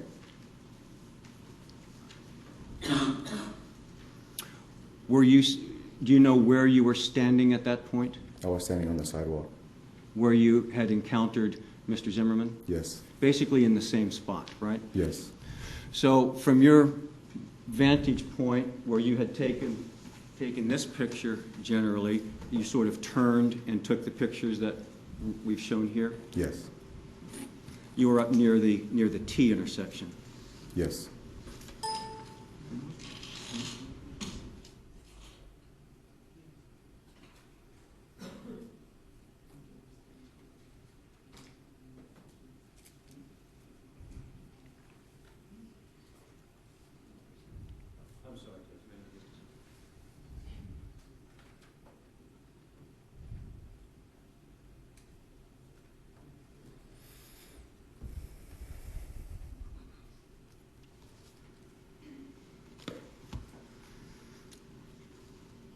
Your best recollection is that you were at the T intersection when you took this picture? I was a few feet away from the T, but I was in that area. You were somewhere between the actual T intersection and far enough down the sidewalk where you could see Mr. Martin's body to have taken this picture? Yes. You recognize that the light on the sort of back patio area is from the light of the second unit in from the corner? I can't remember that whether that's the second or the third unit from the corner. It was not, however, directly across from you. Correct. It was somewhat to the left of where your unit was. Yes. Sorry.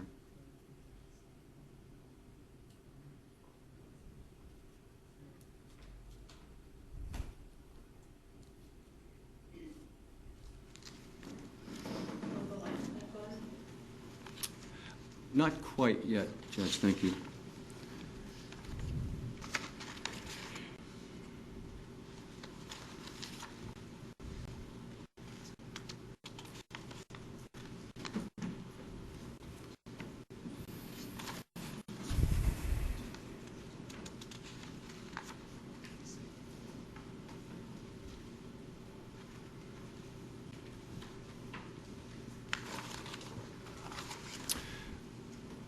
Just for orientation in the photo and sort of where you were when it was taken,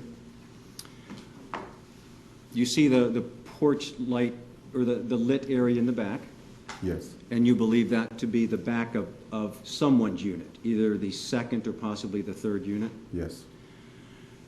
And then in the lower left corner, there seems to be sort of a dark edge. Do you see that? Yes. Is that the sidewalk? Yes. So what you're seeing here is the edge of the sidewalk on the left, the illuminated flashlight that's off, and then Mr. Martin's body. Yes. In between the sidewalk and the back patio area of that residence. Yes. When you say that you saw Mr. Martin's hands or arms tucked under him, do I understand correctly that you saw what's in the picture? Nothing Yes. different than that? No. So whatever is in the picture is what you saw? Yes.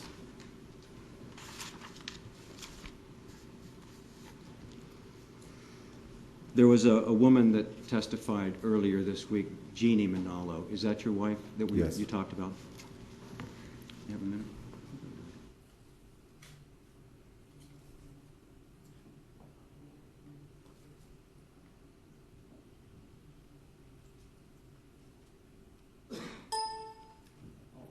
Yes, I'll clarify something. Sorry.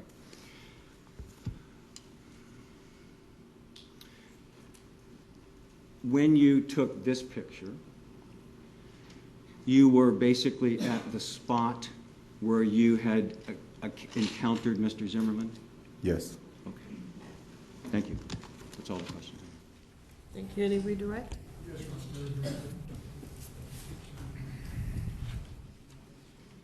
You mentioned that you felt, Remove the image, please. I'm sorry, what? Remove the image, please, for Exhibit 78. I'm finished with it. You are? Yes. Okay, I may need it. Okay. Okay, but. Mr. Manalo, you mentioned that when you came into contact with the defendant, Mr. Zimmerman, that he appeared calm to you, is that correct? Yes. And Rephrase. it's already been asked and answered by Mr. Delarionde in direct. Okay, well, this is redirect, and I think he's just trying to orientate the witness as to his next question, so overruled. You recall when you first came into contact, he was calm, is that correct? Yes. And I think that's a mischaracterization of this witness's testimony Overruled. as to whether he was calm. Okay, the witness can clarify what his answer is. Thank you, Judge. how would you describe Mr. Zimmerman's demeanor, sir? Coherent, compliant. He wasn't, he was calm. You know, he was just basically just walking towards me. Okay. Did he have any trouble walking towards you, sir? He was staggering a little bit. Okay. And when you say staggering, elaborate on that, what you mean by that. Basically getting up off the ground. Was he walking like this? No, just like hunched up. Leading, among other things. Overruled. Was he erect, sir? At one point, he became erect, yes. Okay. Did you have any trouble understanding him when he spoke, Mr. Zimmerman? No.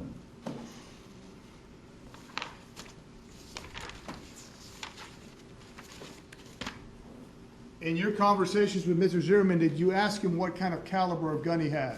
Yes. And did he respond to you? Yes. What did the defendant say, sir? 9mm.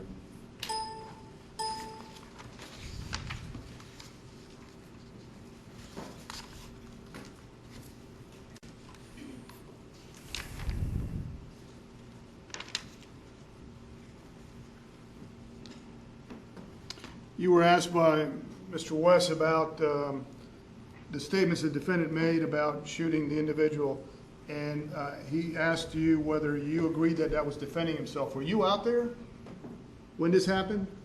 I came out after it happened. Did you see actually what happened? What precipitated this? Or did you actually see the shooting where George Zimmerman shot Trayvon Martin in the chest? Did you see that? No. Do you have any inkling of how it happened, whether it's self-defense or not?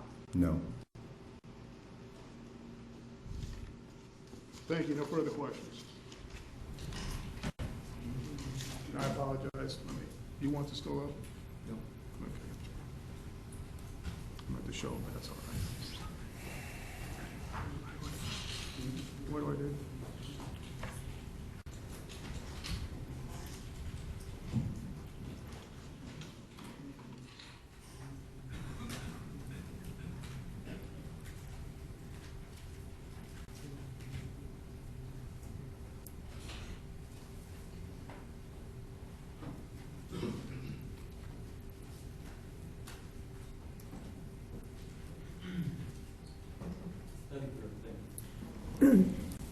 May Mr. Manalo be excused?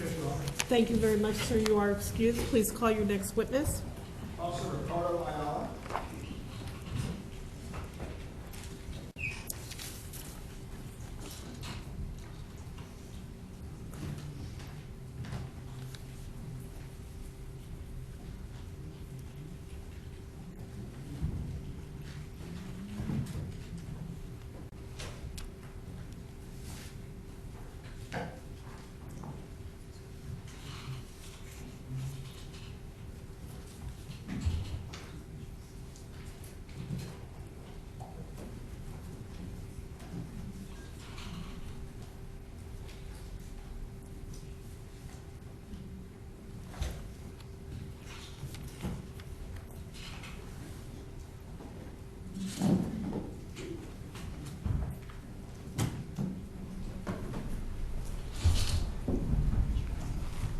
Do you solemnly swear affirm the testimony presented will be the truth, the whole truth, and nothing but the truth, so help you God? I do.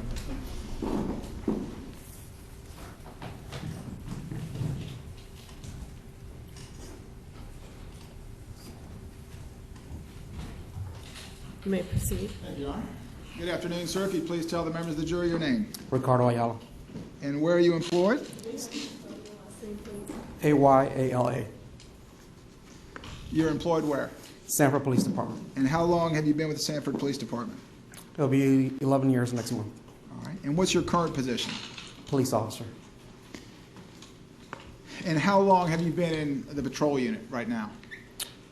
Just over a year. All right. And before that, what was your position? Investigations.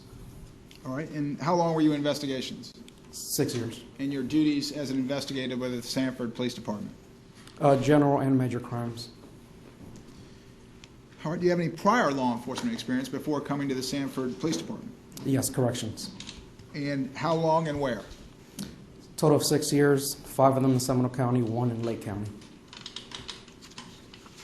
Let me turn your attention then to the evening of Sunday, February 26, 2012. Were you working at that time? Yes, sir. And on that evening, did you respond to the scene of a shooting at the retreat at Twin Lakes? Yes, sir. Were you dispatched to that scene? Yes, sir. What was the nature of the dispatch at first? Suspicious person in the area. Do you recall the time of the dispatch? Just after 7 p.m. Approximately 7:15, 7? Correct. Okay. What area of town were you in when you received the dispatch? North end of the city. And approximately how long did it take you to get from where you were to the retreat at Twin Lakes community? Less than 5 minutes. Did you receive any updates to the first dispatch as you were en route? Yes. And what was the nature of the dispatch? Stated that shots were fired. Were you the first officer on the scene? No, sir. Who was the first officer? Officer Tim Smith. You know, if you would dim the lights, please. Officer Ayala, let me show you State's Exhibit 1. Do you recognize that as being a aerial photograph of the retreat at Twin Lakes? Yes, sir. Your Honor, may I approach the witness? I'll give you a laser pointer just to press that. Give you the green light. Can you show the members of the jury where the main entrance is? With your laser pointer? Right there. All right. And that would be off of Oregon Avenue? Correct. All right. Can you show the members of the jury then where you went when you got in the neighborhood and where you parked? Came this way, came in through the entrance, went around the ways, I believe, if I'm mistaken, went around as such, and parked right in this area right here. All right. And for the record, you parked on the upper right-hand corner of the photograph? Yes, sir. All right, so you actually took the long way around. when Yes, you I got wasn't in. familiar with the area. Very good. Did you see Officer Smith after you got out of your patrol car? Yes, I did. And where did you see him, if you could just indicate approximately the area that you saw Officer Smith? That general area right there. All right. And for the record, that's in the approximate area of the T. What was the lighting like back there? Very dim, very almost dark. Were you using a flashlight to find your way between the townhomes? Yes, sir. What were the weather conditions like when you arrived? Misty has been raining on and off.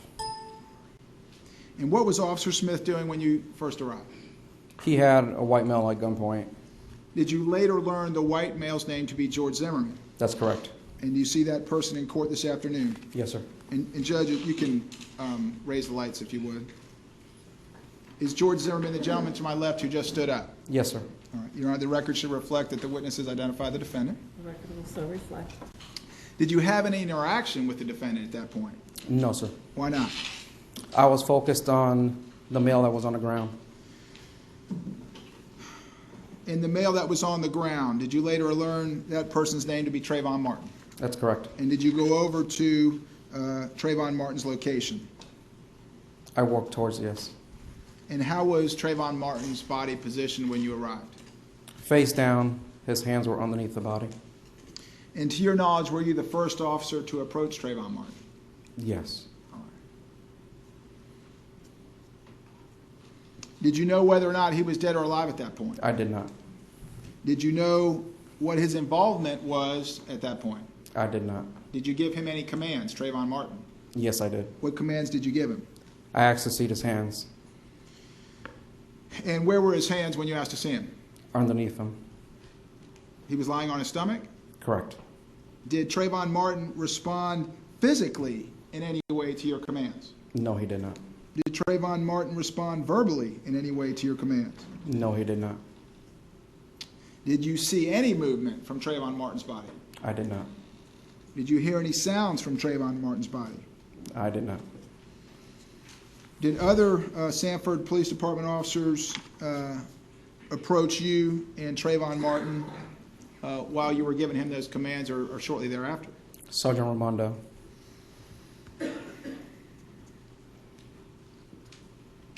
And did either you or Sergeant Raimondo attempt to get a pulse from Trayvon Martin? Sergeant Raimondo did. Was Sergeant Raimondo able to get a pulse? No, sir. Did you and or Sergeant Raimondo move Trayvon Martin's body after he failed to get a pulse? Yes, I believe it was a joint.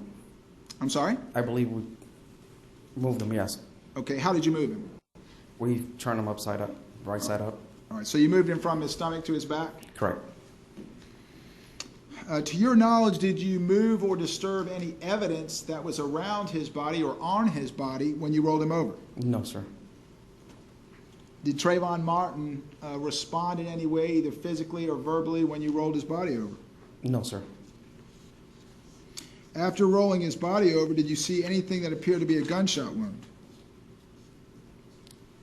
After moving it, at a later, yes. After he's moved over around, yes. Yes, sir. And where was that? It was underneath. He had a pin or a button, so it was underneath the button. All right. He had are you indicating a button on his shirt or sweatshirt? Yes. All right. And the gunshot wound was near that area? It was right underneath the button itself. All right. How did you find the gunshot wound? How did we find it? We lifted, well, when we moved the sweater, the button kind of lifted up so you could see it went through the sweater. So at that time we lifted up his sweater and shirt. All right. Actually exposing his bare chest? Correct. And you could see a gunshot wound or something that appeared to be a gunshot wound at that point? Yes, sir. Did you and Sergeant Raimondo perform CPR on Trayvon Martin? Yes, sir. And do you have CPR training? Yes, sir. And did either you or Sergeant Raimondo ask anybody for anything while you were performing or attempting to perform CPR? Sergeant Raimondo was asking for a plastic bag of some sort. And did anyone provide anything to Sergeant Raimondo or yourself? Someone provided a bag to him, yes. Can you describe the bag? Was it like a plastic type grocery bag? Correct. Do you recall the color of the bag? I do not. And do you recall who provided it? I do not. After receiving the bag, did you and Sergeant Raimondo continue to perform CPR? Correct. We did. At any time, did you see any signs of life from Trayvon Martin's body? No, sir. What was your role specifically in the administration of CPR? I was doing chest compressions. And what was Sergeant Raimondo's role? He was doing mouth to mouth. Did rescue eventually respond to the scene? Yes. And did the rescue personnel take over the treatment or assessment of Trayvon Martin after they arrived? Yes. Was Trayvon Martin pronounced dead at the scene? Yes, he was. Did you have any further contact or involvement with this defendant after you performed CPR on Trayvon Martin? No, sir. And did investigators and crime scene technicians respond to that scene while you were still present? Yes, sir. And did those officers and technicians take over the scene after they arrived? Yes, sir. Did you have any further involvement with the case? No, sir. Thank you, sir. Judge, that's all I have. Thank you. Mr. O'Mara? Thank you. Afternoon, officer. How are you doing, sir? Thank you. Just a couple of questions. When you had heard, as you were on your way, that Officer Smith had just arrived on the scene, correct? As you were coming... As I was getting there, right. Yeah, he was just arriving on the scene. Because you guys are in radio contact, weren't you, all the responding officers? Yes, sir. Okay. So you knew that you were right behind Officer Tim Smith to get there? Yes. Okay. Could you even guesstimate from the radio transmissions how fast or quickly after him you got there? If I would guesstimate, less than 2 minutes. Okay. Matter of fact, it was so quick that the officer still had Mr. Zimmerman at gunpoint, right? That's correct. In a shots fired situation, when you come into a dark area like that, it's protocol to take out your weapon and control the situation, right? Correct. That's not to suggest any particular danger coming from Mr. Zimmerman. That's just what you do in a situation where you have shots fired. That's correct. And that's appropriately for Officer Smith to have done that here, correct? Correct. Now, if you were to come up to me, how would you tell me, or what would you tell me to do in a situation like that, where you pull your weapon and are trying to control a situation that you're just coming upon? I want to see your hands. Right. And you say that, don't you? Yes, sir. Okay. If I had a cell phone, you think it would be appropriate? If I had a cell phone, you say, see my hands, to maybe go like this? No, it would not. Or even like this? No, it would not. What would you want me to do with that cell phone? Drop it where it's at. Why? That way we make sure we have no weapons and nothing in your hands. Okay.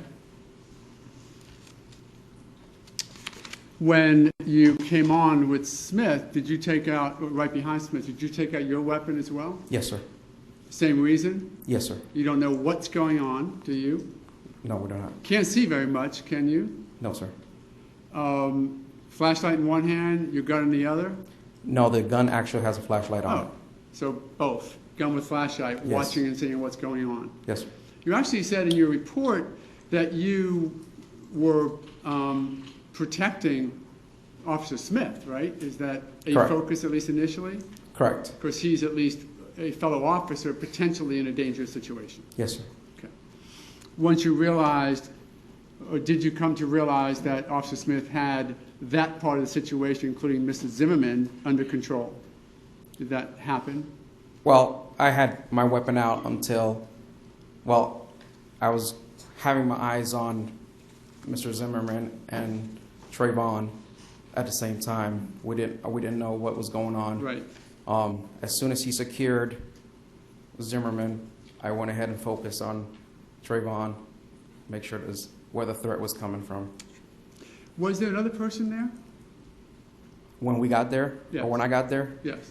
there probably was. I was mostly focused on security for the other officer. Just curious, we had some testimony that a neighbor had come out with a flashlight. It may not have caught your memory. It doesn't, no. Okay, because you're mainly focused on your fellow officers?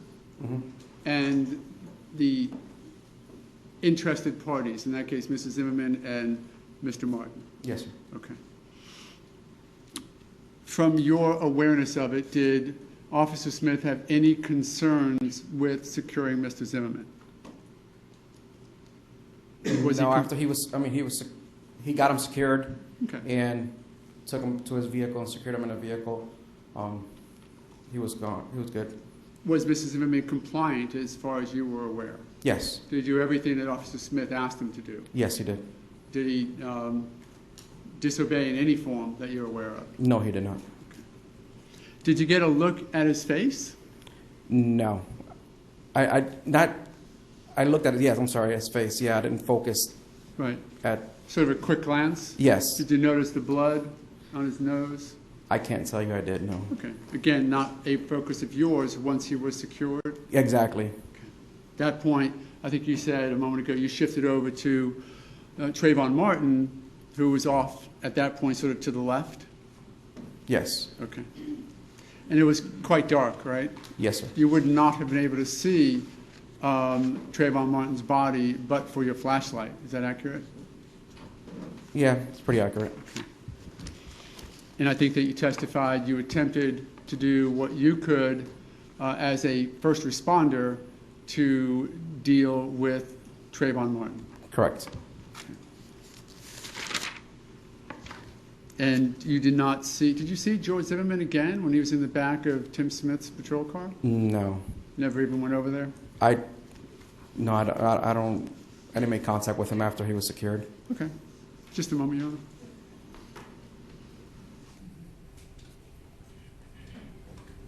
Thanks, Secretary. No further questions. Thank you. Any redirect? Just briefly, Officer Ayala, when the defendant was complying with Officer Smith's commands, was Officer Smith holding him at gunpoint? When I arrived there, yes. Thank you. Judge, that's all I have. Thank you. May Officer Ayala. Ayala be excused? You may. Thank you very much. You may be excused. Call your next witness. Stacy Livingston.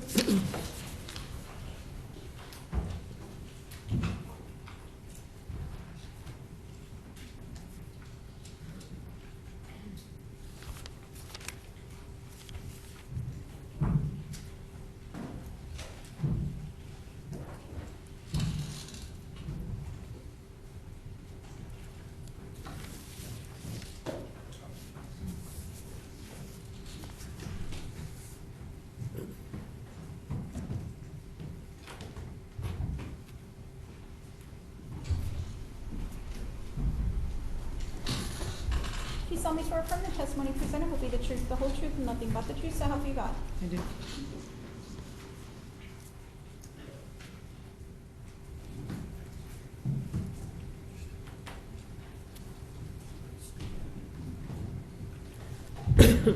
You may proceed. Thank you, Your Honor.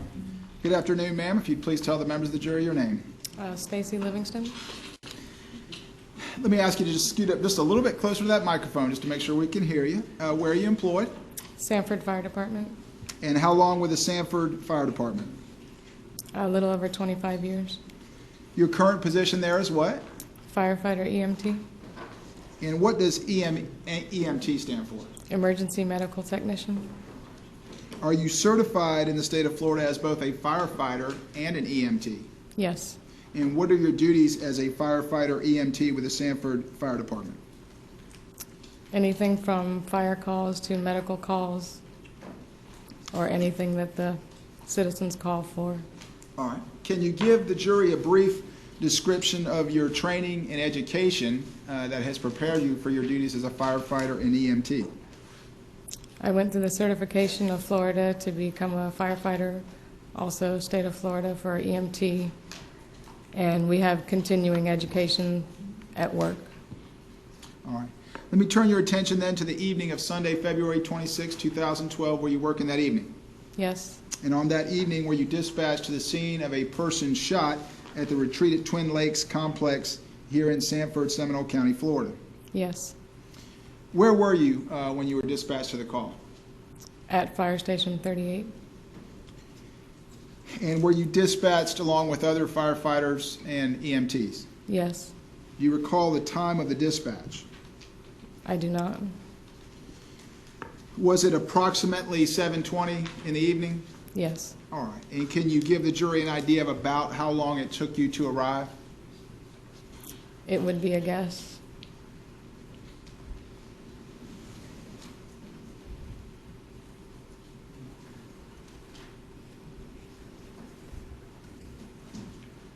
Your Honor, may I approach the witness?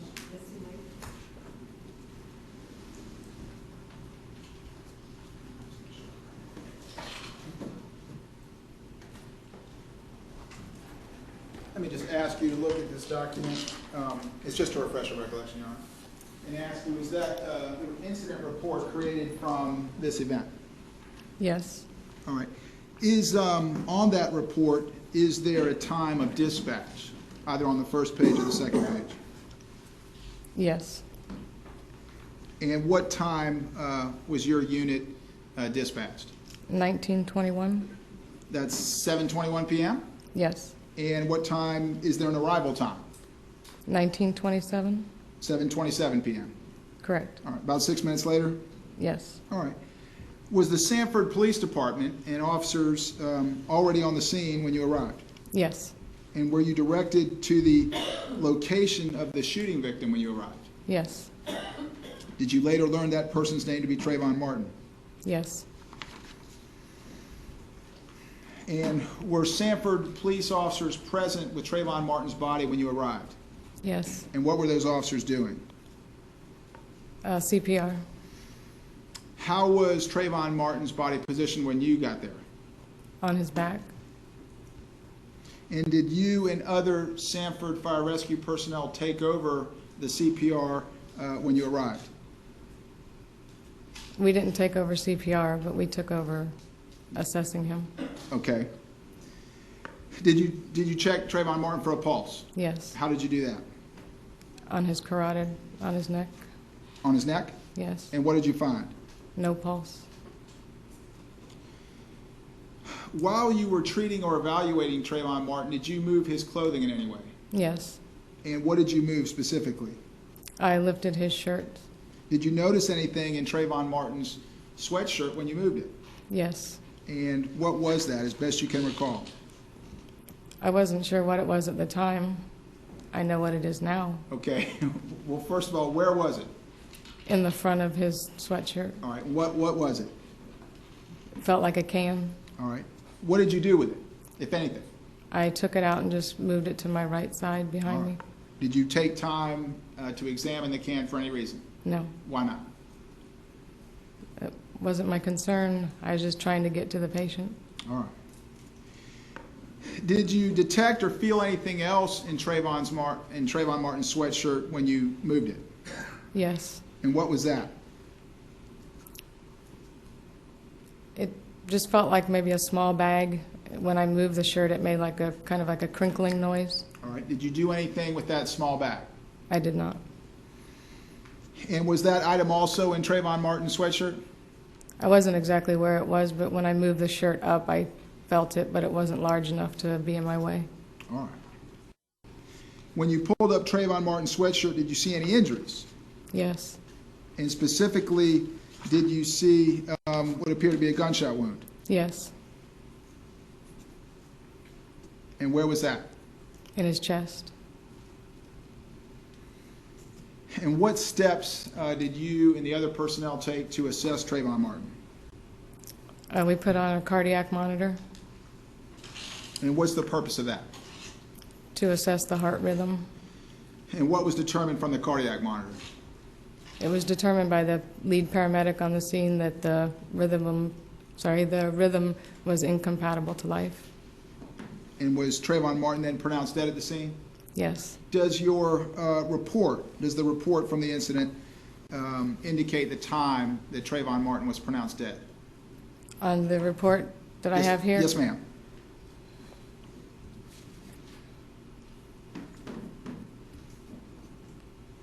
$19:30. 7:30? Yes. All right, and that was just a few minutes after you arrived, about 3 minutes after you arrived? Yes. Okay. At any point did you hear Trayvon Martin make any sounds? No. Did you or anyone from your agency transport Trayvon Martin's body from the scene? No, And why not? that wouldn't be part of our job. Is that something, when a person's deceased, that's left for the medical examiner's office? Yes. Other than taking the can out of Trayvon Martin's shirt pocket, did you move or collect any other items on or around him? No. All right, let me ask you to look at your screen. Your Honor, would you dim the lights? Thank you. State's Exhibit 20, do you recognize that? Yes. And is that a fair and accurate depiction of the way Trayvon Martin appeared after he was pronounced? Well, we had his shirt up, but yes. Okay. And State's 25 from the other side, is that also an accurate depiction of the way he appeared? Yes. And State's 80? Yes. And State's 28, what's depicted in that photograph? The gunshot wound. And that obviously would be when his sweatshirts were pulled up. Yes. Your Honor, that's all I have for the lights. All right. After Trayvon Martin was pronounced dead, did you treat a man later identified to you as George Zimmerman at that same scene? Yes. Do you see that individual in court this afternoon? I don't know. Yes. Is he the gentleman standing to my left? Yes. All right. Your Honor, ask that the record reflect the witnesses identify the defendant. Record is so reflect. Where was the defendant when you made contact with him? Sitting in a police car. And when you met with the defendant, did you talk to him? Yes. Did the defendant appear to have any difficulty understanding what you were saying? No. Did you have any difficulty understanding the defendant when he responded to you? No. Did the defendant appear to have any memory problems? No. You object to that, Your Honor, that would be speculation. Sustained. And since it got out before the objection, I would need to move to strike the answer. Okay. Ladies and gentlemen, you're to disregard the question and the answer. What is a Glasgow coma score? It's a scoring system that we use to determine the level of responsiveness of a patient. And what are the components of it? What makes it up? It has 3 sections for eye, verbal, and motor response. And they each have a series of numbers, of excuse me, like a score. For example, for eye, it's 4, 3, 2, 1. It would be spontaneous, to command, to pain, and none. And each section has a different amount of numbers for a score. All right. And what's the highest score someone can get? That is the most alert someone can be? A 15. And what was the defendant's Glasgow coma score that evening? 15. And what does that highest score indicate to you? It would indicate that for eye response, it was spontaneous. For verbal response, he was oriented. And for motor response, he obeyed commands. Did you observe any injuries to the defendant? Yes. And what injuries did you observe? He had a very swollen, bleeding nose. He had lacerations to the back of his head. Was the defendant's nose actively bleeding when you arrived? I don't believe it was actively bleeding. All right. And It what was did still you- moist. Okay. What did you do to treat his nose? We just tried to clean up his injuries so we could see them better to determine. And describe the lacerations that you saw on the back of the defendant's head. I recall 2 lacerations, approximately an inch long. All right. Were either of those lacerations bleeding? Not actively bleeding, but they had been. And how did you treat the lacerations to the defendant's head? The same. We just tried to clean up a little so we could view better what the injury was. At any point while you were treating the defendant, did he stand up? Yes. Did the defendant have any trouble with his balance when he stood up? I don't believe so. And about how long were you treating the defendant? Maybe 5 minutes. Did you transport the defendant from the scene? No. And why not? It was determined that if he needed further medical treatment, that the Sanford police would take him. And after you completed your examination of the defendant, did you leave the defendant in the custody of the Sanford Police Department?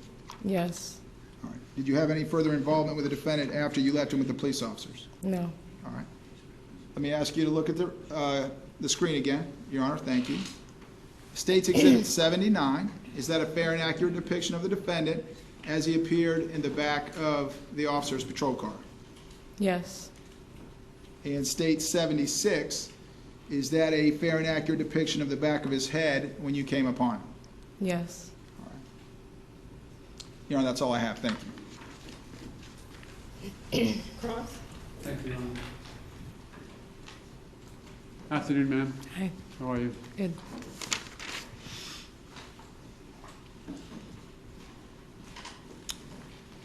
Speaking about when you came in contact with my client, George Zimmerman, he was in the back of the patrol car, correct? Yes. And we just saw a couple pictures of him, and in the front picture I want to talk about first. You didn't actually do the evaluation, did you, on him, the sort of workup? Wasn't that two other paramedics that were out there as well, correct? What do you mean evaluation? Well, I'm sort of who did sort of the workup on Mrs. Zimmerman to identify injuries and whatnot. Wasn't Mike Brandy in charge of sort of lead in that? I believe it was myself and firefighter Kevin O'Rourke who treated Mr. Zimmerman. Okay. Wasn't Mike Brandy there as well? He was on the scene. Okay. And when you did the evaluation, you noticed that the nose was swollen. I think you said very swollen, correct? Yes, it was very swollen. Okay. Explain, we saw the picture. Let's take a moment to look at that. I'm going to look for a little bit of help. I think I can get there. Thank you, Your Honor. Let's go down. No, you can just do it. From here? Let's just do this. Yeah, let's go down to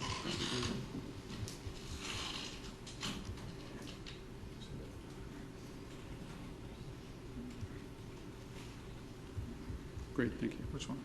The one right there, thanks. So looking at this one, first of all, this does fairly and accurately depict his nose and his face, correct, as you saw it? Yes, I believe we may have even, because we wiped it a bit. So even well, was that before this picture, do you know? I don't know. Okay. So tell me what you see there as far as his injuries, if you can be a bit more descriptive. The bridge of his nose is very swollen. And that's off to the right of the nose, that swelling area there, is that what you're speaking of? I recall both sides being swollen. Okay, so the nose itself may be more on the right, but I was going to ask, the left side is swollen as well, isn't it? The entire area was quite Okay. swollen. And what is that just on the bridge of the nose, sort of going towards his right eye? That little red spot. It appears to be a laceration, a small laceration. Did you note that as well, that he had a laceration on the nose? I did not. Okay. How does a person get a laceration like that? I don't know. Okay. In your experience, is that consistent with getting struck in the nose by a fist? It could. Okay. Similar to the injuries to the nose itself and the swelling, are they also consistent with a fist strike to the nose? Very possibly. Okay. And do you see the injuries to what would be closest to you, his left forehead? Do you see those markings up there? Yes. What is that? Looks like an abrasion. Okay. Can you tell how that may have been, how he was injured with that? I cannot. Okay. Would you agree that that would be a separate injury from the injury to his nose. Yes. Now let's talk about what seems to be on the tip of his nose. What is that? Blood. And is that what you talked about earlier, that it was still moist in the process of drying? Yes. Where was that coming from? His nose. Inside? Yes. What does that indicate to you? An injury to the nose. Of what sort? What happens when the nose bleeds? How does it start bleeding?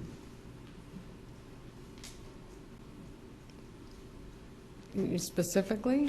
Well, as best you can, if you can, describe how a shot to the nose would cause bleeding like that. What has to happen to it? I mean, blood vessels would initiate bleeding. Okay, and those blood vessels that exist up in the nose, correct? Yes. Any idea what happens to the blood that breaks or that escapes from blood vessels when you're laying on your back? What if you had that injury and you were laying on your back? Where would the blood go? You would probably swallow it. You go back up into your sinuses? Correct. And then back down the back of your throat? Correct. And then, if you could, you'd be swallowing your own blood, right? Right.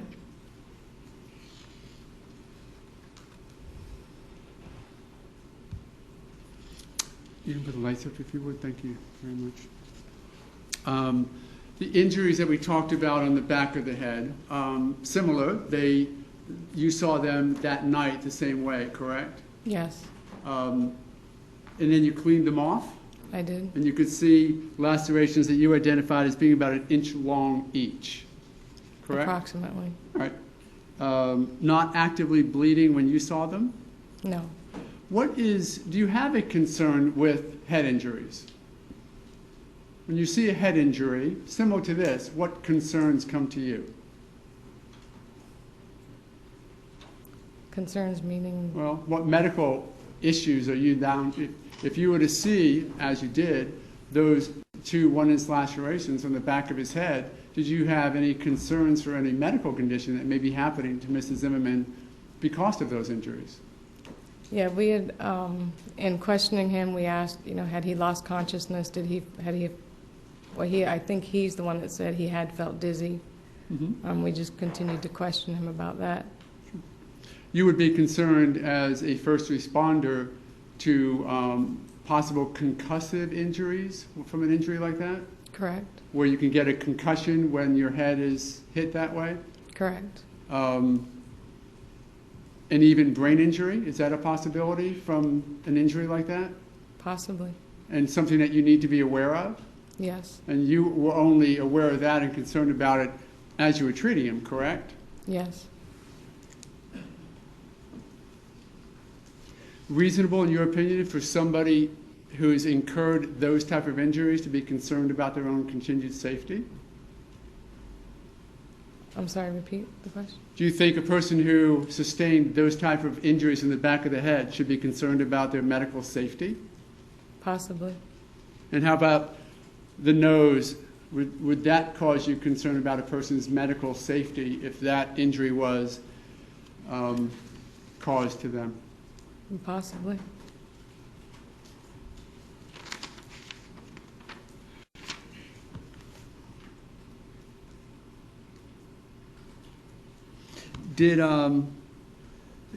What is the normal procedure for head injuries and getting them x-rayed?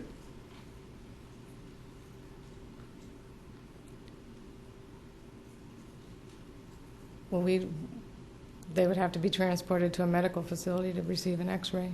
Sure, you can't get x-rays just in the back of your ambulance, right? Right. So you'd have to take them to the hospital? If they choose to go. And who helps make that decision? If the patient is fully awake and alert, they can make the decision. So is it that final decision actually left up to the non-medical personnel? It was discussed, and we explained that we would be happy to transport him, and I'm not exactly how the determination was made, but I knew that it was determined that if he was going to receive medical care, the police was going to take him. So that sort of became the police responsibility at that point, correct? Correct. Had it not been for the police involvement, would you have suggested to the person who had that injury and the injuries in the back of his head to go get some x-rays? We would have said the same thing, that we would be happy to transport him, but it would have been up to them. Okay. If I might just have a moment, Your Honor.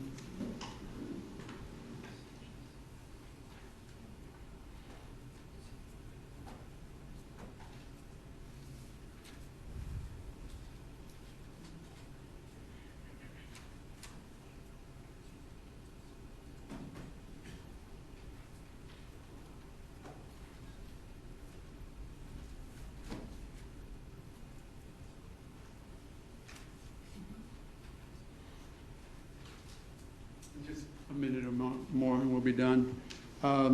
You said that he was able to get up, and did you say he stood up without trouble? Or I couldn't quite hear exactly what you said when you were asked about was he able to stand? When we got to him, he was actually sitting sideways in the police car.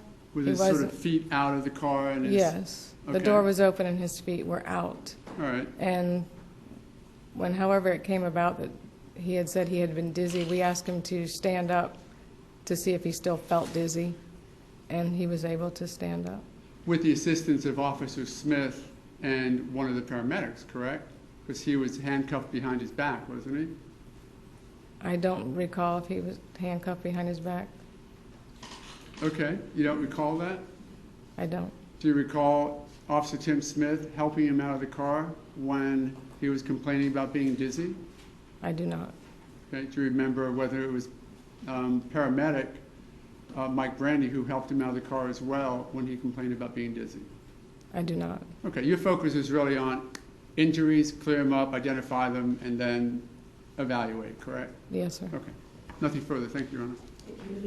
Just briefly, Your Honor.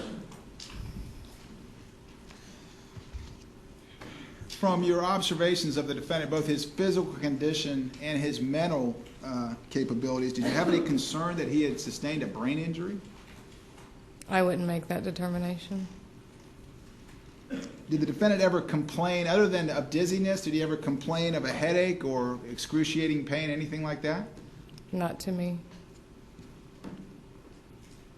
Did he ever lose consciousness? While No, you were not there? while we were with him. Did someone ask him whether or not he had lost consciousness prior to your arrival? I believe so. What did he say? I didn't. I'm not the one that asked, so I don't know. Did you ever take the time to measure either of the lacerations on the back of his head? No. All right, so your testimony about them being approximately an inch, that would be a guess? Approximately an inch, yes. All right. Would you defer to someone who actually measured them? I'm sorry? Would you defer the length of each of the lacerations to someone who actually measured them? To be exact, yes. All right. Thank you, ma'am. Judge, that's all I have. Thank you. May Ms. Livingston be excused? She may. Yes, Your Honor. Thank you very much. You may be excused. Call your next witness, please. We call Nancy Folgate. Judge, we can call Tim Smith. Okay.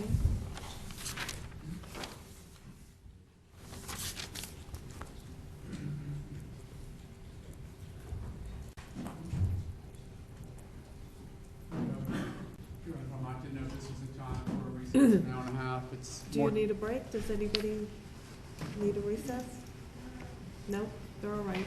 Thank you, though.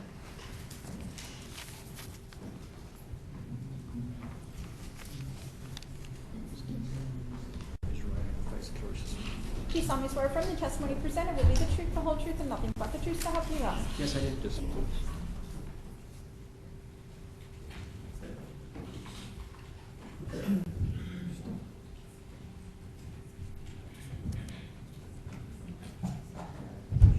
You may proceed. Thank you, Your Honor. Good afternoon, sir. If you'd please tell the members of the jury your name Officer Timothy Smith, and where you employed. Sanford Police Department, How long have you been with the Sanford Police Department? since 2008. And your position there is what? Police officer, How long as a patrol officer? How long in patrol specifically? 7 years. Let me turn your attention to the evening of Sunday, February 26, 2012. Were you working that evening? Yes, I was. And were you in a standard patrol uniform as you are this afternoon? Yes, I was. How were you traveling? in my marked Sanford police vehicle. Were you riding alone or with anyone? Alone. On that evening, did you respond to a dispatch at the retreat at Twin Lakes Complex? Yes, I did. And what was the approximate time of the dispatch? Shortly after 7 p.m. What was the nature of the dispatch? Suspicious persons. And where were you when you received the dispatch? I was conducting an area patrol in the parking lot of Seminole Power Sports. And where is that location relative to the retreat at Twin Lakes Complex? Approximately a mile and a half. All right. And about how long did it take you to respond to the complex? Just a few minutes. Did you receive an update to the suspicious person dispatch while you were en route? Yes, I did. What was the nature of the update? Shots fired. Were you given an address to respond to for the shots fired? Yes, I was. And what was that address, if you recall? I believe it was 1231 Twin Trees. And where were you when you received the update? Entering the gates of the community. It is a gated complex? Yes. All right. How did you get through the gate? With the gate code. How did you get the gate code? Dispatch. All right. Your Honor, may I approach the witness and would you dim the lights? Yes, sir, up on the screen is State's Exhibit 2. Let me give you a pointer just to press that. Do you recognize that? Yes, I do. Is that an aerial photograph that includes the retreat at Twin Lakes Complex? Yes, it is. Can you show the members of the jury first where the complex is with the laser pointer, if you would? Right here. Okay. And show them your location when you first received the dispatch. Right here. All right. And can you show them what route you took to get to the complex? Sure. I would have gone down Reinhardt, northbound on Reinhardt to Oregon, down Oregon to the front entrance right here. All right. Let me ask you to look at State's Exhibit 1. Do you recognize that to be a aerial photograph of the retreat at Twin Lakes Complex itself? Yes, I do. All right. Can you show the members of the jury where you went first when you entered the complex?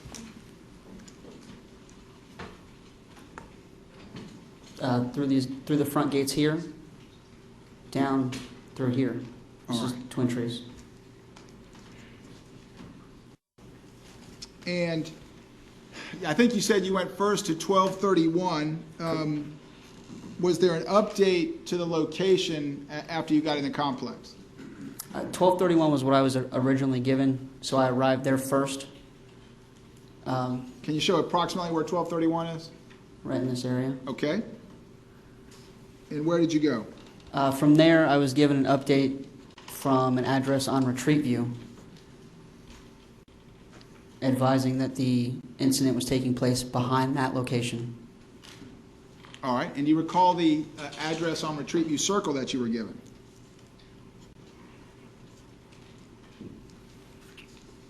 (2821) Retreat View. All right. So where did you go? Down Twin Trees to Retreat View, and the address would have been over in this area. All right. As you were en route to the 2821 address, did you stop anywhere and observe things or use your flashlight? I did. Or spotlight? Where was that? Down here in between the sets of townhomes. Okay. And what did you do at that location? I used the spotlight on the patrol vehicle to shine it down that walkway. All right. Did you get out of your car, or were you just sitting in the car and you can maneuver it from inside your car? Inside the car. All right. And what did you see when you shined your spotlight down there? Towards the end of the walkway, I saw at least one person standing outside. Could you see anything more than that other than a person standing outside? Not from where I was, no, sir. All right. So did you continue around then on Retreat View Circle to the 2821 address? Yes, sir. All right. Show the members of the jury then again about where you parked and what you did when you got out of your car. I parked roughly in this area here. And where did you go? As I exited, I went around to the left to go in between the townhomes on the walkway. All right. What were the lighting conditions like when you got in between and behind the townhomes? It was dark. Did you have a flashlight with you? I did. All right. And did you use that? I did. All right. What were the weather conditions like? It was raining. When you got behind the townhomes, did you see anyone? I did. How many people did you see? I saw at least 2 people standing and then 1 person on the ground. And show the members of the jury approximately where the 2 people were who were standing up. Approximately in this area here. All right. And the person on the ground, where was that person? In the grassy area, in the grassy area to the left of the sidewalk. Okay. And can you just shine your light in that approximate area? Sure. Roughly in this area. Very good. And you have indicated to the left of the sidewalk? Yes. All right. Did you shine your flashlight on the person who was on the ground? I did. And how was that person positioned? Face down. Could you see the person's hands? No, I could not. Did you later learn that person's name to be Trayvon Martin? I did. Did you approach Trayvon Martin at that time? I did not. Why not? Because I was in contact with one of the gentlemen on the sidewalk. Let me show you State's Exhibit 5. Does that give a general idea of the lighting conditions absent the flash of the light from the camera? Yes, it does. And State's Exhibit 77, do you recognize that? I do. Is that an accurate depiction of Trayvon Martin's body when you shined your flashlight on it? Yes. All right. You said you came into contact with one of the people who was standing up. Did you later learn that person's name to be George Zimmerman? I did.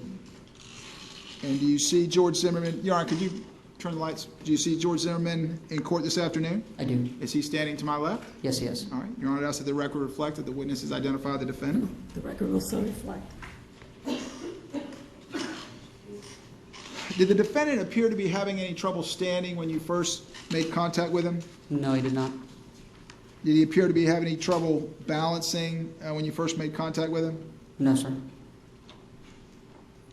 Did you say anything to the defendant when you made contact with him? I did. And what was that? I asked him if he had seen what happened. And what did he say? That he did. Did you ask him any further questions? I did. What was that? I asked if the subject on the ground had been shot and if he had seen who shot him. And what did the defendant? How did the defendant respond to that? He said that he did, and he was still armed. He's still armed. When the defendant, when you said, when you asked him those questions, did he appear to have any trouble understanding what you were asking? No. When he responded to your questions, did you have any trouble understanding his responses? No, sir. When the defendant said that he was still armed, what did you do? I unholstered my service weapon, at which point he complied with my commands, and he was secured in handcuffs. All right. And did he actually show you in some fashion where his gun was? He did. Did he have his hands in the air when he did that? He did. Where was the defendant's gun? On his right hip. And did you handcuff the defendant? I did. Do you recall whether or not you handcuffed him in front or in back? In back. All right. And why did you do that? It's policy.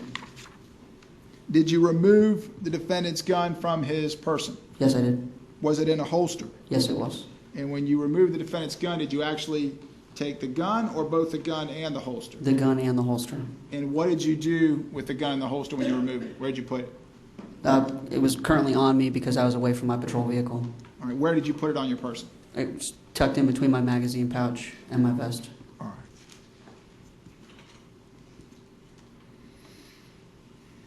You recall whether or not the defendant's holster was inside his pants or on the outside of his pants when he showed it to you? I don't. All right. Could you see the defendant's gun when you approached him? No. Could you see the holster when you approached him? No.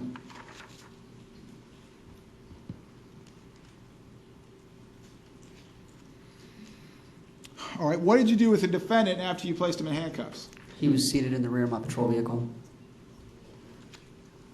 When you walked the defendant to your patrol car, did he appear to have any trouble walking? No, sir. Did other Sanford Police Department officers respond to the scene in short order after you? Yes, sir.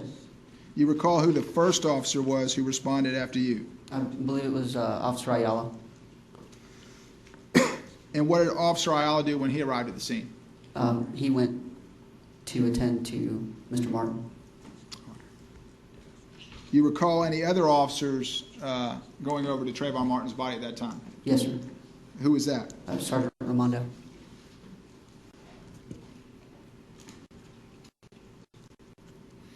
Were you wearing gloves when you first made contact with the defendant and removed his holster and firearm from his person? I was not.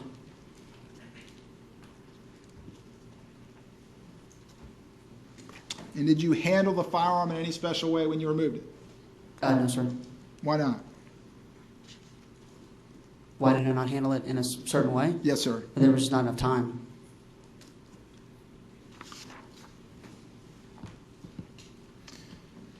And did you secure or make safe the defendant's firearm at some point? I did. And how did you do that? I removed the magazine from the firearm, and I locked the slide to the rear. All right. And when you say you removed the magazine, we're talking about a semi-automatic pistol? Correct. All right. And when you pulled the slide back or locked it into position to the rear, was there a round in the chamber? Yes, sir. What happened to that round when you moved the slide? It was ejected. All right. Did you collect it? I did. And did you keep that round in all the rounds in the magazine together with the firearm? Yes. And where did you put them? They were secured in my patrol vehicle until I could obtain a gun box. And what's a gun box? That's a cardboard box that we use to secure firearms as evidence. Pretty much a standard box to secure any handgun? Correct. All right. And ultimately, what did you do with the ammunition, the magazine, the holster, and the firearm? It was all submitted into evidence. And did you at some point turn those that box over to your wife, Diana Smith? That's correct. And she was also called to this scene? Correct.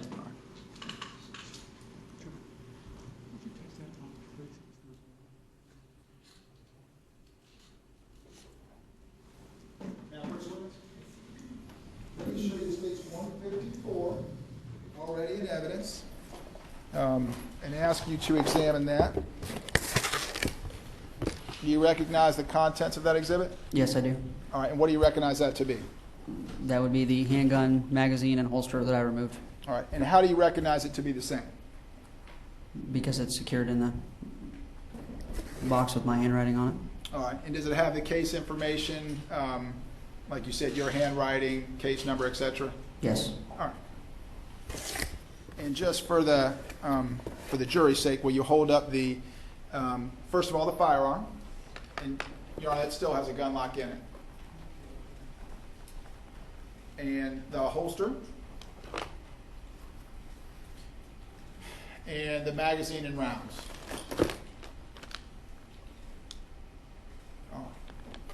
And that, all of this you turned over to Diana Smith? Correct. She was the crime scene technician assigned to the case? Yes, sir. Thank you.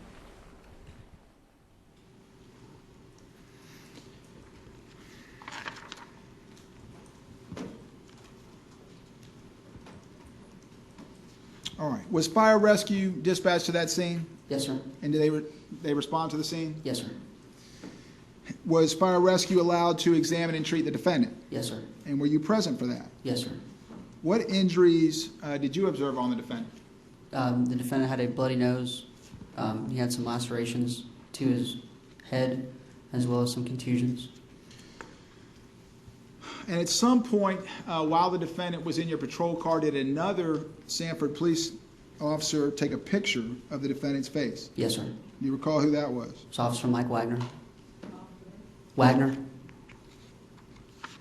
All right. Were you aware at any point that a civilian had taken a photograph of the back of the defendant's head? Not at that time, no. All right. So is that something that if it happened, would have happened before you arrived? Yes, sir.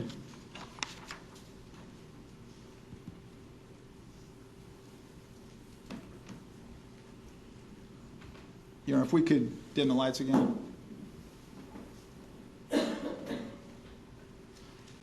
State's Exhibit 6, is that, again, another depiction of the lighting at the scene absent the flash from the camera? Yes, sir. And State's 34, do you recognize that? Yes, sir. Is that the approximate area that you parked your patrol car on Retreat View Circle? Yes, sir. In State's 132, obviously a daylight photograph, is that a photograph of the entrance, the front entrance of the retreat at Twin Lakes? Yes, it is. And State's 133, do you recognize that to be a closer shot of the front entrance of the retreat at Twin Lakes? Yes. And State's 134, is that now a shot going into the complex with the clubhouse in the right of the picture? Yes. State's 135, what is that? It's the front of the clubhouse. And State's 136, do you recognize that? That would be the mailbox kiosk. And State's 137, is that a close-up of the mailbox kiosk by the clubhouse? Yes, sir. All right. And State's 138, is that a depiction of the rear gate of the retreat at Twin Lakes? Yes, it is. All right. Let me show you State 79. Do you recognize that? Yes, sir. Is that, to your knowledge, the photograph that Officer Wagner took of the defendant when he was seated in your patrol car? Yes, it is. And State 76, does that depict the defendant's head or close to it, fair and accurate depiction of when you came into contact with him? Yes, sir. All right.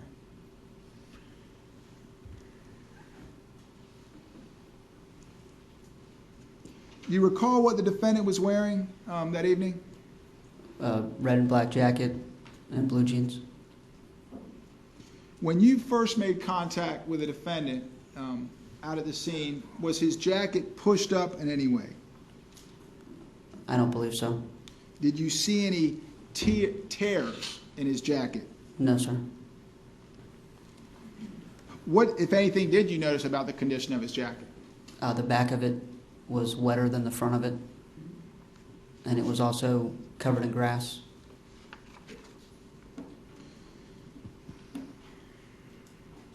Do you recall the condition of his pants?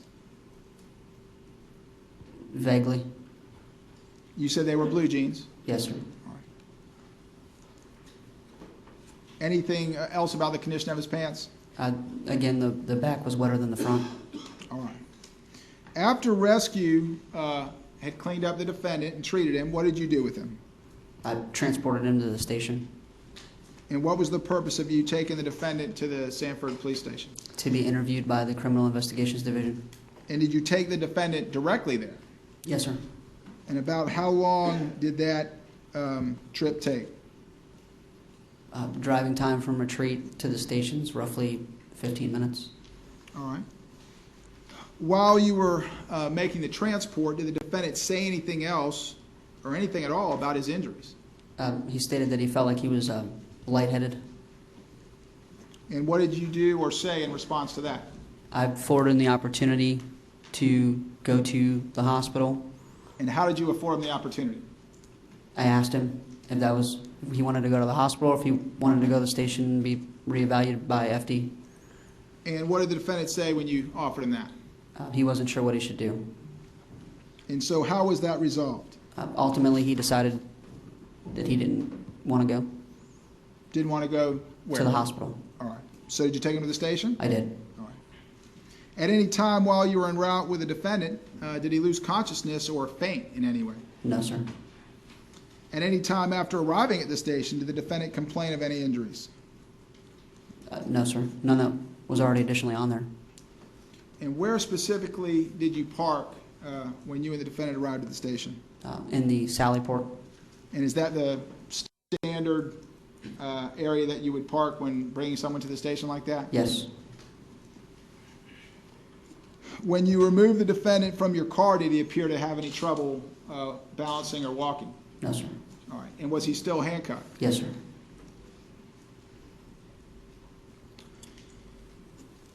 Did the defendant walk with you inside the station? Yes, sir.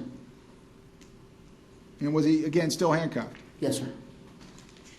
Did he have any trouble walking throughout the station? No, sir. Are portions of the interior of the Sanford Police Station surveilled by video cameras? Yes, sir. And have you seen the video surveillance of the defendant arriving at the station and walking through the station that evening? Yes, sir. Does that video fairly and accurately depict the defendant's arrival and transport through the police station? Yes, sir. After the defendant got out of your police car, did you see any blood in your patrol car? No, sir. And where did you take the defendant specifically when you got to the station? Into an interview room on the second floor. All right. Your Honor, if I could have some assistance. Playing states, I believe it's 192. It's a composite. 192. I might just have a moment with counsel.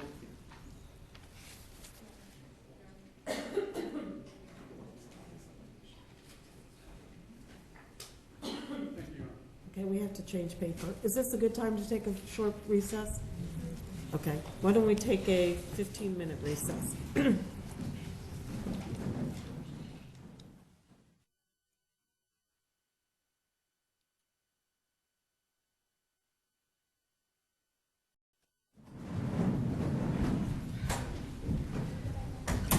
Please be seated.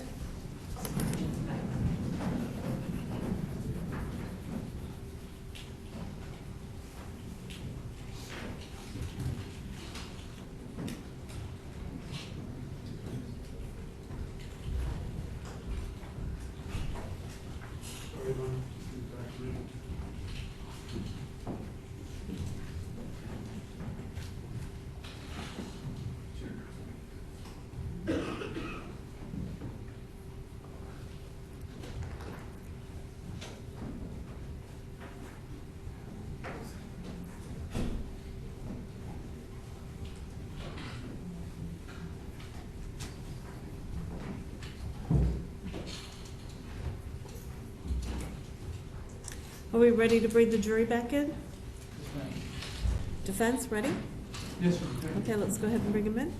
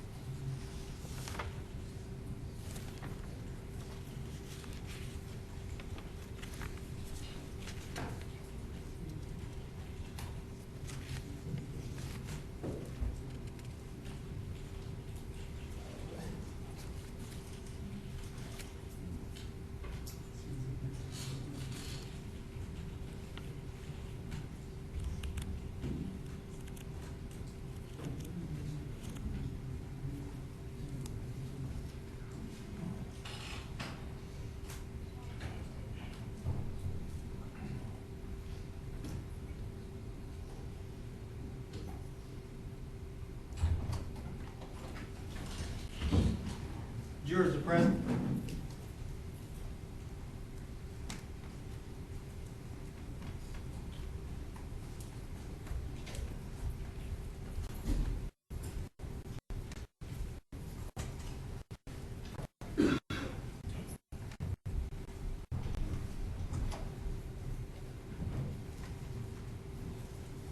Please be seated. You may continue. Judge, I believe where we left off, we were going to publish states 192.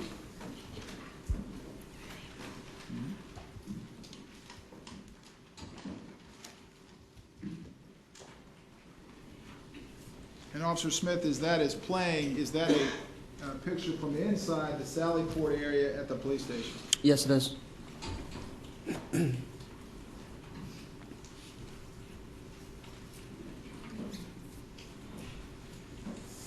Is that your patrol car pulling in? Yes, it is.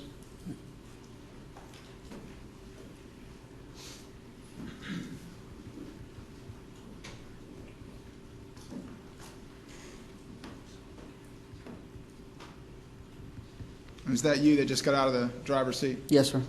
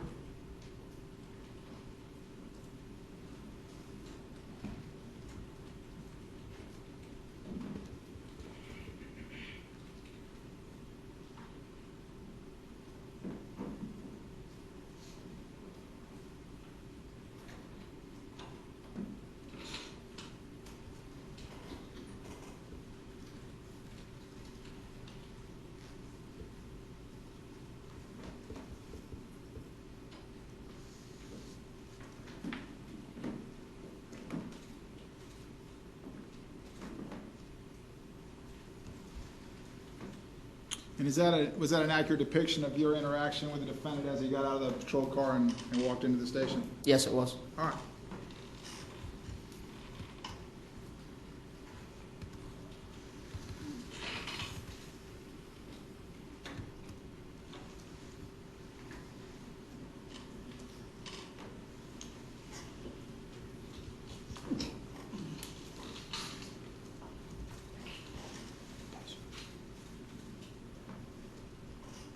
Was that just you and the defendant walking through one of the interior doors? Yes, sir.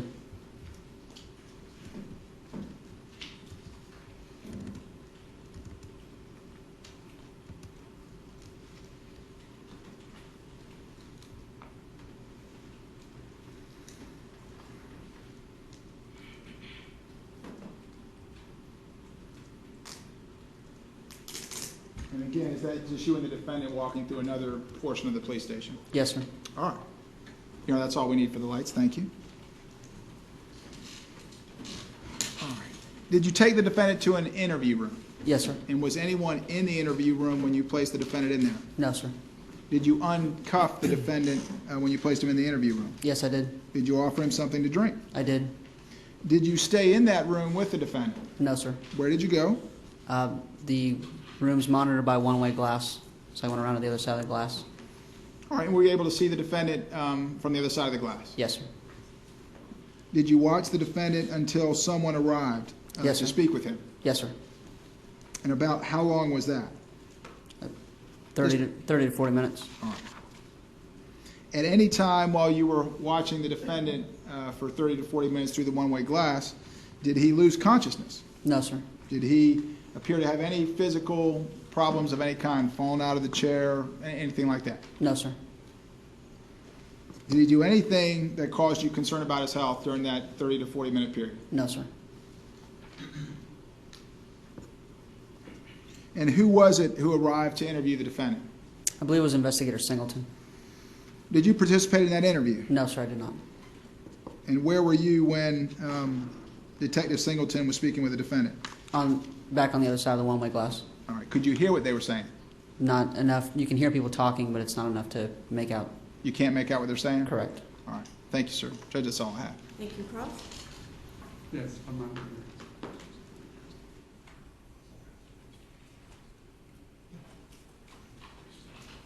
Afternoon, officer. How you doing? Good, how are you, sir? Thanks for being here today. How long have you been an officer? Since 2005. Okay.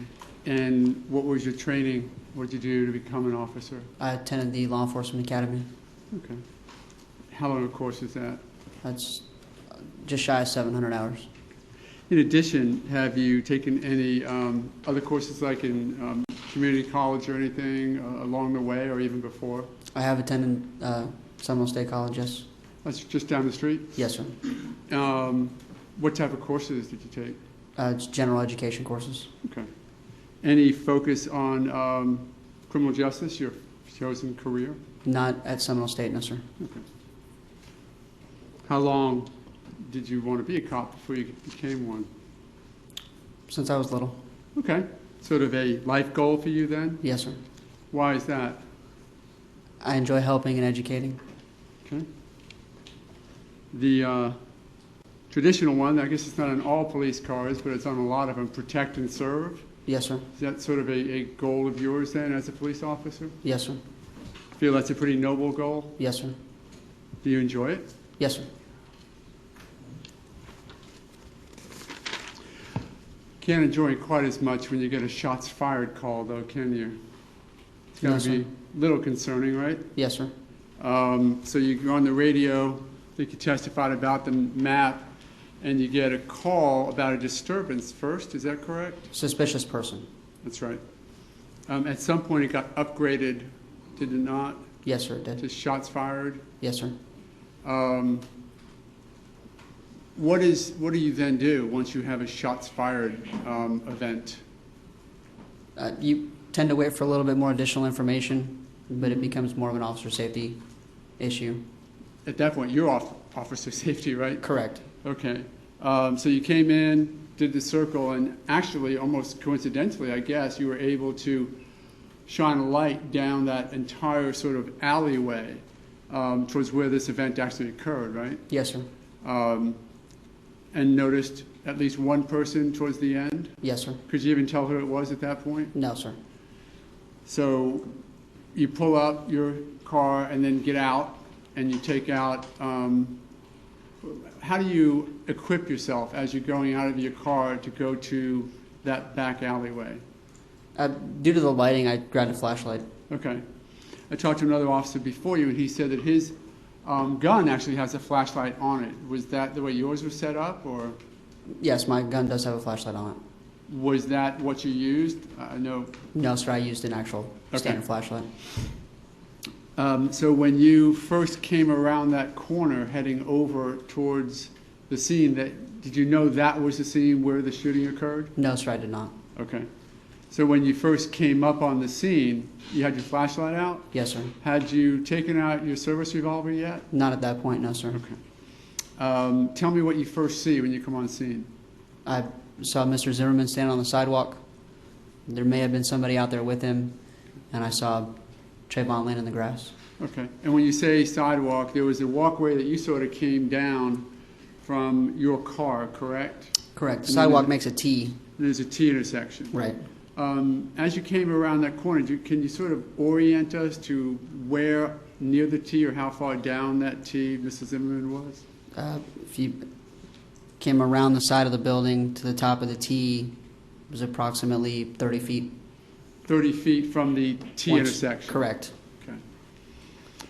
Very close by to where Trayvon Martin's body was, right? Yes, sir. Within feet? Yes, sir. Okay. And what was he doing? Who? Mr. Zimmerman. He was standing on the sidewalk. Okay. Did he look towards you as you were coming towards him? Yes. Do you remember at that point whether or not there was anybody else present? There may have been, but I'm not 100% certain. Okay. And flashlight on Mr. Zimmerman at that point? Yes, sir. And could you tell that he was wearing the clothes that we've talked about, the orange or red jacket? Yes, sir. At that point, could you see the injuries to his nose when you first had the flashlight on him? Yes, sir. Okay. And were they similar as to the picture that we've seen a little while ago? Yes, sir. Okay. Even more, with the actual bleeding at that point, wasn't it? That's correct. Okay. And his eyes were watered? Yes, sir. Okay. Both eyes, correct? Yes, sir. And what did you first say to him? I asked him if he had seen what happened. And his response? Yes. Did that seem like an appropriate response? Anything wrong with the way he answered you? No, sir. Next, what did you ask him? If he had seen if the young man had been shot, and if he had seen who shot him. And how did he respond? That he did, and that he was still armed. Okay. At that point, what's your response to find out that somebody involved in a shooting is right there in front of you, armed? At that point is when I unholstered my service weapon. And take it out? Correct. That's protocol, is it not? Correct. Again, it's officer safety is your number one Right. charge, because without that, you can't do anything else. Correct. Can't help anyone else. Correct. Okay. Pointed at him? Yes, sir. And again, that's appropriate, correct? Yes, sir. You did not point it at him because of any immediate threat that he posed to you, correct? He didn't challenge you in any way, did he? No, sir. Matter of fact, he was completely cooperative, was he not? Yes, sir. But protocol is you arm yourself and make sure that you have it on him to take care of the situation. Yes, sir. And what did you next ask him? As he was telling me that he had shot him and he was still armed, was when he kind of leaned over to expose the firearm. So if I were to do that then for just a moment, tell me, I could either have you do it, I'm going to try, but the gun was on his right hip, I think you testified? Correct. So this jacket is longer than the one he was wearing, right? Yes, sir. But if we flipped it up sort of a silly way, he went like this. Yes, sir. And just by this movement was able to do enough. The hands going up and the leaning over. Oh, okay, so sort of like that. Right. And in just doing that movement, that was enough of a movement where the gun was exposed, correct? Correct. The jacket didn't cover the gun by more than a few inches, right? I don't believe so. Okay. So any movement up of the jacket, even that small movement that he did by leaning over, exposed the gun, right? Correct. And had the jacket been ridden up in any form or fashion, the gun would have been exposed, right? I would imagine so, yes. So, do you remember if he had a cell phone in his hand or not? I don't recall. Okay. In any case, he showed you his gun, kept his hands in the air, didn't he? Correct. That's what you told him to do? Yes. Okay. And what do you do at that point now that you have a flashlight, a gun, and you see another gun? I asked Mr. Zimmerman to put his hands on top of his head, interlock his fingers. Okay. At which point I reholstered, made contact, hands-on contact with Mr. Zimmerman and placed him in handcuffs. Okay. You lead the gun until you get his hands secured? Yes, sir. And that's protocol as well? That's choice. Okay. He didn't resist in any way, did he? No, sir. And I guess that not resisting is you have him like this, interlocked, correct? Correct. Then you would either turn him around or go behind him? To handcuff him? Yeah. I was behind him. Right. Take one arm, get it back, take Correct. the other arm. You've, of course, been in, I would imagine, hundreds of situations having to handcuff people, correct? Yes, sir. And most people, I'll let you answer it. What percentage of people at least offer some resistance to you when you're trying to get their arms behind their back? Object to the relevance of anyone else. Have you had other people resist getting their arms behind the back? Same objection, Your Honor, relevance. At this point, I don't want to speak to you. Well, then please approach. I'll rephrase it. Okay. Let me rephrase it. Did Mr. Zimmerman offer any response whatsoever to your cuffing him behind his back? Any response of resistance? Yeah, did he respond? Did he resist at all? If I No. said response, I apologize. Did No. he resist at all? No, sir. Complied with that command of yours immediately Yes, sir. and completely? Yes, sir. Once you had him secured, then you were able to secure his firearm? Yes, sir. And I think a point was made that at that point, your focus, even more so than other people involved, is to secure the firearm, correct? Correct. And though in a perfect world you might have been able to put on gloves, you didn't have the time then, you just grabbed the gun, and I think you said you put it between one of your clips and your vest? Yes, sir. Okay. And that was necessitated by the circumstances, wasn't it? That is correct. That was, again, primary goal number one at that point. Yes, sir. Okay. At that point, as your first contact to Mr. Zimmerman, did he seem angry? No, sir. Did he seem frustrated? No, sir. Did he seem spiteful of anything that was going on? No, sir. Any ill will or hatred at all that you saw him exude as you first saw him literally moments after the event? No, sir. Any concern about him at all except for his injuries? No, sir. Even though he had that obvious injury to his nose, did you see any injuries to the back of his head yet? While I was securing him, yes, I was able to see that. As you got behind him, you could see the blood dripping down the back of his head? Correct. So even with those injuries, did he seem agitated? No, sir.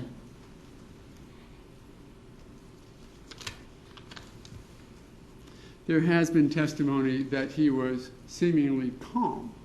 Did he come across that way to you? Yes, sir. Okay. Having just gone through what he went through, and now that you know, having just shot somebody, did his behavior to you just seem strange? No, sir. Just usual? I wouldn't say usual. Okay. Was it particularly unusual? No, sir. Even for those circumstances? No, sir. You didn't think that didn't come across to you as being cavalier, did he? No, sir. Or just uncaring? No, sir. Fairly appropriate for what you now know he had just gone through? Correct. So, you secure the gun. Yes, sir. And then what's the next thing that you do? I had Mr. Zimmerman have a seat in the rear of my patrol car. Okay. Let's talk about sort of the walk over. My understanding, again from other testimony, is that another officer came on scene fairly quickly behind you. Do you recall that? That's correct. Do you recall who it was? Officer Ayala. Ayala? And you had control of Mr. Zimmerman, and that became your now task, correct? Correct. And was it true that Officer Ayala took over the situation of dealing with the other person, now known as Mr. Martin? That is correct. Okay. And as you were going, anything else that you recall Mrs. Zimmerman saying to you at the scene before you started walking towards the car? Not before, no, sir. Okay. As you were walking towards the car, didn't he utter something to you, sort of voluntarily? Yes, sir. And what did he say? He stated to me that he was yelling for help and that nobody would come help him. And how long after you first saw him did that happen? Within a minute? It was a few minutes. Okay. As long as it took to do what we just talked about? Correct. And then, because as soon as you had him cuffed, you secured the gun, right? Turned him around and walked him towards your car. Correct. The car was 30 yards away? Approximately. And it was during that walk, actually almost immediately upon walking towards the car, that he uttered that to you, right? It wasn't very long after, no, sir. Okay. He actually said that to you twice, didn't he? Correct. Second time was after you got to the car? That's correct. Tell me how he said that. Was it as... tell me how he said that. It was almost confusion. Tell me. That's basically what it was. Sort of a confused look on his face. Like he didn't know why, after screaming for help, nobody would come help him? Correct. Object to that as calling for speculation. I'll rephrase it, Your Honor. It came across to you as though he was confused? That's correct.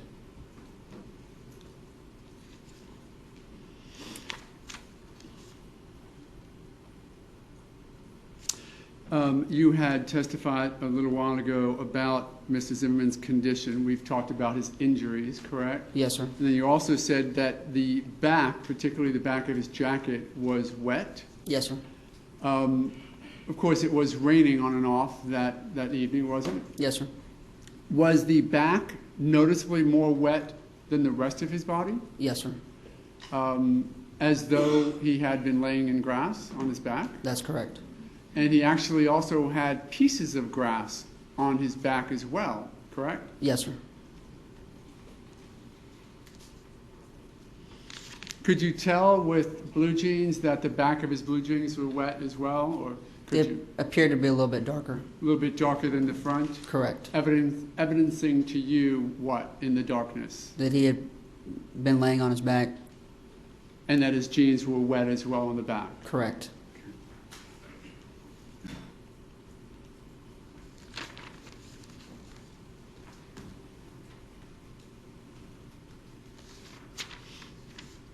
So you get him to the car, which my understanding is that you stayed with him the entire time? I did. Again, that's your charge at that point, correct? Correct. So you were there when the medical personnel came and treated him? I was. Okay. Did he say anything, well, did he say anything about the facts of the case to the medical personnel? No, sir.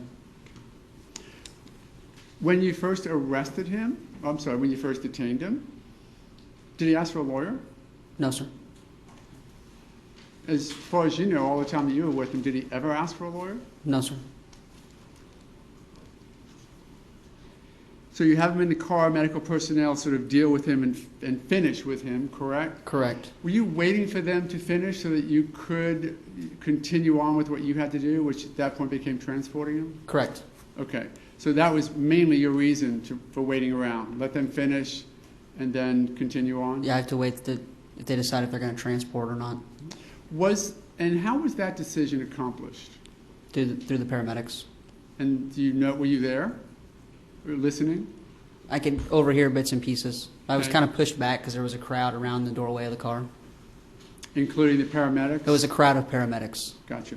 Mrs. Zimmerman still in the backseat of your car? Correct. With his legs out on the ground? That's correct. And then the paramedics attending to him? Correct. Do you know which one made the decision to transport or not? Which paramedic? I do not. Okay. But it seems that the decision to release him back to you was what was done. Yes. Correct? Did you have any impact on that? Like, I want to get him to the station. Are we done here? What's going on? No, sir. Okay, left that in their hands. Yes, sir. So he's then released to you. Correct. And put him in the back seat of the car. At some point, did you actually have to help him get up out of the car for the rest of the examination, where you sort of lifted him up? He was still, I'm sorry, let me start. He was still cuffed in the back seat of the car, correct? Correct. And as he was being treated by medical personnel, you still had to have him cuffed. He was still handcuffed, yes. At that point, all you know is that he's acknowledged having shot somebody. Correct. And you're not going to release somebody under those circumstances just yet. Correct. Okay. So when the medical personnel wanted him lifted up to check the rest of him, did you help lift him up? No, sir. Do you know if another officer did? I don't recall. Do you know how it happened with the medical personnel? If you were It may have watching? been two of the paramedics lifted him up. Okay. Do you remember that happening? I remember him standing up, but I don't remember who. Okay. It wasn't me. Anyway, that's finished. He's now in the backseat of the car, still cuffed. Correct. And you're taking him back to his Sanford Police Department. That's correct. And tell me again of the conversation about feeling lightheaded. He said that he felt lightheaded, had a headache while he was in the backseat of the patrol car. Did that seem to be consistent with his injuries to you? Yes, sir. And did you then call over to Sanford Police Department to figure out what to do with him now that he might have to go to the hospital? I had called the supervisor that was on scene, All right. Do you recall who that was? Sergeant McCoy. And tell me of the conversation with Sergeant McCoy. I explained to her the comment that he had made about feeling lightheaded. She advised me if he wants to go to the hospital, we'll transport him to the hospital. If not, we'll take him to the station. Okay. Did you have a discussion with Mr. Zimmerman that though you could transport him to the hospital, the expenses of that would be on his shoulders? I don't recall that, no, sir. They would, in fact, though, you would not, SPD doesn't cover expenses if he goes to the hospital, right? I don't believe so. Okay. And then we've learned, we've seen the pictures. I'm not going to put them back up right now, but there was one picture after Mrs. Zimmerman had been cleaned up, correct? Correct. Those pictures were taken after midnight that night, were they not? I don't know what time they were taken, but it was after. After the initial interview with Detective Singleton? Correct. Do you know who cleaned him up at SPD? While at the station, he was given a bottle of water and some tissues. Oh, to sort of clean himself off? Correct. Okay. And is that then how it went from the first picture we saw, the one with him with the blood all over him, to the one where the blood is gone? He was cleaned up some by the fire department on scene, and then while he was at the station. Okay.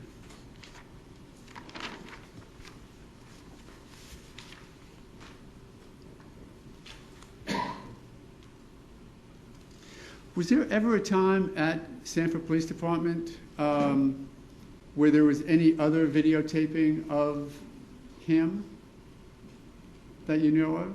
Not that I'm aware of, no, sir. Was there ever a time where he needed any physical assistance from you or whatever in helping, leaning against a wall or doing anything like that? No, sir.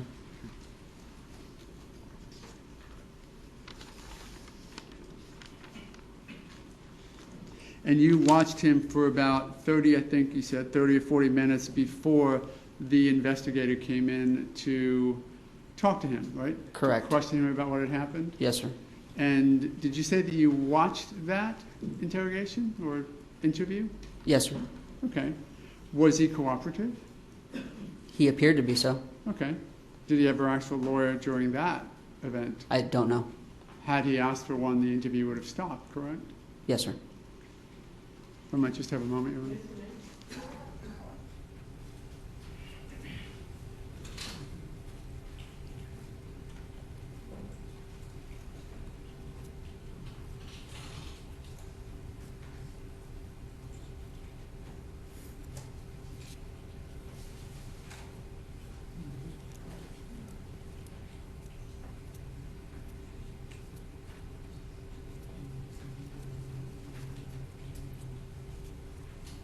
Thanks very much for the time. No further questions. Thank you. Any redirect? Just briefly, thank you, Judge.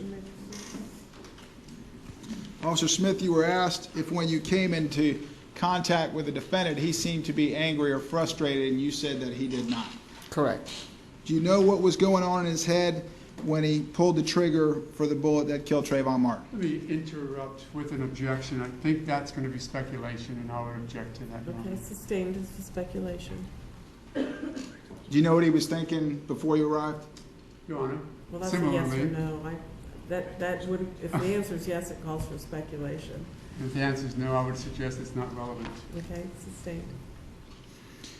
You were asked about whether or not his firearm was visible when he exposed it to you like this, Yes. and you had a flashlight on him. Yes, sir. Do you know if his firearm was visible when he was out at the location where Trayvon Martin's body was in that lighting? That I don't know.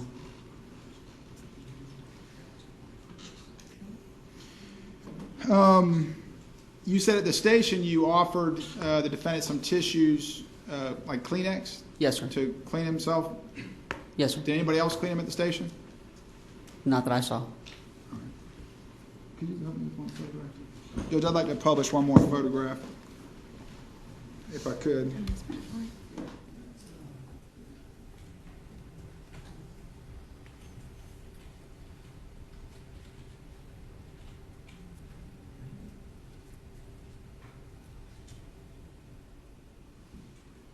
Officer Smith, I'm showing you states 46. Is that a fair and accurate depiction of the way the defendant appeared when he was at the police station after he had been cleaned up? Yes, sir. All right, and that was taken on the evening of the 26th, or perhaps just after midnight into the 27th? Yes, sir. All right, thank you, sir. Judge, that's all I have. A very brief follow-up. I think it was just a mistake, but I want to clear it up. Mr. Guy, when he suggested his maneuvering for the picture, actually lifted up his left arm. You had testified, however, pretty certainly that the gun was on his right side, correct? Correct. And that he lifted up his right arm. Correct. So you have no question in your mind whatsoever, do you, that the gun was located on his right hip? No, I don't. Okay. Mr. Guy's putting it up his left arm was just a mistake as far as you can tell? Correct. Thanks, nothing further. And any redirect? No, Your Honor. Okay, may Officer Smith be excused? He may. Thank you very much, you're excused. Call your next witness, please. So we call Lindsay Folgate.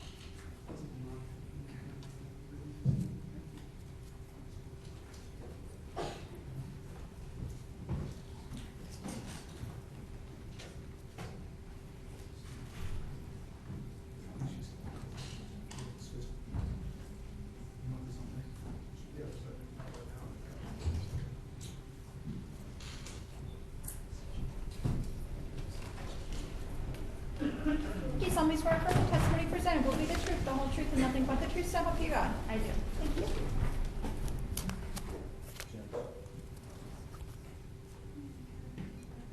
Okay, we'll get you a pad of paper.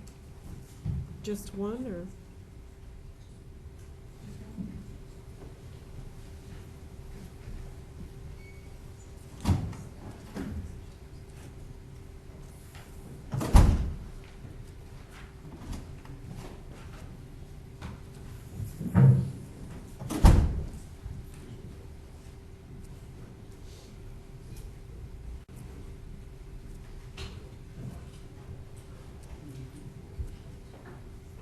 You may proceed. Good afternoon, ma'am. Could you state your name for the record, please? Yes, Lindsay Folgate. And could you spell both names? Yes, LINDZEEFOLGATE. What is your occupation? I'm a physician assistant And where are you employed? at Altamont Family Practice. Is that located in Altamont Springs, Seminole County, Florida? Correct. Can you briefly tell us about your education and training regarding your occupation, ma'am? Certainly. I am a physician assistant, meaning I'm sorry, we've had problems with that microphone. You need to lean up a little bit and you may need to Certainly. adjust it. I'm a physician assistant. I underwent 4 years of an undergraduate degree in a bachelor's of health science. And then subsequent to that, I did 2 years at a master's of physician assistant studies program at the University of Florida. And you mentioned you obtained your master's when, ma'am? I obtained my master's from June of 2006 to June of 2008. And your master's was in physician's assistant studies? Correct. Are you certified by the state of Florida? Correct. Yes, I am. Please explain what you do and how it is different from a nurse and a doctor. Okay. We can start with the nurse first. As a physician assistant, again, I have my master's degree, which is a different level of training than a nurse. I am taught on a medical model in the physician assistant program, and the purpose after my schooling is to go out and to be able to have direct patient contact with patients and be able to diagnose and treat their illnesses. So that's a little bit different than what a nurse can do. Okay. And how about a doctor? How are you different than a doctor?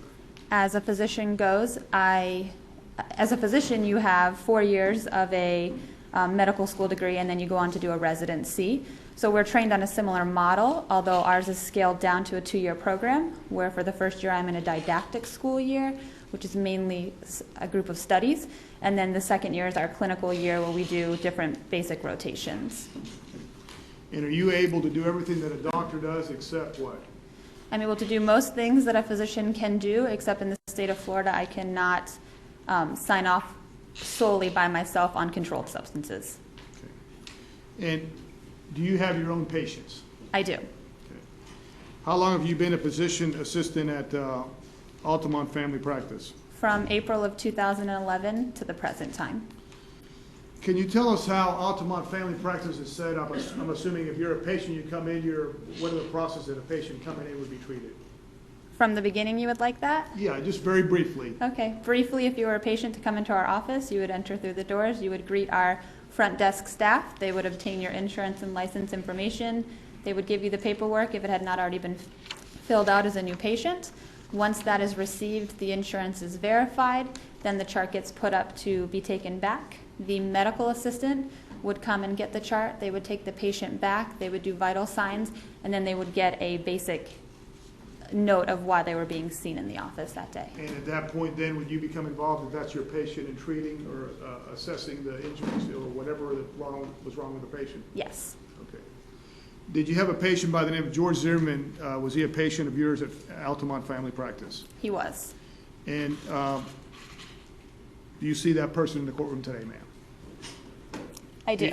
Okay. Is that the person just stood up? That is. Do I have Yes. the record reflect the witnesses identified defendant George Zimmerman? The record will so reflect. Ms. Falgate, your first contact with the defendant George Zimmerman, was that on August the 19th of 2011? Correct. And in terms of dealing with him the first time, was a history obtained from the defendant, Mr. Zimmerman? Yes. Okay.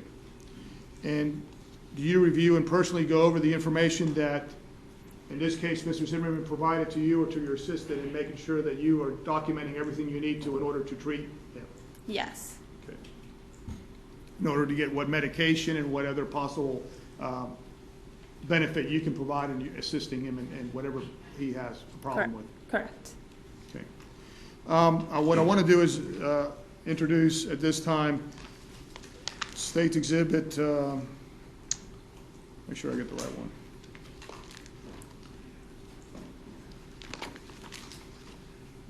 State's Exhibit 195, which is the August 19th, 2011. If I may approach the witness. Any objection? We approach, yeah. Yes. Approach the court.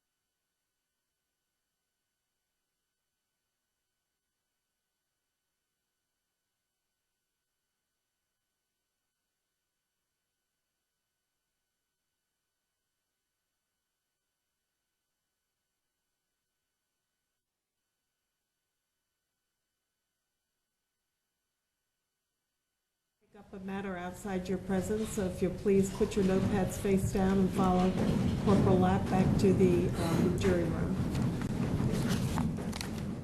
Is this a copy?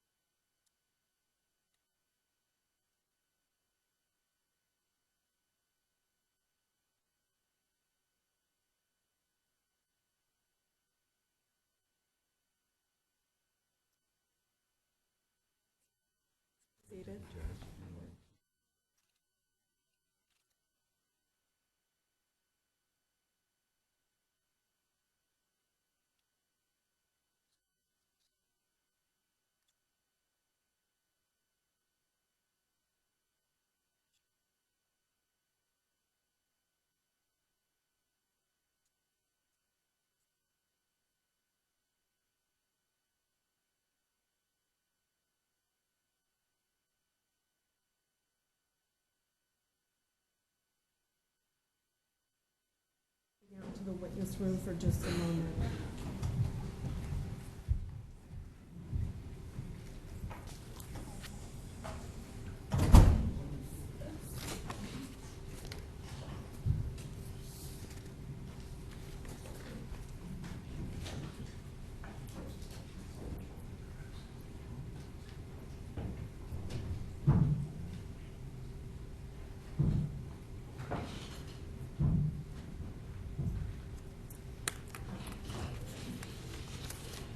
Okay, and right now we're discussing State's Exhibit 195, and the objection is to relevance of certain portions. Yes, Your Honor. I might, if I might suggest, I think that this witness can certainly testify to what she remembers, and she can even use medical records to refresh her recollection.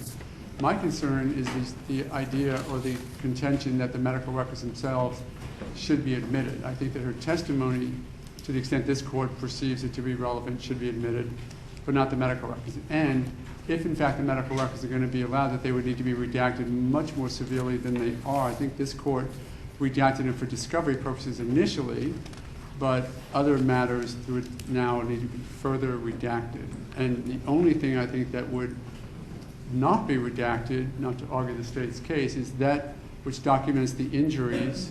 And there were some other previous records that talk about some exercising, and I understand the State's position on that. The court can make its own ruling, but short of that, I don't think that any other words or comments, history, would be relevant, nor admissible. I guess we'll take it one at a time, Your Honor. As to the exhibit before you, which I believe is State's Exhibit 195, it's dealing with the August 19, 2011 treatment of this defendant. This would establish, I guess, if I'm to, through the court, asking Mr. O'Mara, he has stated he has no objection to the witness testifying about such matters, but does not want the record itself in, if I understood correctly. I believe the witness can testify to relevant matters. And I think if we were to look at this first page, I think there's a sentence or two that can be arguably relevant. But everything else, I would argue, as a medical record, quite protected under our statutes, would not be admissible unless there's particular relevance. I could just, I'll be glad. You can read as quickly as I can, Your Honor. There are just things in there that are not relevant to this case. And there are two sentences, I think, beginning with started to exercise. Why don't we come up to the bench and we can go over these page by page.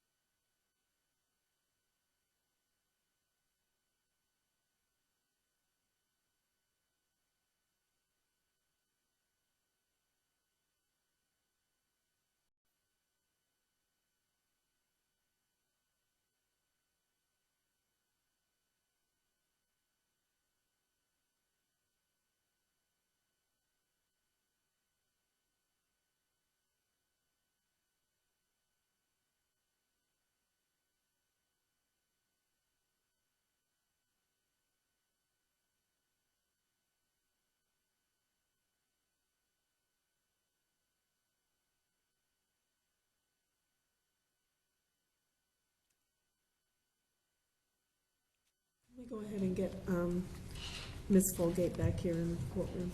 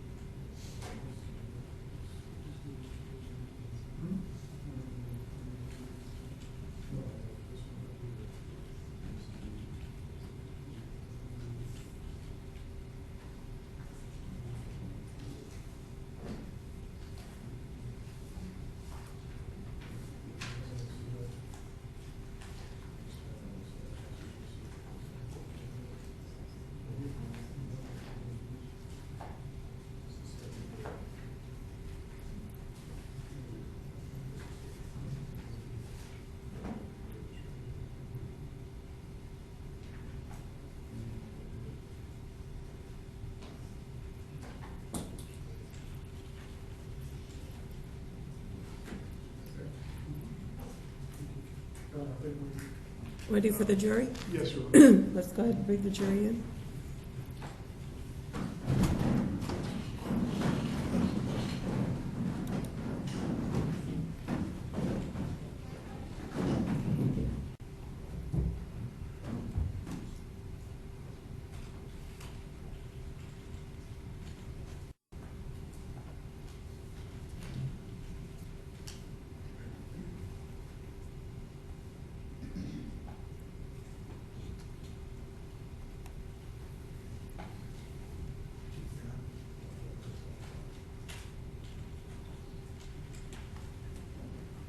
Jury is present, Your Honor.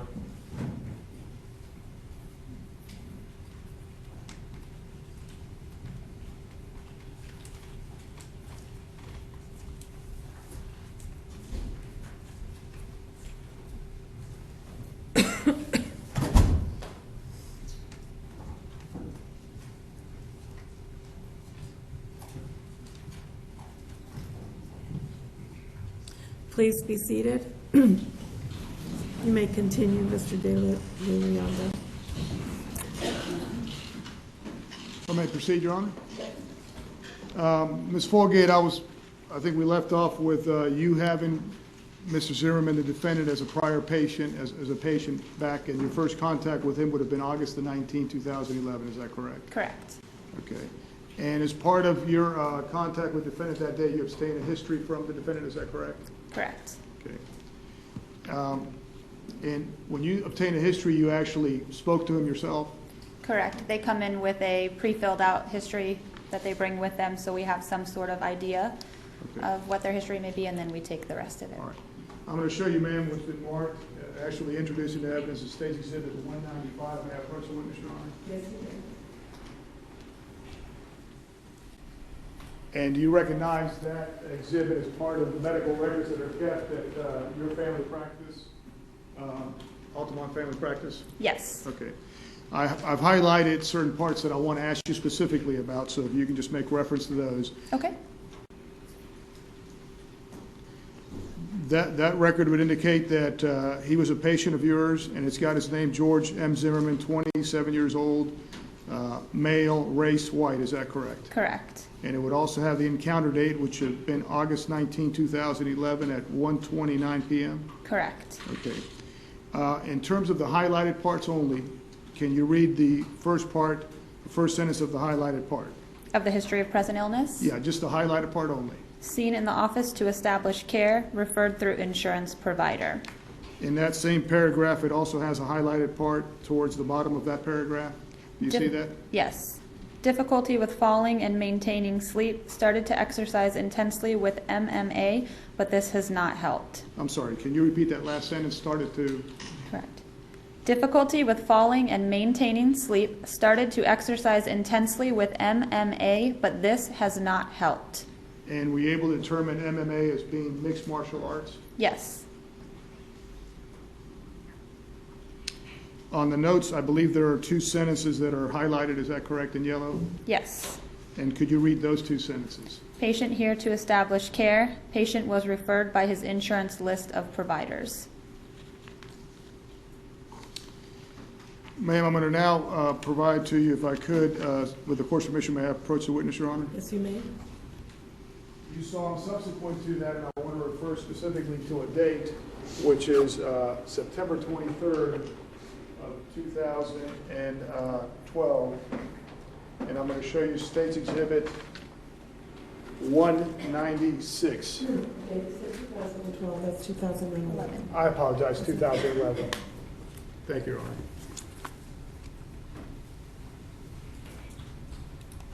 Do you see that exhibit before you, ma'am? I do. Your treatment, I'm sorry, you would have had contact with the defendant again, George Zimmerman, on that day? Correct. And when you say contact, you yourself actually had contact with the defendant? Yes. Okay. On that day also, when you saw him, you gathered just, that exhibit's got the regular information, George M. Zimmerman, 27 years old, male, white, and the date, September 23rd, 2011 at 1:52 p.m., is that correct? Correct. And I believe there's a highlighted part in that page where you've got, in terms of social history, exercise, is that correct? Correct. And what did you notate there in terms of social history exercises to the defendant, George Zimmerman? That he was involved in mixed martial arts 3 days per week. Right, approach the witness, Your Honor. Yes, you may.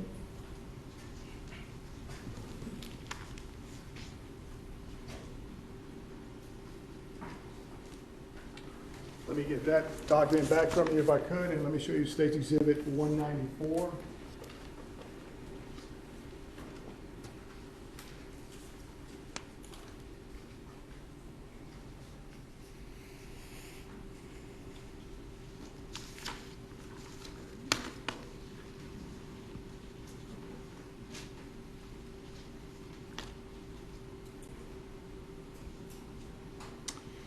You would have seen him on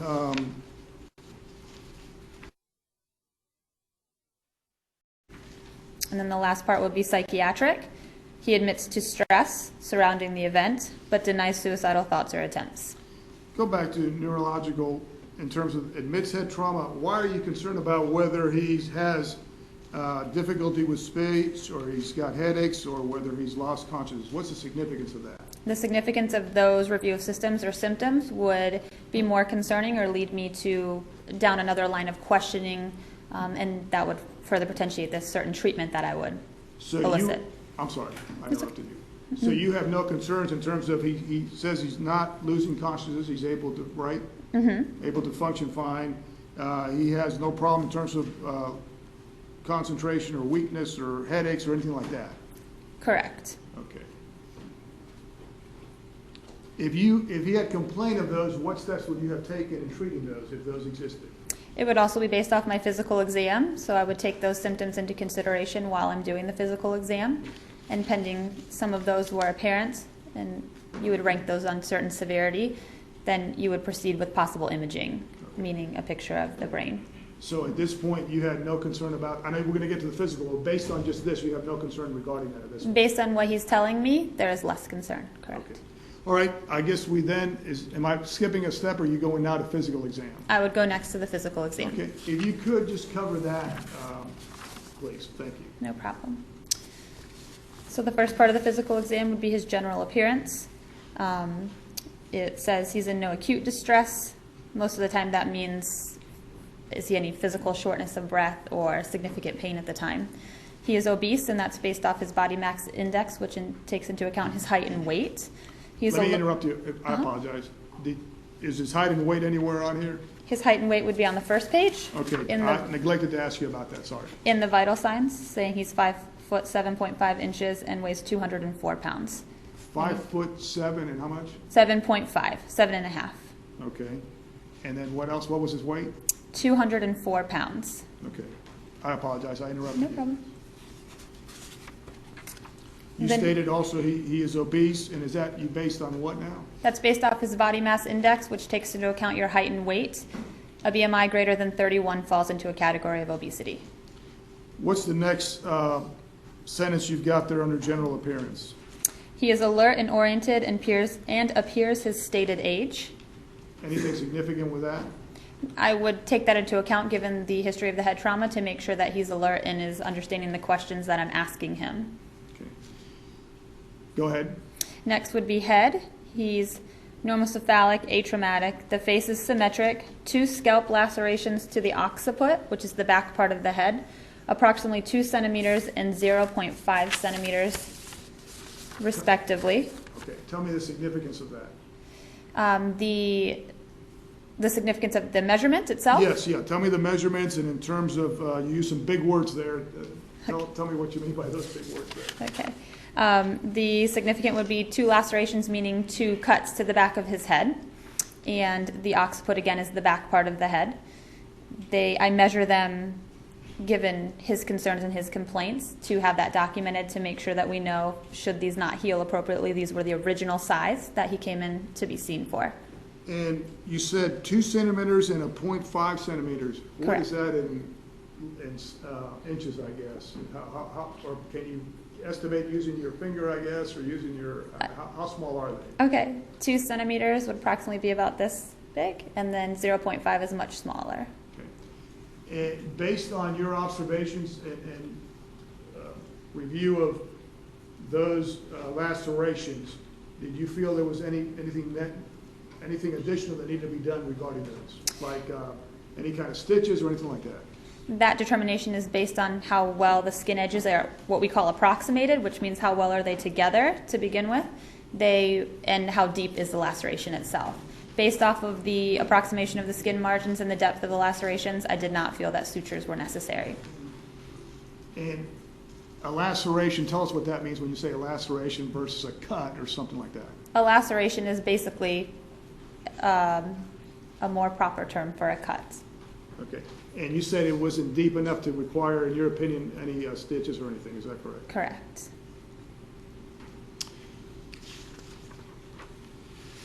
And you said the skin edges were approximated well, if I've got that right? Correct. Okay. Tell me about the eyes.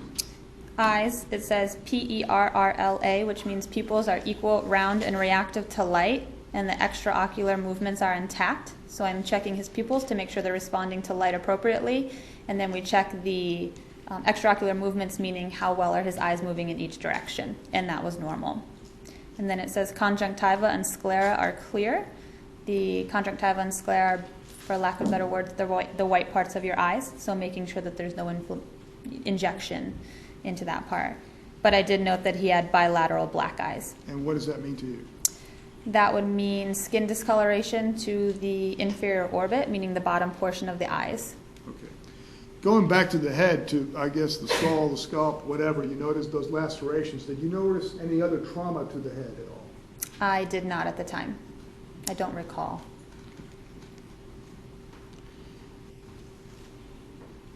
Let's talk about the ears, nose, mouth, and throat. Bruising noted to the nasolabial folds bilateral with swelling. The nasolabial folds would be the folds between the nose and the mouth. And there was some swelling noted there and some bruising, so darkening of the skin. No evidence of septal deviation on visual inspection, meaning the septum, which is the center part of your nose, appeared to be straight and in alignment. No bleeding noted in the nares, which means there was no blood in the nose itself. No hemotympanum to the bilateral ears, which means there's no blood behind the eardrums. And no evidence of tonsillar stones, which was a complaint that he had outside of the current reason that he was there. So let's talk about the nose itself. No evidence of septal deviation. What does that mean? So septal deviation, again, would mean, is the alignment of the nose correct? So his nose is straight, in other words. Correct. It is not crooked or in any way damaged to that extent. Not on visual inspection, no. Okay.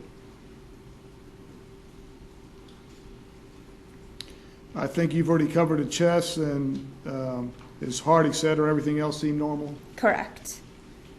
You talked about the tender left SI, correct? Correct. Okay. And tell me a little bit about that again. The SI, again, is the sacroiliac joint, which is the space located, for lack of a better word, in the center of your buttocks. Okay. I think you gave him some medicine for the complaint he had, is that correct? For the SI joint pain, correct. Yes. And what did you give him? We gave him Lodine, which is an anti-inflammatory. Okay. By the way, when you saw him regarding those lacerations, did he have any Band-Aids or anything covering them? He did have one large Band-Aid covering them. Okay, and I'm assuming, or maybe it's an assumption on my part, did you remove the Band-Aid to look at him? Correct. Okay. You mentioned that he said, that is, Mr. Zimmerman told you that the EMT had told you that the nose was either broken or possibly broken, is that correct? That was what I was told, correct. Okay. Based on your examination of his nose, can you say that his nose was broken? I would say likely broken. It's hard to say definitively based off of the fact that there were no x-rays to show the break itself. However, most of the time, a broken nose can be made clinically as well, and that's based off of the black eyes that we saw, the nasolabial swelling, the bruising. So you can say it is or it isn't, or you don't know, or? I couldn't say definitively one way or the other because I have no direct x-ray saying this is exactly where the fracture occurs. But clinically appearing, it appeared to be, yes. Okay, all right. But it was still perfectly straight? It was still straight. There was no septal deviation.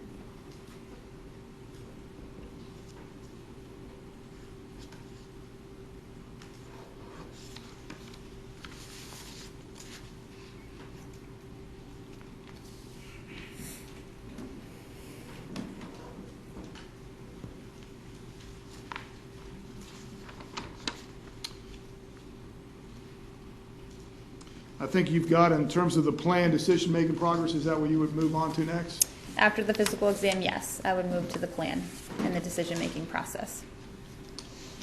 You talked about the scalp lacerations, that there was no sutures needed. In other words, he didn't need any sewing up at all, right? No stitches, correct. Okay. And you stated in terms of broken nose that we discussed it is likely broken, but does not appear to have septal deviation. Swelling and black eyes are typical of this injury, correct? Correct. Now, you're there. Did you then recommend something to him in terms of making a definitive determination of whether his nose is broken or whether there would be any problems regarding that? My recommendation was that he see an ENT, which is an ears, nose, and throat specialist. Okay. And what did he say regarding that? He told me at the time that he was not going to go to be seen by the ENT.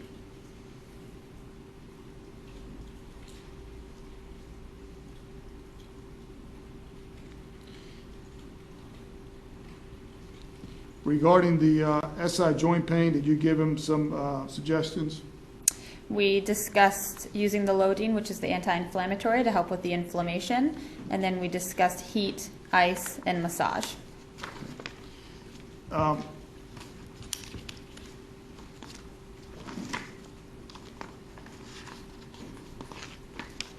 You had seen him the 3 times we covered here, but you had seen him at other times that he complained on a prior occasion of having some back pain of some type. Do you recall that? I do. Okay. And had you treated him for that before? I had. It was related to constipation. Okay. So it was not related to an injury itself, like a physical injury? Correct. Okay. I may have a moment, Your Honor. Yes, you may.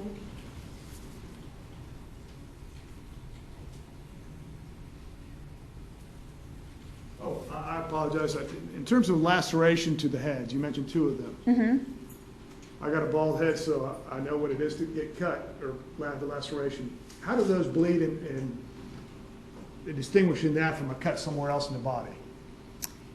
In terms of, is there something with the head, the fact that it bleeds more profusely, or doesn't it? Tell me about that. The scalp is very vascular, meaning it has many blood vessels there. So a scalp laceration can bleed quite a significant amount more than perhaps somewhere else on the body, depending on the location. And how about if the person doesn't have any hair? It doesn't necessarily mean that it will bleed less, but maybe less noticeable because there would be maybe some hair blocking that area. In other words, if you have hair, it would be either have more of an impact or cushion, or you just wouldn't notice if there was bleeding. Possibly both. You may not notice the amount of blood because it could be getting mixed up with the hair itself. And I guess it would depend on the thickness of your hair to depend on the amount of cushion that would be. I have no further questions at this time. Thank you. Okay, thank you. Mr. O'Mara? Yes, thank you, if I might. No, but I will need a little assistance, my enthusiast. May I refer to you for a moment? Some pictures that are on.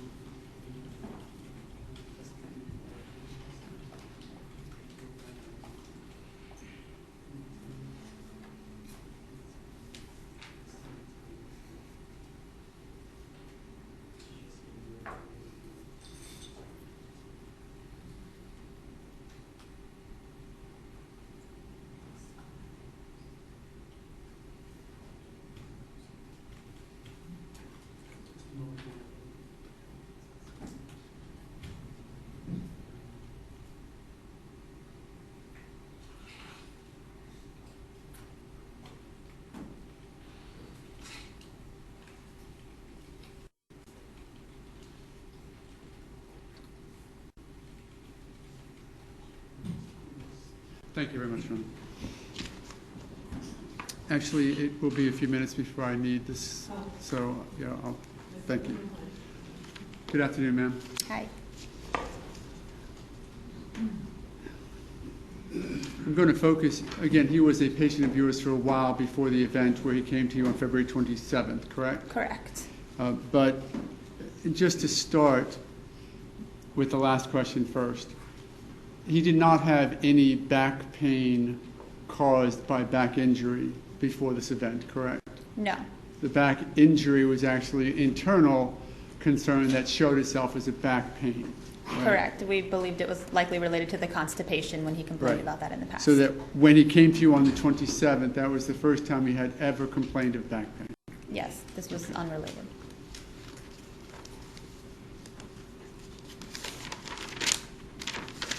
Okay, let's focus then on that night. Okay. The day, make sure I do this right, so give me a moment.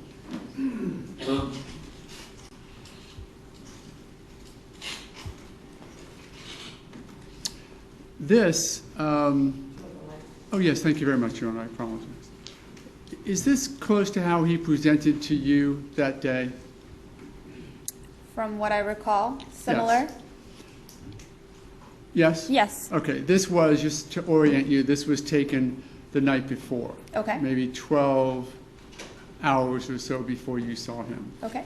And was that pretty similar to the way he presented to you? Fairly similar. Okay. It's a different picture when you're seeing it on a picture rather than up close, but. Certainly, certainly, Yes. and I apologize for that, but, sorry, I'm going to bounce back and forth a little bit. Now, approach the witness with the exhibit that's already in evidence. You probably have not seen this picture before, have you? I have not. If this person presented himself, you know that to be George Zimmerman? Yes. Okay, if this person had presented himself to you, looking like this, what would you have done for him? If he had come to our office looking like that, we would have cleaned the wounds so we could better evaluate what the type of injuries that are, and then go about the same process that we went through, and then order the testing based off of that. Okay, and if you look at this photograph as compared to the one we just identified, I would like to focus your attention to the nose area. Okay. Would you... Object as to relevance, and also, she didn't say him like that, so I object as to speculation at this point. My response, Let me hear the rest of the question. Would you agree that the swelling that you saw in that picture has gone down from the way it is here? It looks like that it's decreased slightly. Is that normal? Let's say that there's a 12-hour, let's say that there's a 4-hour difference, 5-hour difference between this picture and that picture. Is that a normal sort of receding of swelling? It depends on what he's using to help keep the swelling down. So maybe if he was using anti-inflammatories or icing the area, then potentially, yes, the swelling could be less. Would we expect an injury of this significance to look like that 5 hours later? Is that normal? Yes, it could. Once it's cleaned up? Correct. But would you agree that in this picture that the nose is in fact more swollen than it is in that picture? It does appear to be, yes. Okay. And why is that? What happens to the body that it heals itself like that? The body naturally tries to take care of itself if it can, and the body responds to trauma in a certain way, and that is why the body produces swelling. And then as the body is recovering, that's how the swelling resolves. Again, it also depends on the certain extraneous things that you're using, like anti-inflammatories or ice to the area. So while this may look as though it is now a bone protrusion to the right side of the nose, it's not actually a bone protruding out there, is it?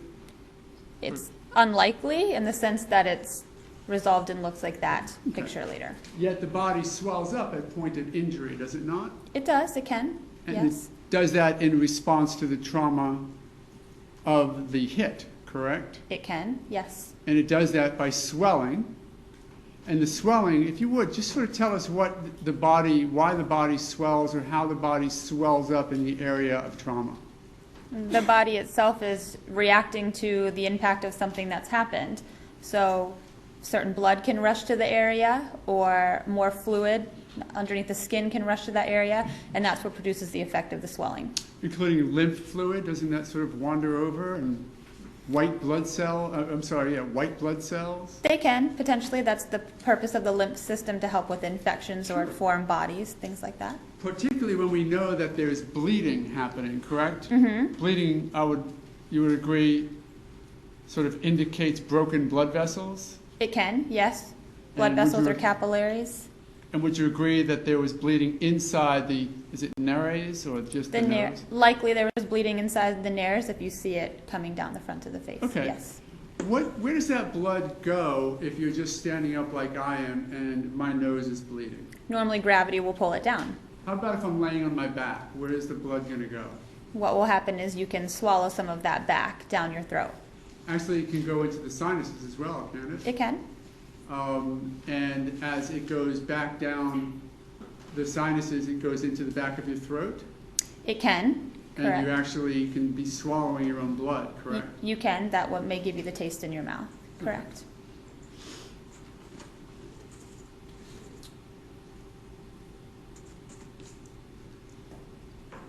The swelling that we've just spoken about is the body's initial reaction to trauma, correct? It is. And it only can last maybe just a few hours, correct? It depends on the level of the trauma and the patient, but yes.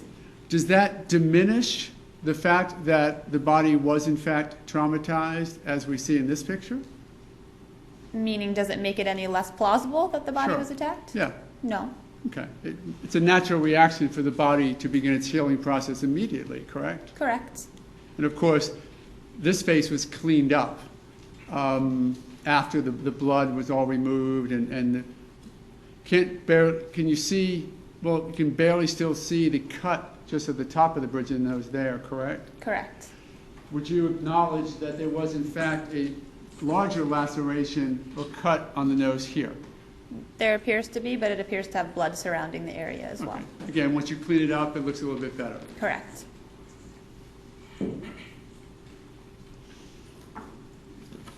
Have you seen this picture before?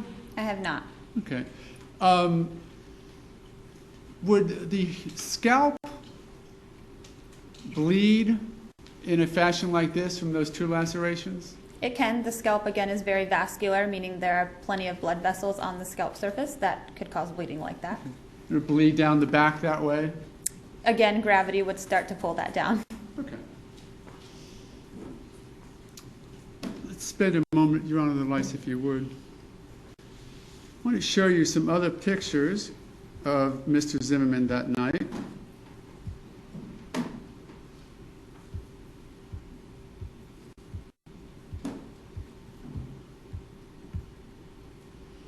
Now, can you see that photograph? I can. Okay. Do you note additional areas of swelling on this picture that you may not have noticed on your physical evaluation? I'm sorry, Your Honor, that is State's Exhibit 57.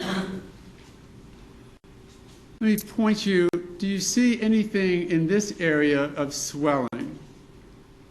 There is swelling there that I can see. Okay. Yes. Would that also possibly have resolved itself in the 12 hours between this picture and when you saw him? It could have, yes. Okay. Do you see an area up here that seems to be misshapen? In the photograph, yes, I see that. Okay. Would that also be an area of swelling?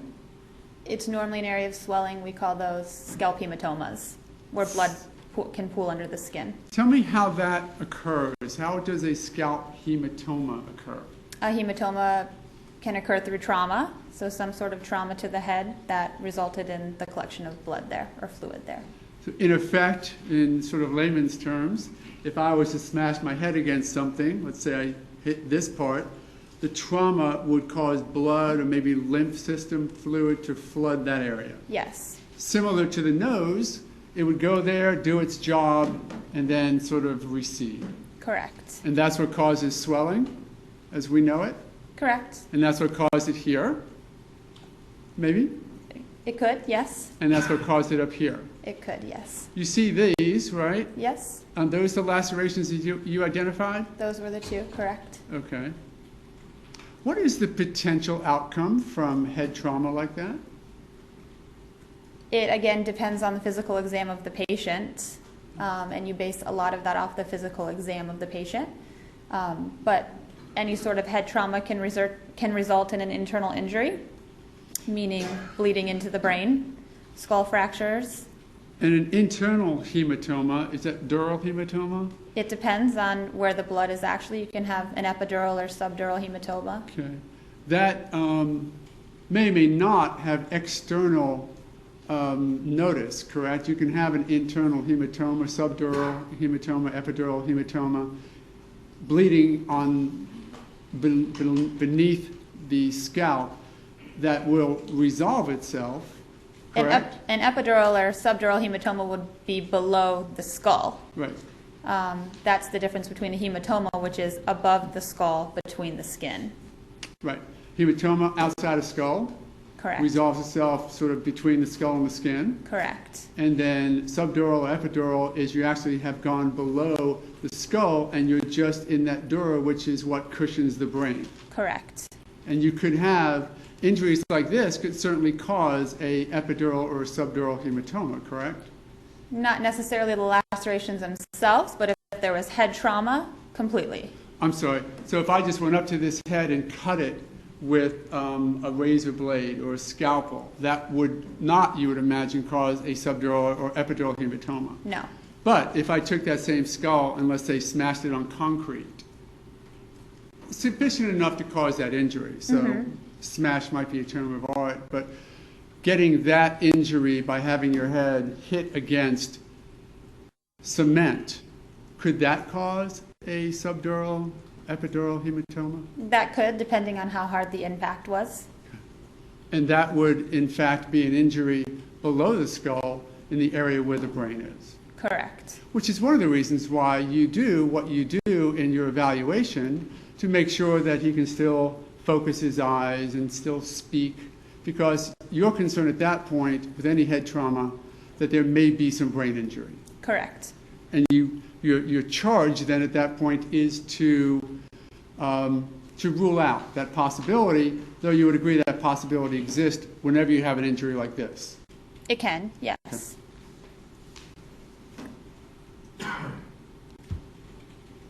Close up of the same thing, you still see the swelling again up in this area and right in here. Correct. A vast virus database has been updated.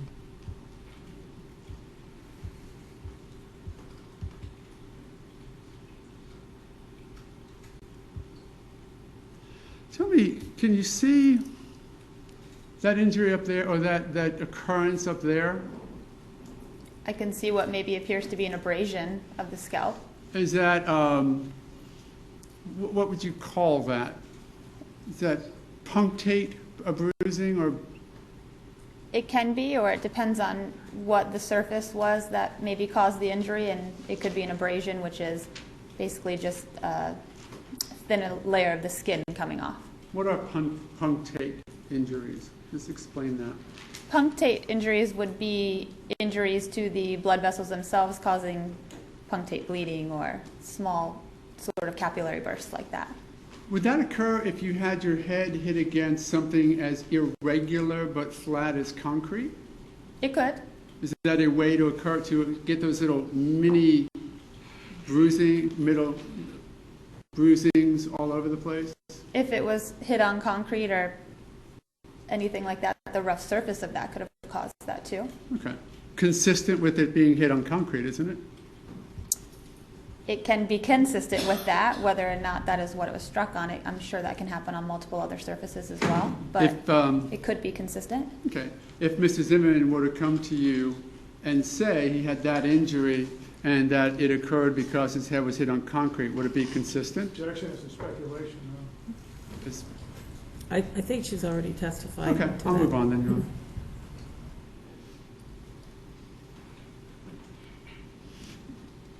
Did you notice any injury right there? I don't recall that injury. Can you tell us what that looks like to you? It looks like it maybe be a scratch of the skin or an abrasion of the skin as well. Okay.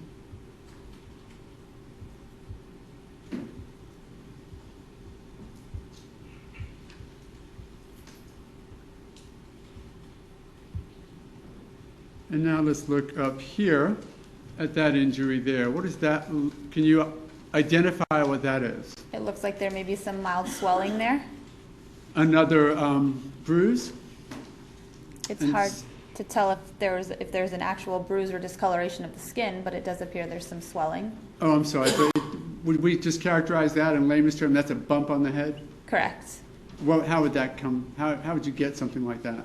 Again, it can come from hitting your head on any sort of surface, potentially, or being struck by something. Okay. Can you also see the same type of punctate injury right around here? I can see that. As far up as here? You see that? It appears to be. And as down low as here? Correct. As what you testified before, sort of the same? It appears to be, yes. And I'm sorry, Your Honor, I'm not identifying the exhibits. That's number 66 that the witness is testifying concerning.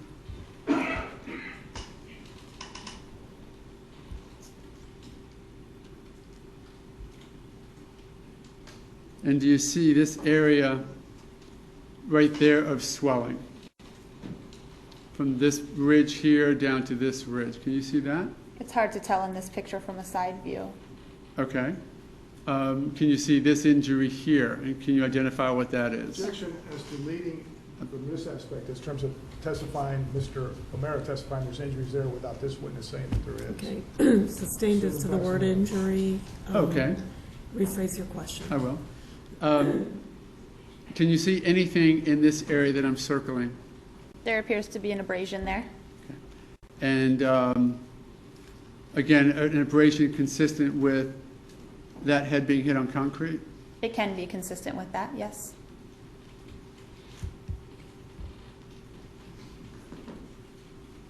And that was 68, Your Honor, if I didn't identify it.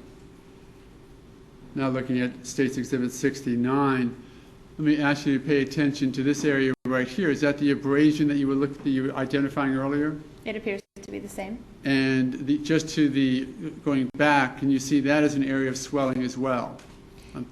It does appear to be swelling. Unfortunately, some of that you have to take into account on a physical exam of how that area feels during the time.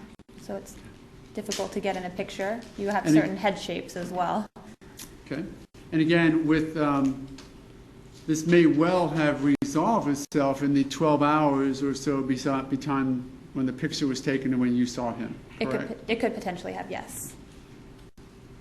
And do you see similar, what do you see up in this area on the, what would be above his left eye? Can you see that? Slightly shaded, but possibly another abrasion up there as well. And can we see then the lacerations in the area around the lacerations on this side? I can see those, yes. Can you see, is that the area that we talked about before with the misshapen skull? It appears to be. At the top.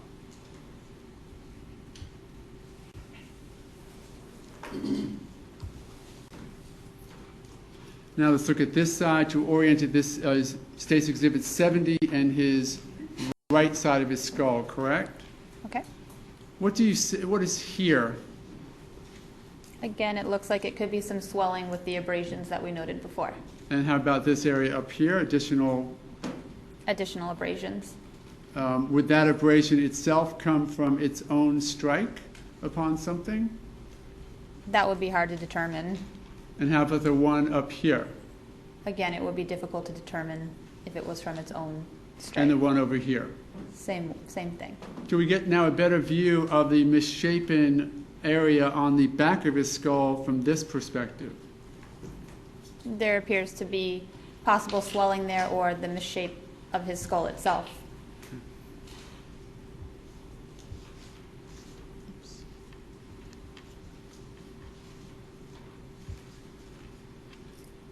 I think we've testified to, and this is State's Exhibit 71, you've testified to these areas and also this bruising up here, correct? Correct.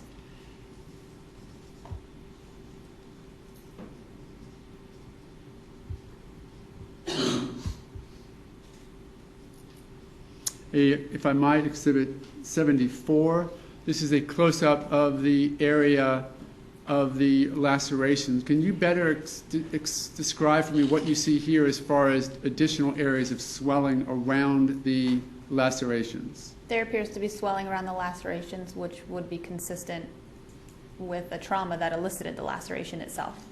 Meaning that whatever caused the laceration was also at the same time the sort of compression injury that we talked about earlier?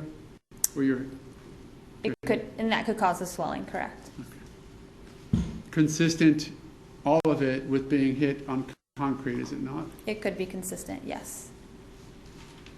If the complaint was that that head was hit on concrete, would you consider that consistent with the injuries that you see? I would.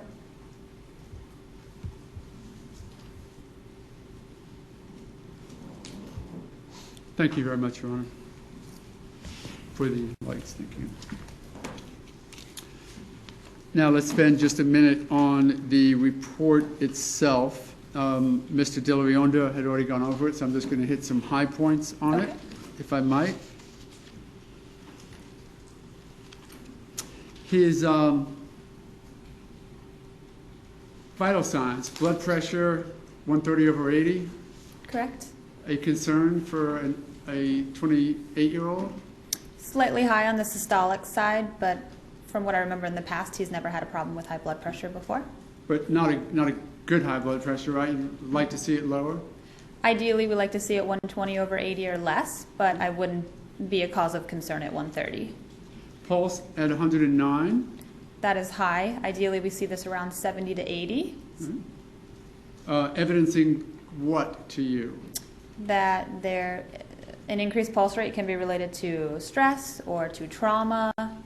It can also be related to multiple other things, something to do with your heart, causing some sort of cardiac condition.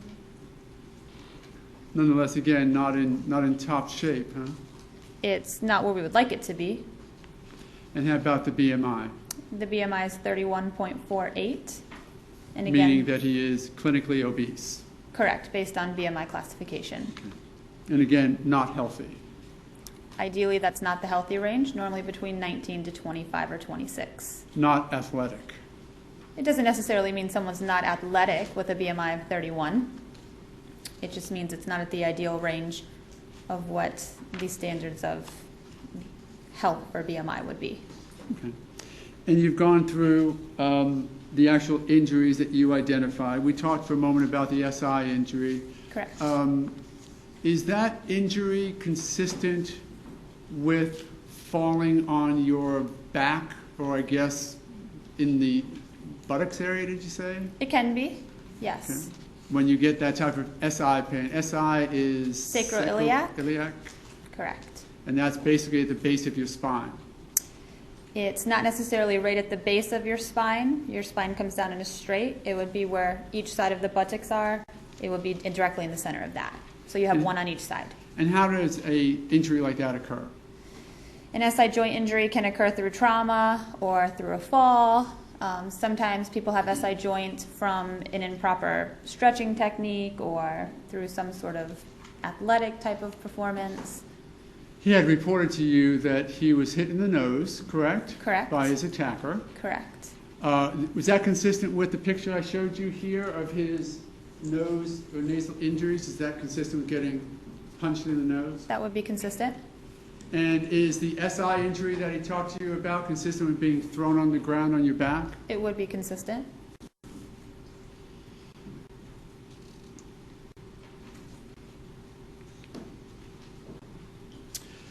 The only way to really identify whether or not a nose is, quote, broken is with an x-ray, correct?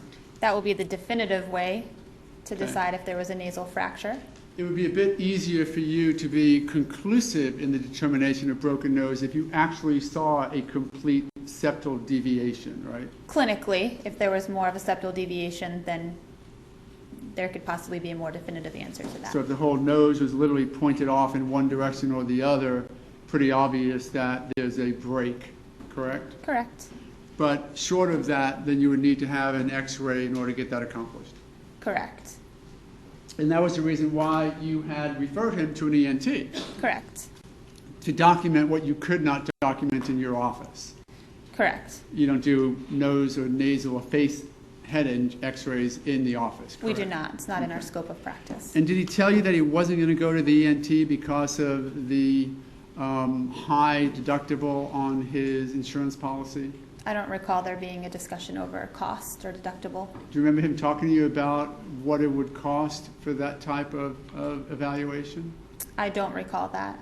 Okay. Is that something that you would have noted or just a conversation with him? He may have had that in a conversation that I don't recall. It also wouldn't change my opinion of where to send him or to not send him. And you were firm in your opinion of a couple of things. One, that he needed to see an ENT for the nose injury. Correct. Even though it was reduced to the better than the cleaned up picture we looked at, right? Correct. Because that went from this picture to that picture in 4 hours, and you had another 12 hours of the swelling to go down. Correct. But even still, you wanted an ENT consult. Yes, because there can be residual effects of a nasal fracture if it's not taken care of.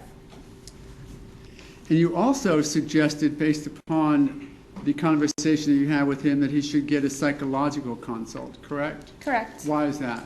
He was already seeing a psychologist, and in my professional opinion, if someone is to go through the sort of ordeal that he went through the night before of what he's telling me, then I would recommend that anybody go see a psychologist.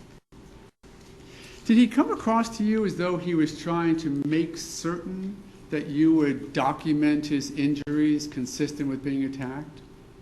I don't recall that. Okay. Was he just reporting the symptoms as they seem to exist? Yes. He wasn't, from your perspective, he wasn't trying to use you as some shill to come up with an excuse or a reason or a medical reason for his injuries, was he? It did not appear that way. Okay. Was, in fact, all of his complaints documented by your evaluation? They were. And those injuries actually did exist, correct? They did. And in addition, the psychological concern that you had in your professional opinion, that existed as well, didn't it? It did, and that would have existed for anybody who came in with what he was concerned about or what had taken place that night. Particularly as documented or supported by the injuries that he showed or exhibited to you. Supported by that.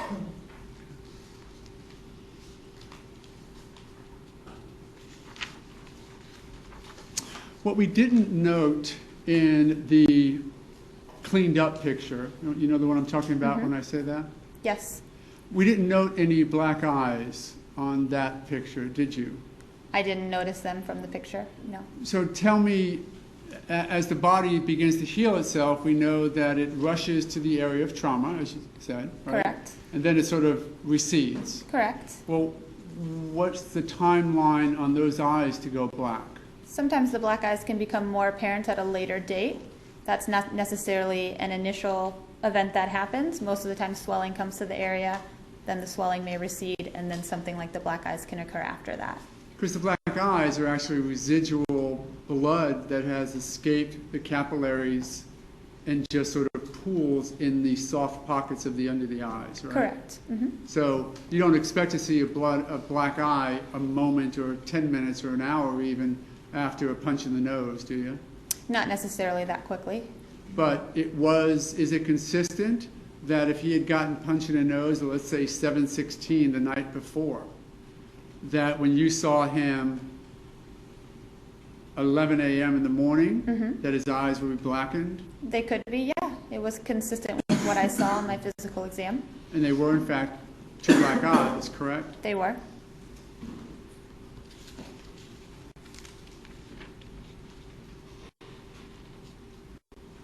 I mentioned a moment ago, was he trying to sort of somehow make up or document significant injuries? And I think you said he wasn't. Not from the impression that I had. On the other side, was he trying to even minimize his injuries and get it behind him? Did you get any of that feel with him telling you he wasn't going to an ENT and he just wanted a note to get back to work? I don't recall that per se, him having that certain effect. Okay.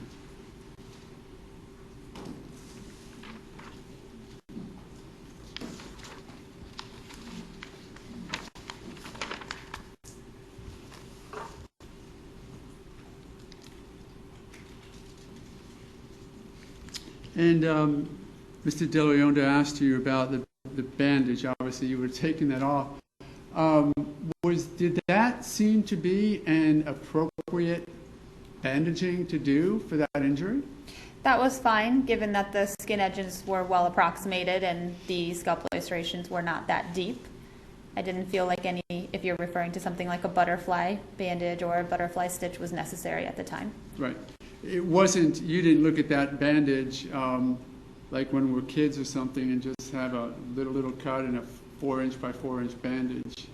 You didn't look at that and wonder why would someone put a bandage that size on two injuries of that size, did you? No. Did it seem appropriate that it be bandaged? Yeah, it was appropriate to keep the lacerations covered. And particularly, let's say if it was a nursing student who was looking at that injury, would it make sense as a nursing student to cover an open wound? Yes. It's speculation. I'll rephrase it. Thank you. If you saw those wounds on the back of the head, you know the ones we're talking about, right? If you saw those wounds, would you clean them off and put bandages over them? I would likely have them cleaned, and if the patient desired, I would put a bandage over them. It doesn't necessarily have to be bandaged, but there would be no problem with doing that to keep certain debris out of the area. Right. And we talked a bit about what happens when you fall down, and Mr. DeLeon used himself as a model, and I might use myself as a model, that I may not get as injured because I have hair than someone who doesn't have hair. Is that I don't know if that would necessarily be true. I guess it would depend on the thickness of your hair. Okay. But I don't think that you would be any less injured based off having hair or not having hair. Okay. It would be more apparent with somebody who back then didn't have hair to cover the injuries, but the injuries are what they are, correct? They are what they are, yes. And certainly, whoever may have inflicted those injuries knew how much hair was on the body that they were inflicting the injuries upon, correct? That's just speculation. Did you ask Mr. Zimmerman if he had cut his hair in the past 14 hours? I had not asked that question. I'm going to have a moment, Your Honor.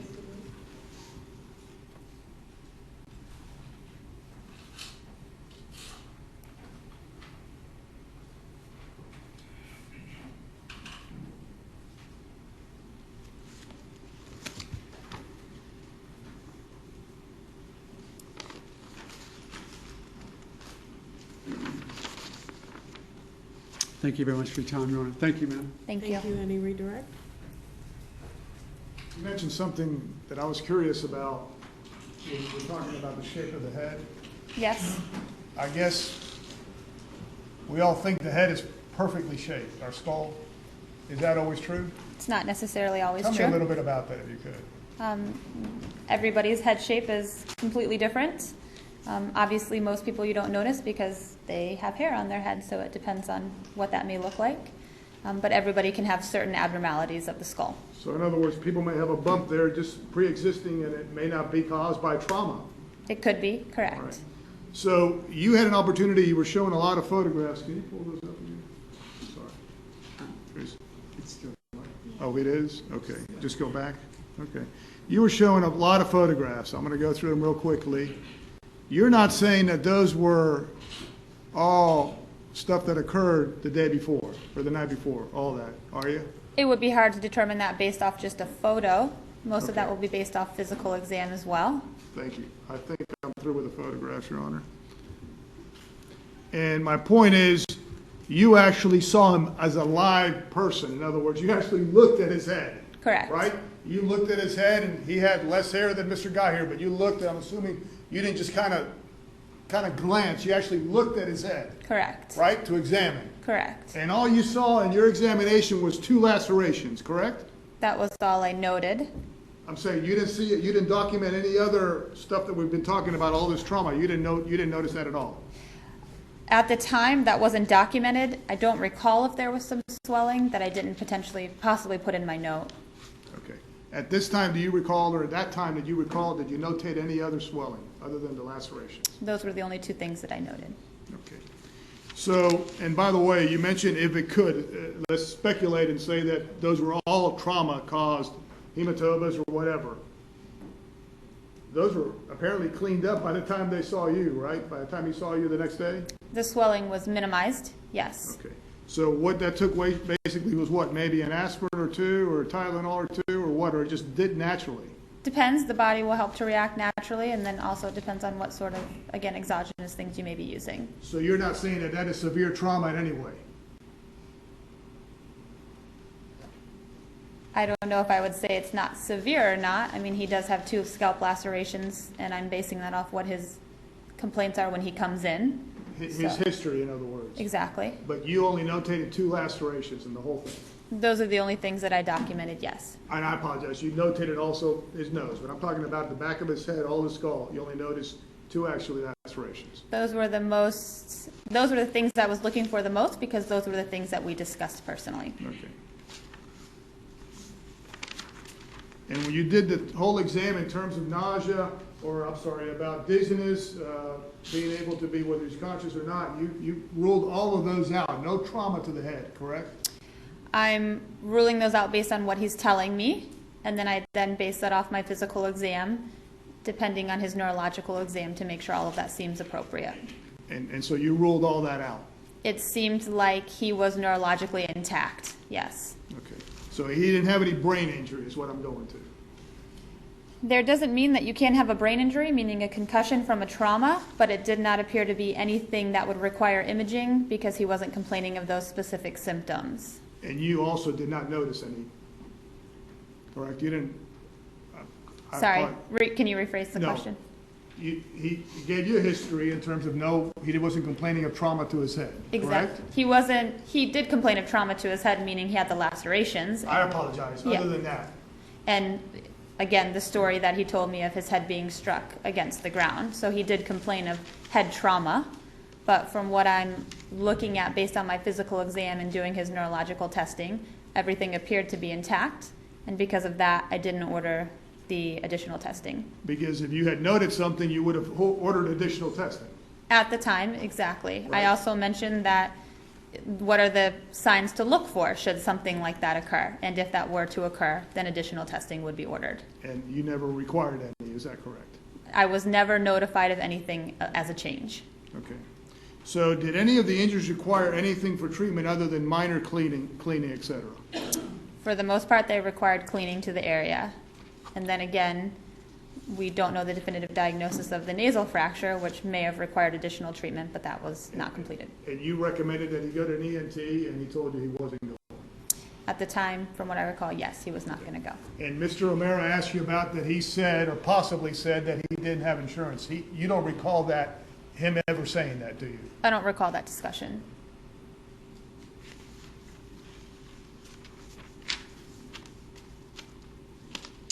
And I think you notated already, but you did note in your records February 27th, that he came in because he needed a note for work. Is that correct? Correct. He didn't come into your office and say, God, I've got all these head injuries. I can't think. I can't walk. I can't function. He didn't come in complaining about that, did he? The major concern that was taken by the medical assistant was that he needed, of what happened, and then that he needed the return for work, yes. You mentioned also that in terms of psychological, that you suggested, but that he was also already seeing a psychologist. Is that correct? He was already established with a psychologist, yes. Okay.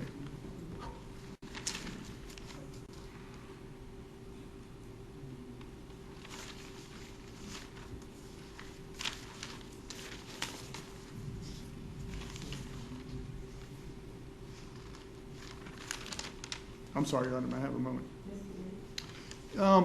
Going back to August 19th, 2011, I don't know if I removed that document. That was the first time you would have had contact with him. Correct. Mr. Zimmerman talked about his exercise routine, that he was taking mixed martial arts classes, right? Correct. Your Honor, that would be outside the scope of cross-examination, and this is redirect. Sustained.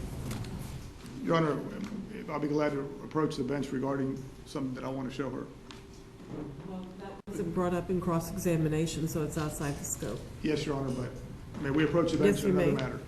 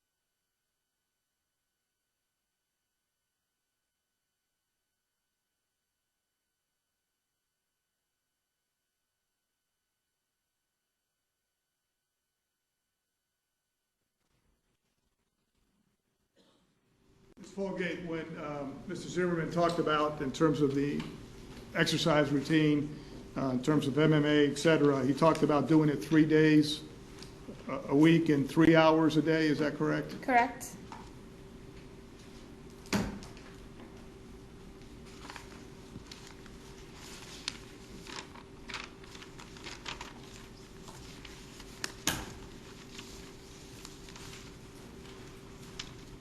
And finally, ma'am, what kind of symptoms would you expect from a gunshot wound to the heart? What kind of symptoms would that Object, cause? Your Honor, that would be outside, actually outside his direct and outside my cuffs. Thank you, I have no further questions. Thank you. Just a couple, because before we go, might you just see the last page that you referenced to her? I have mine, but yours is.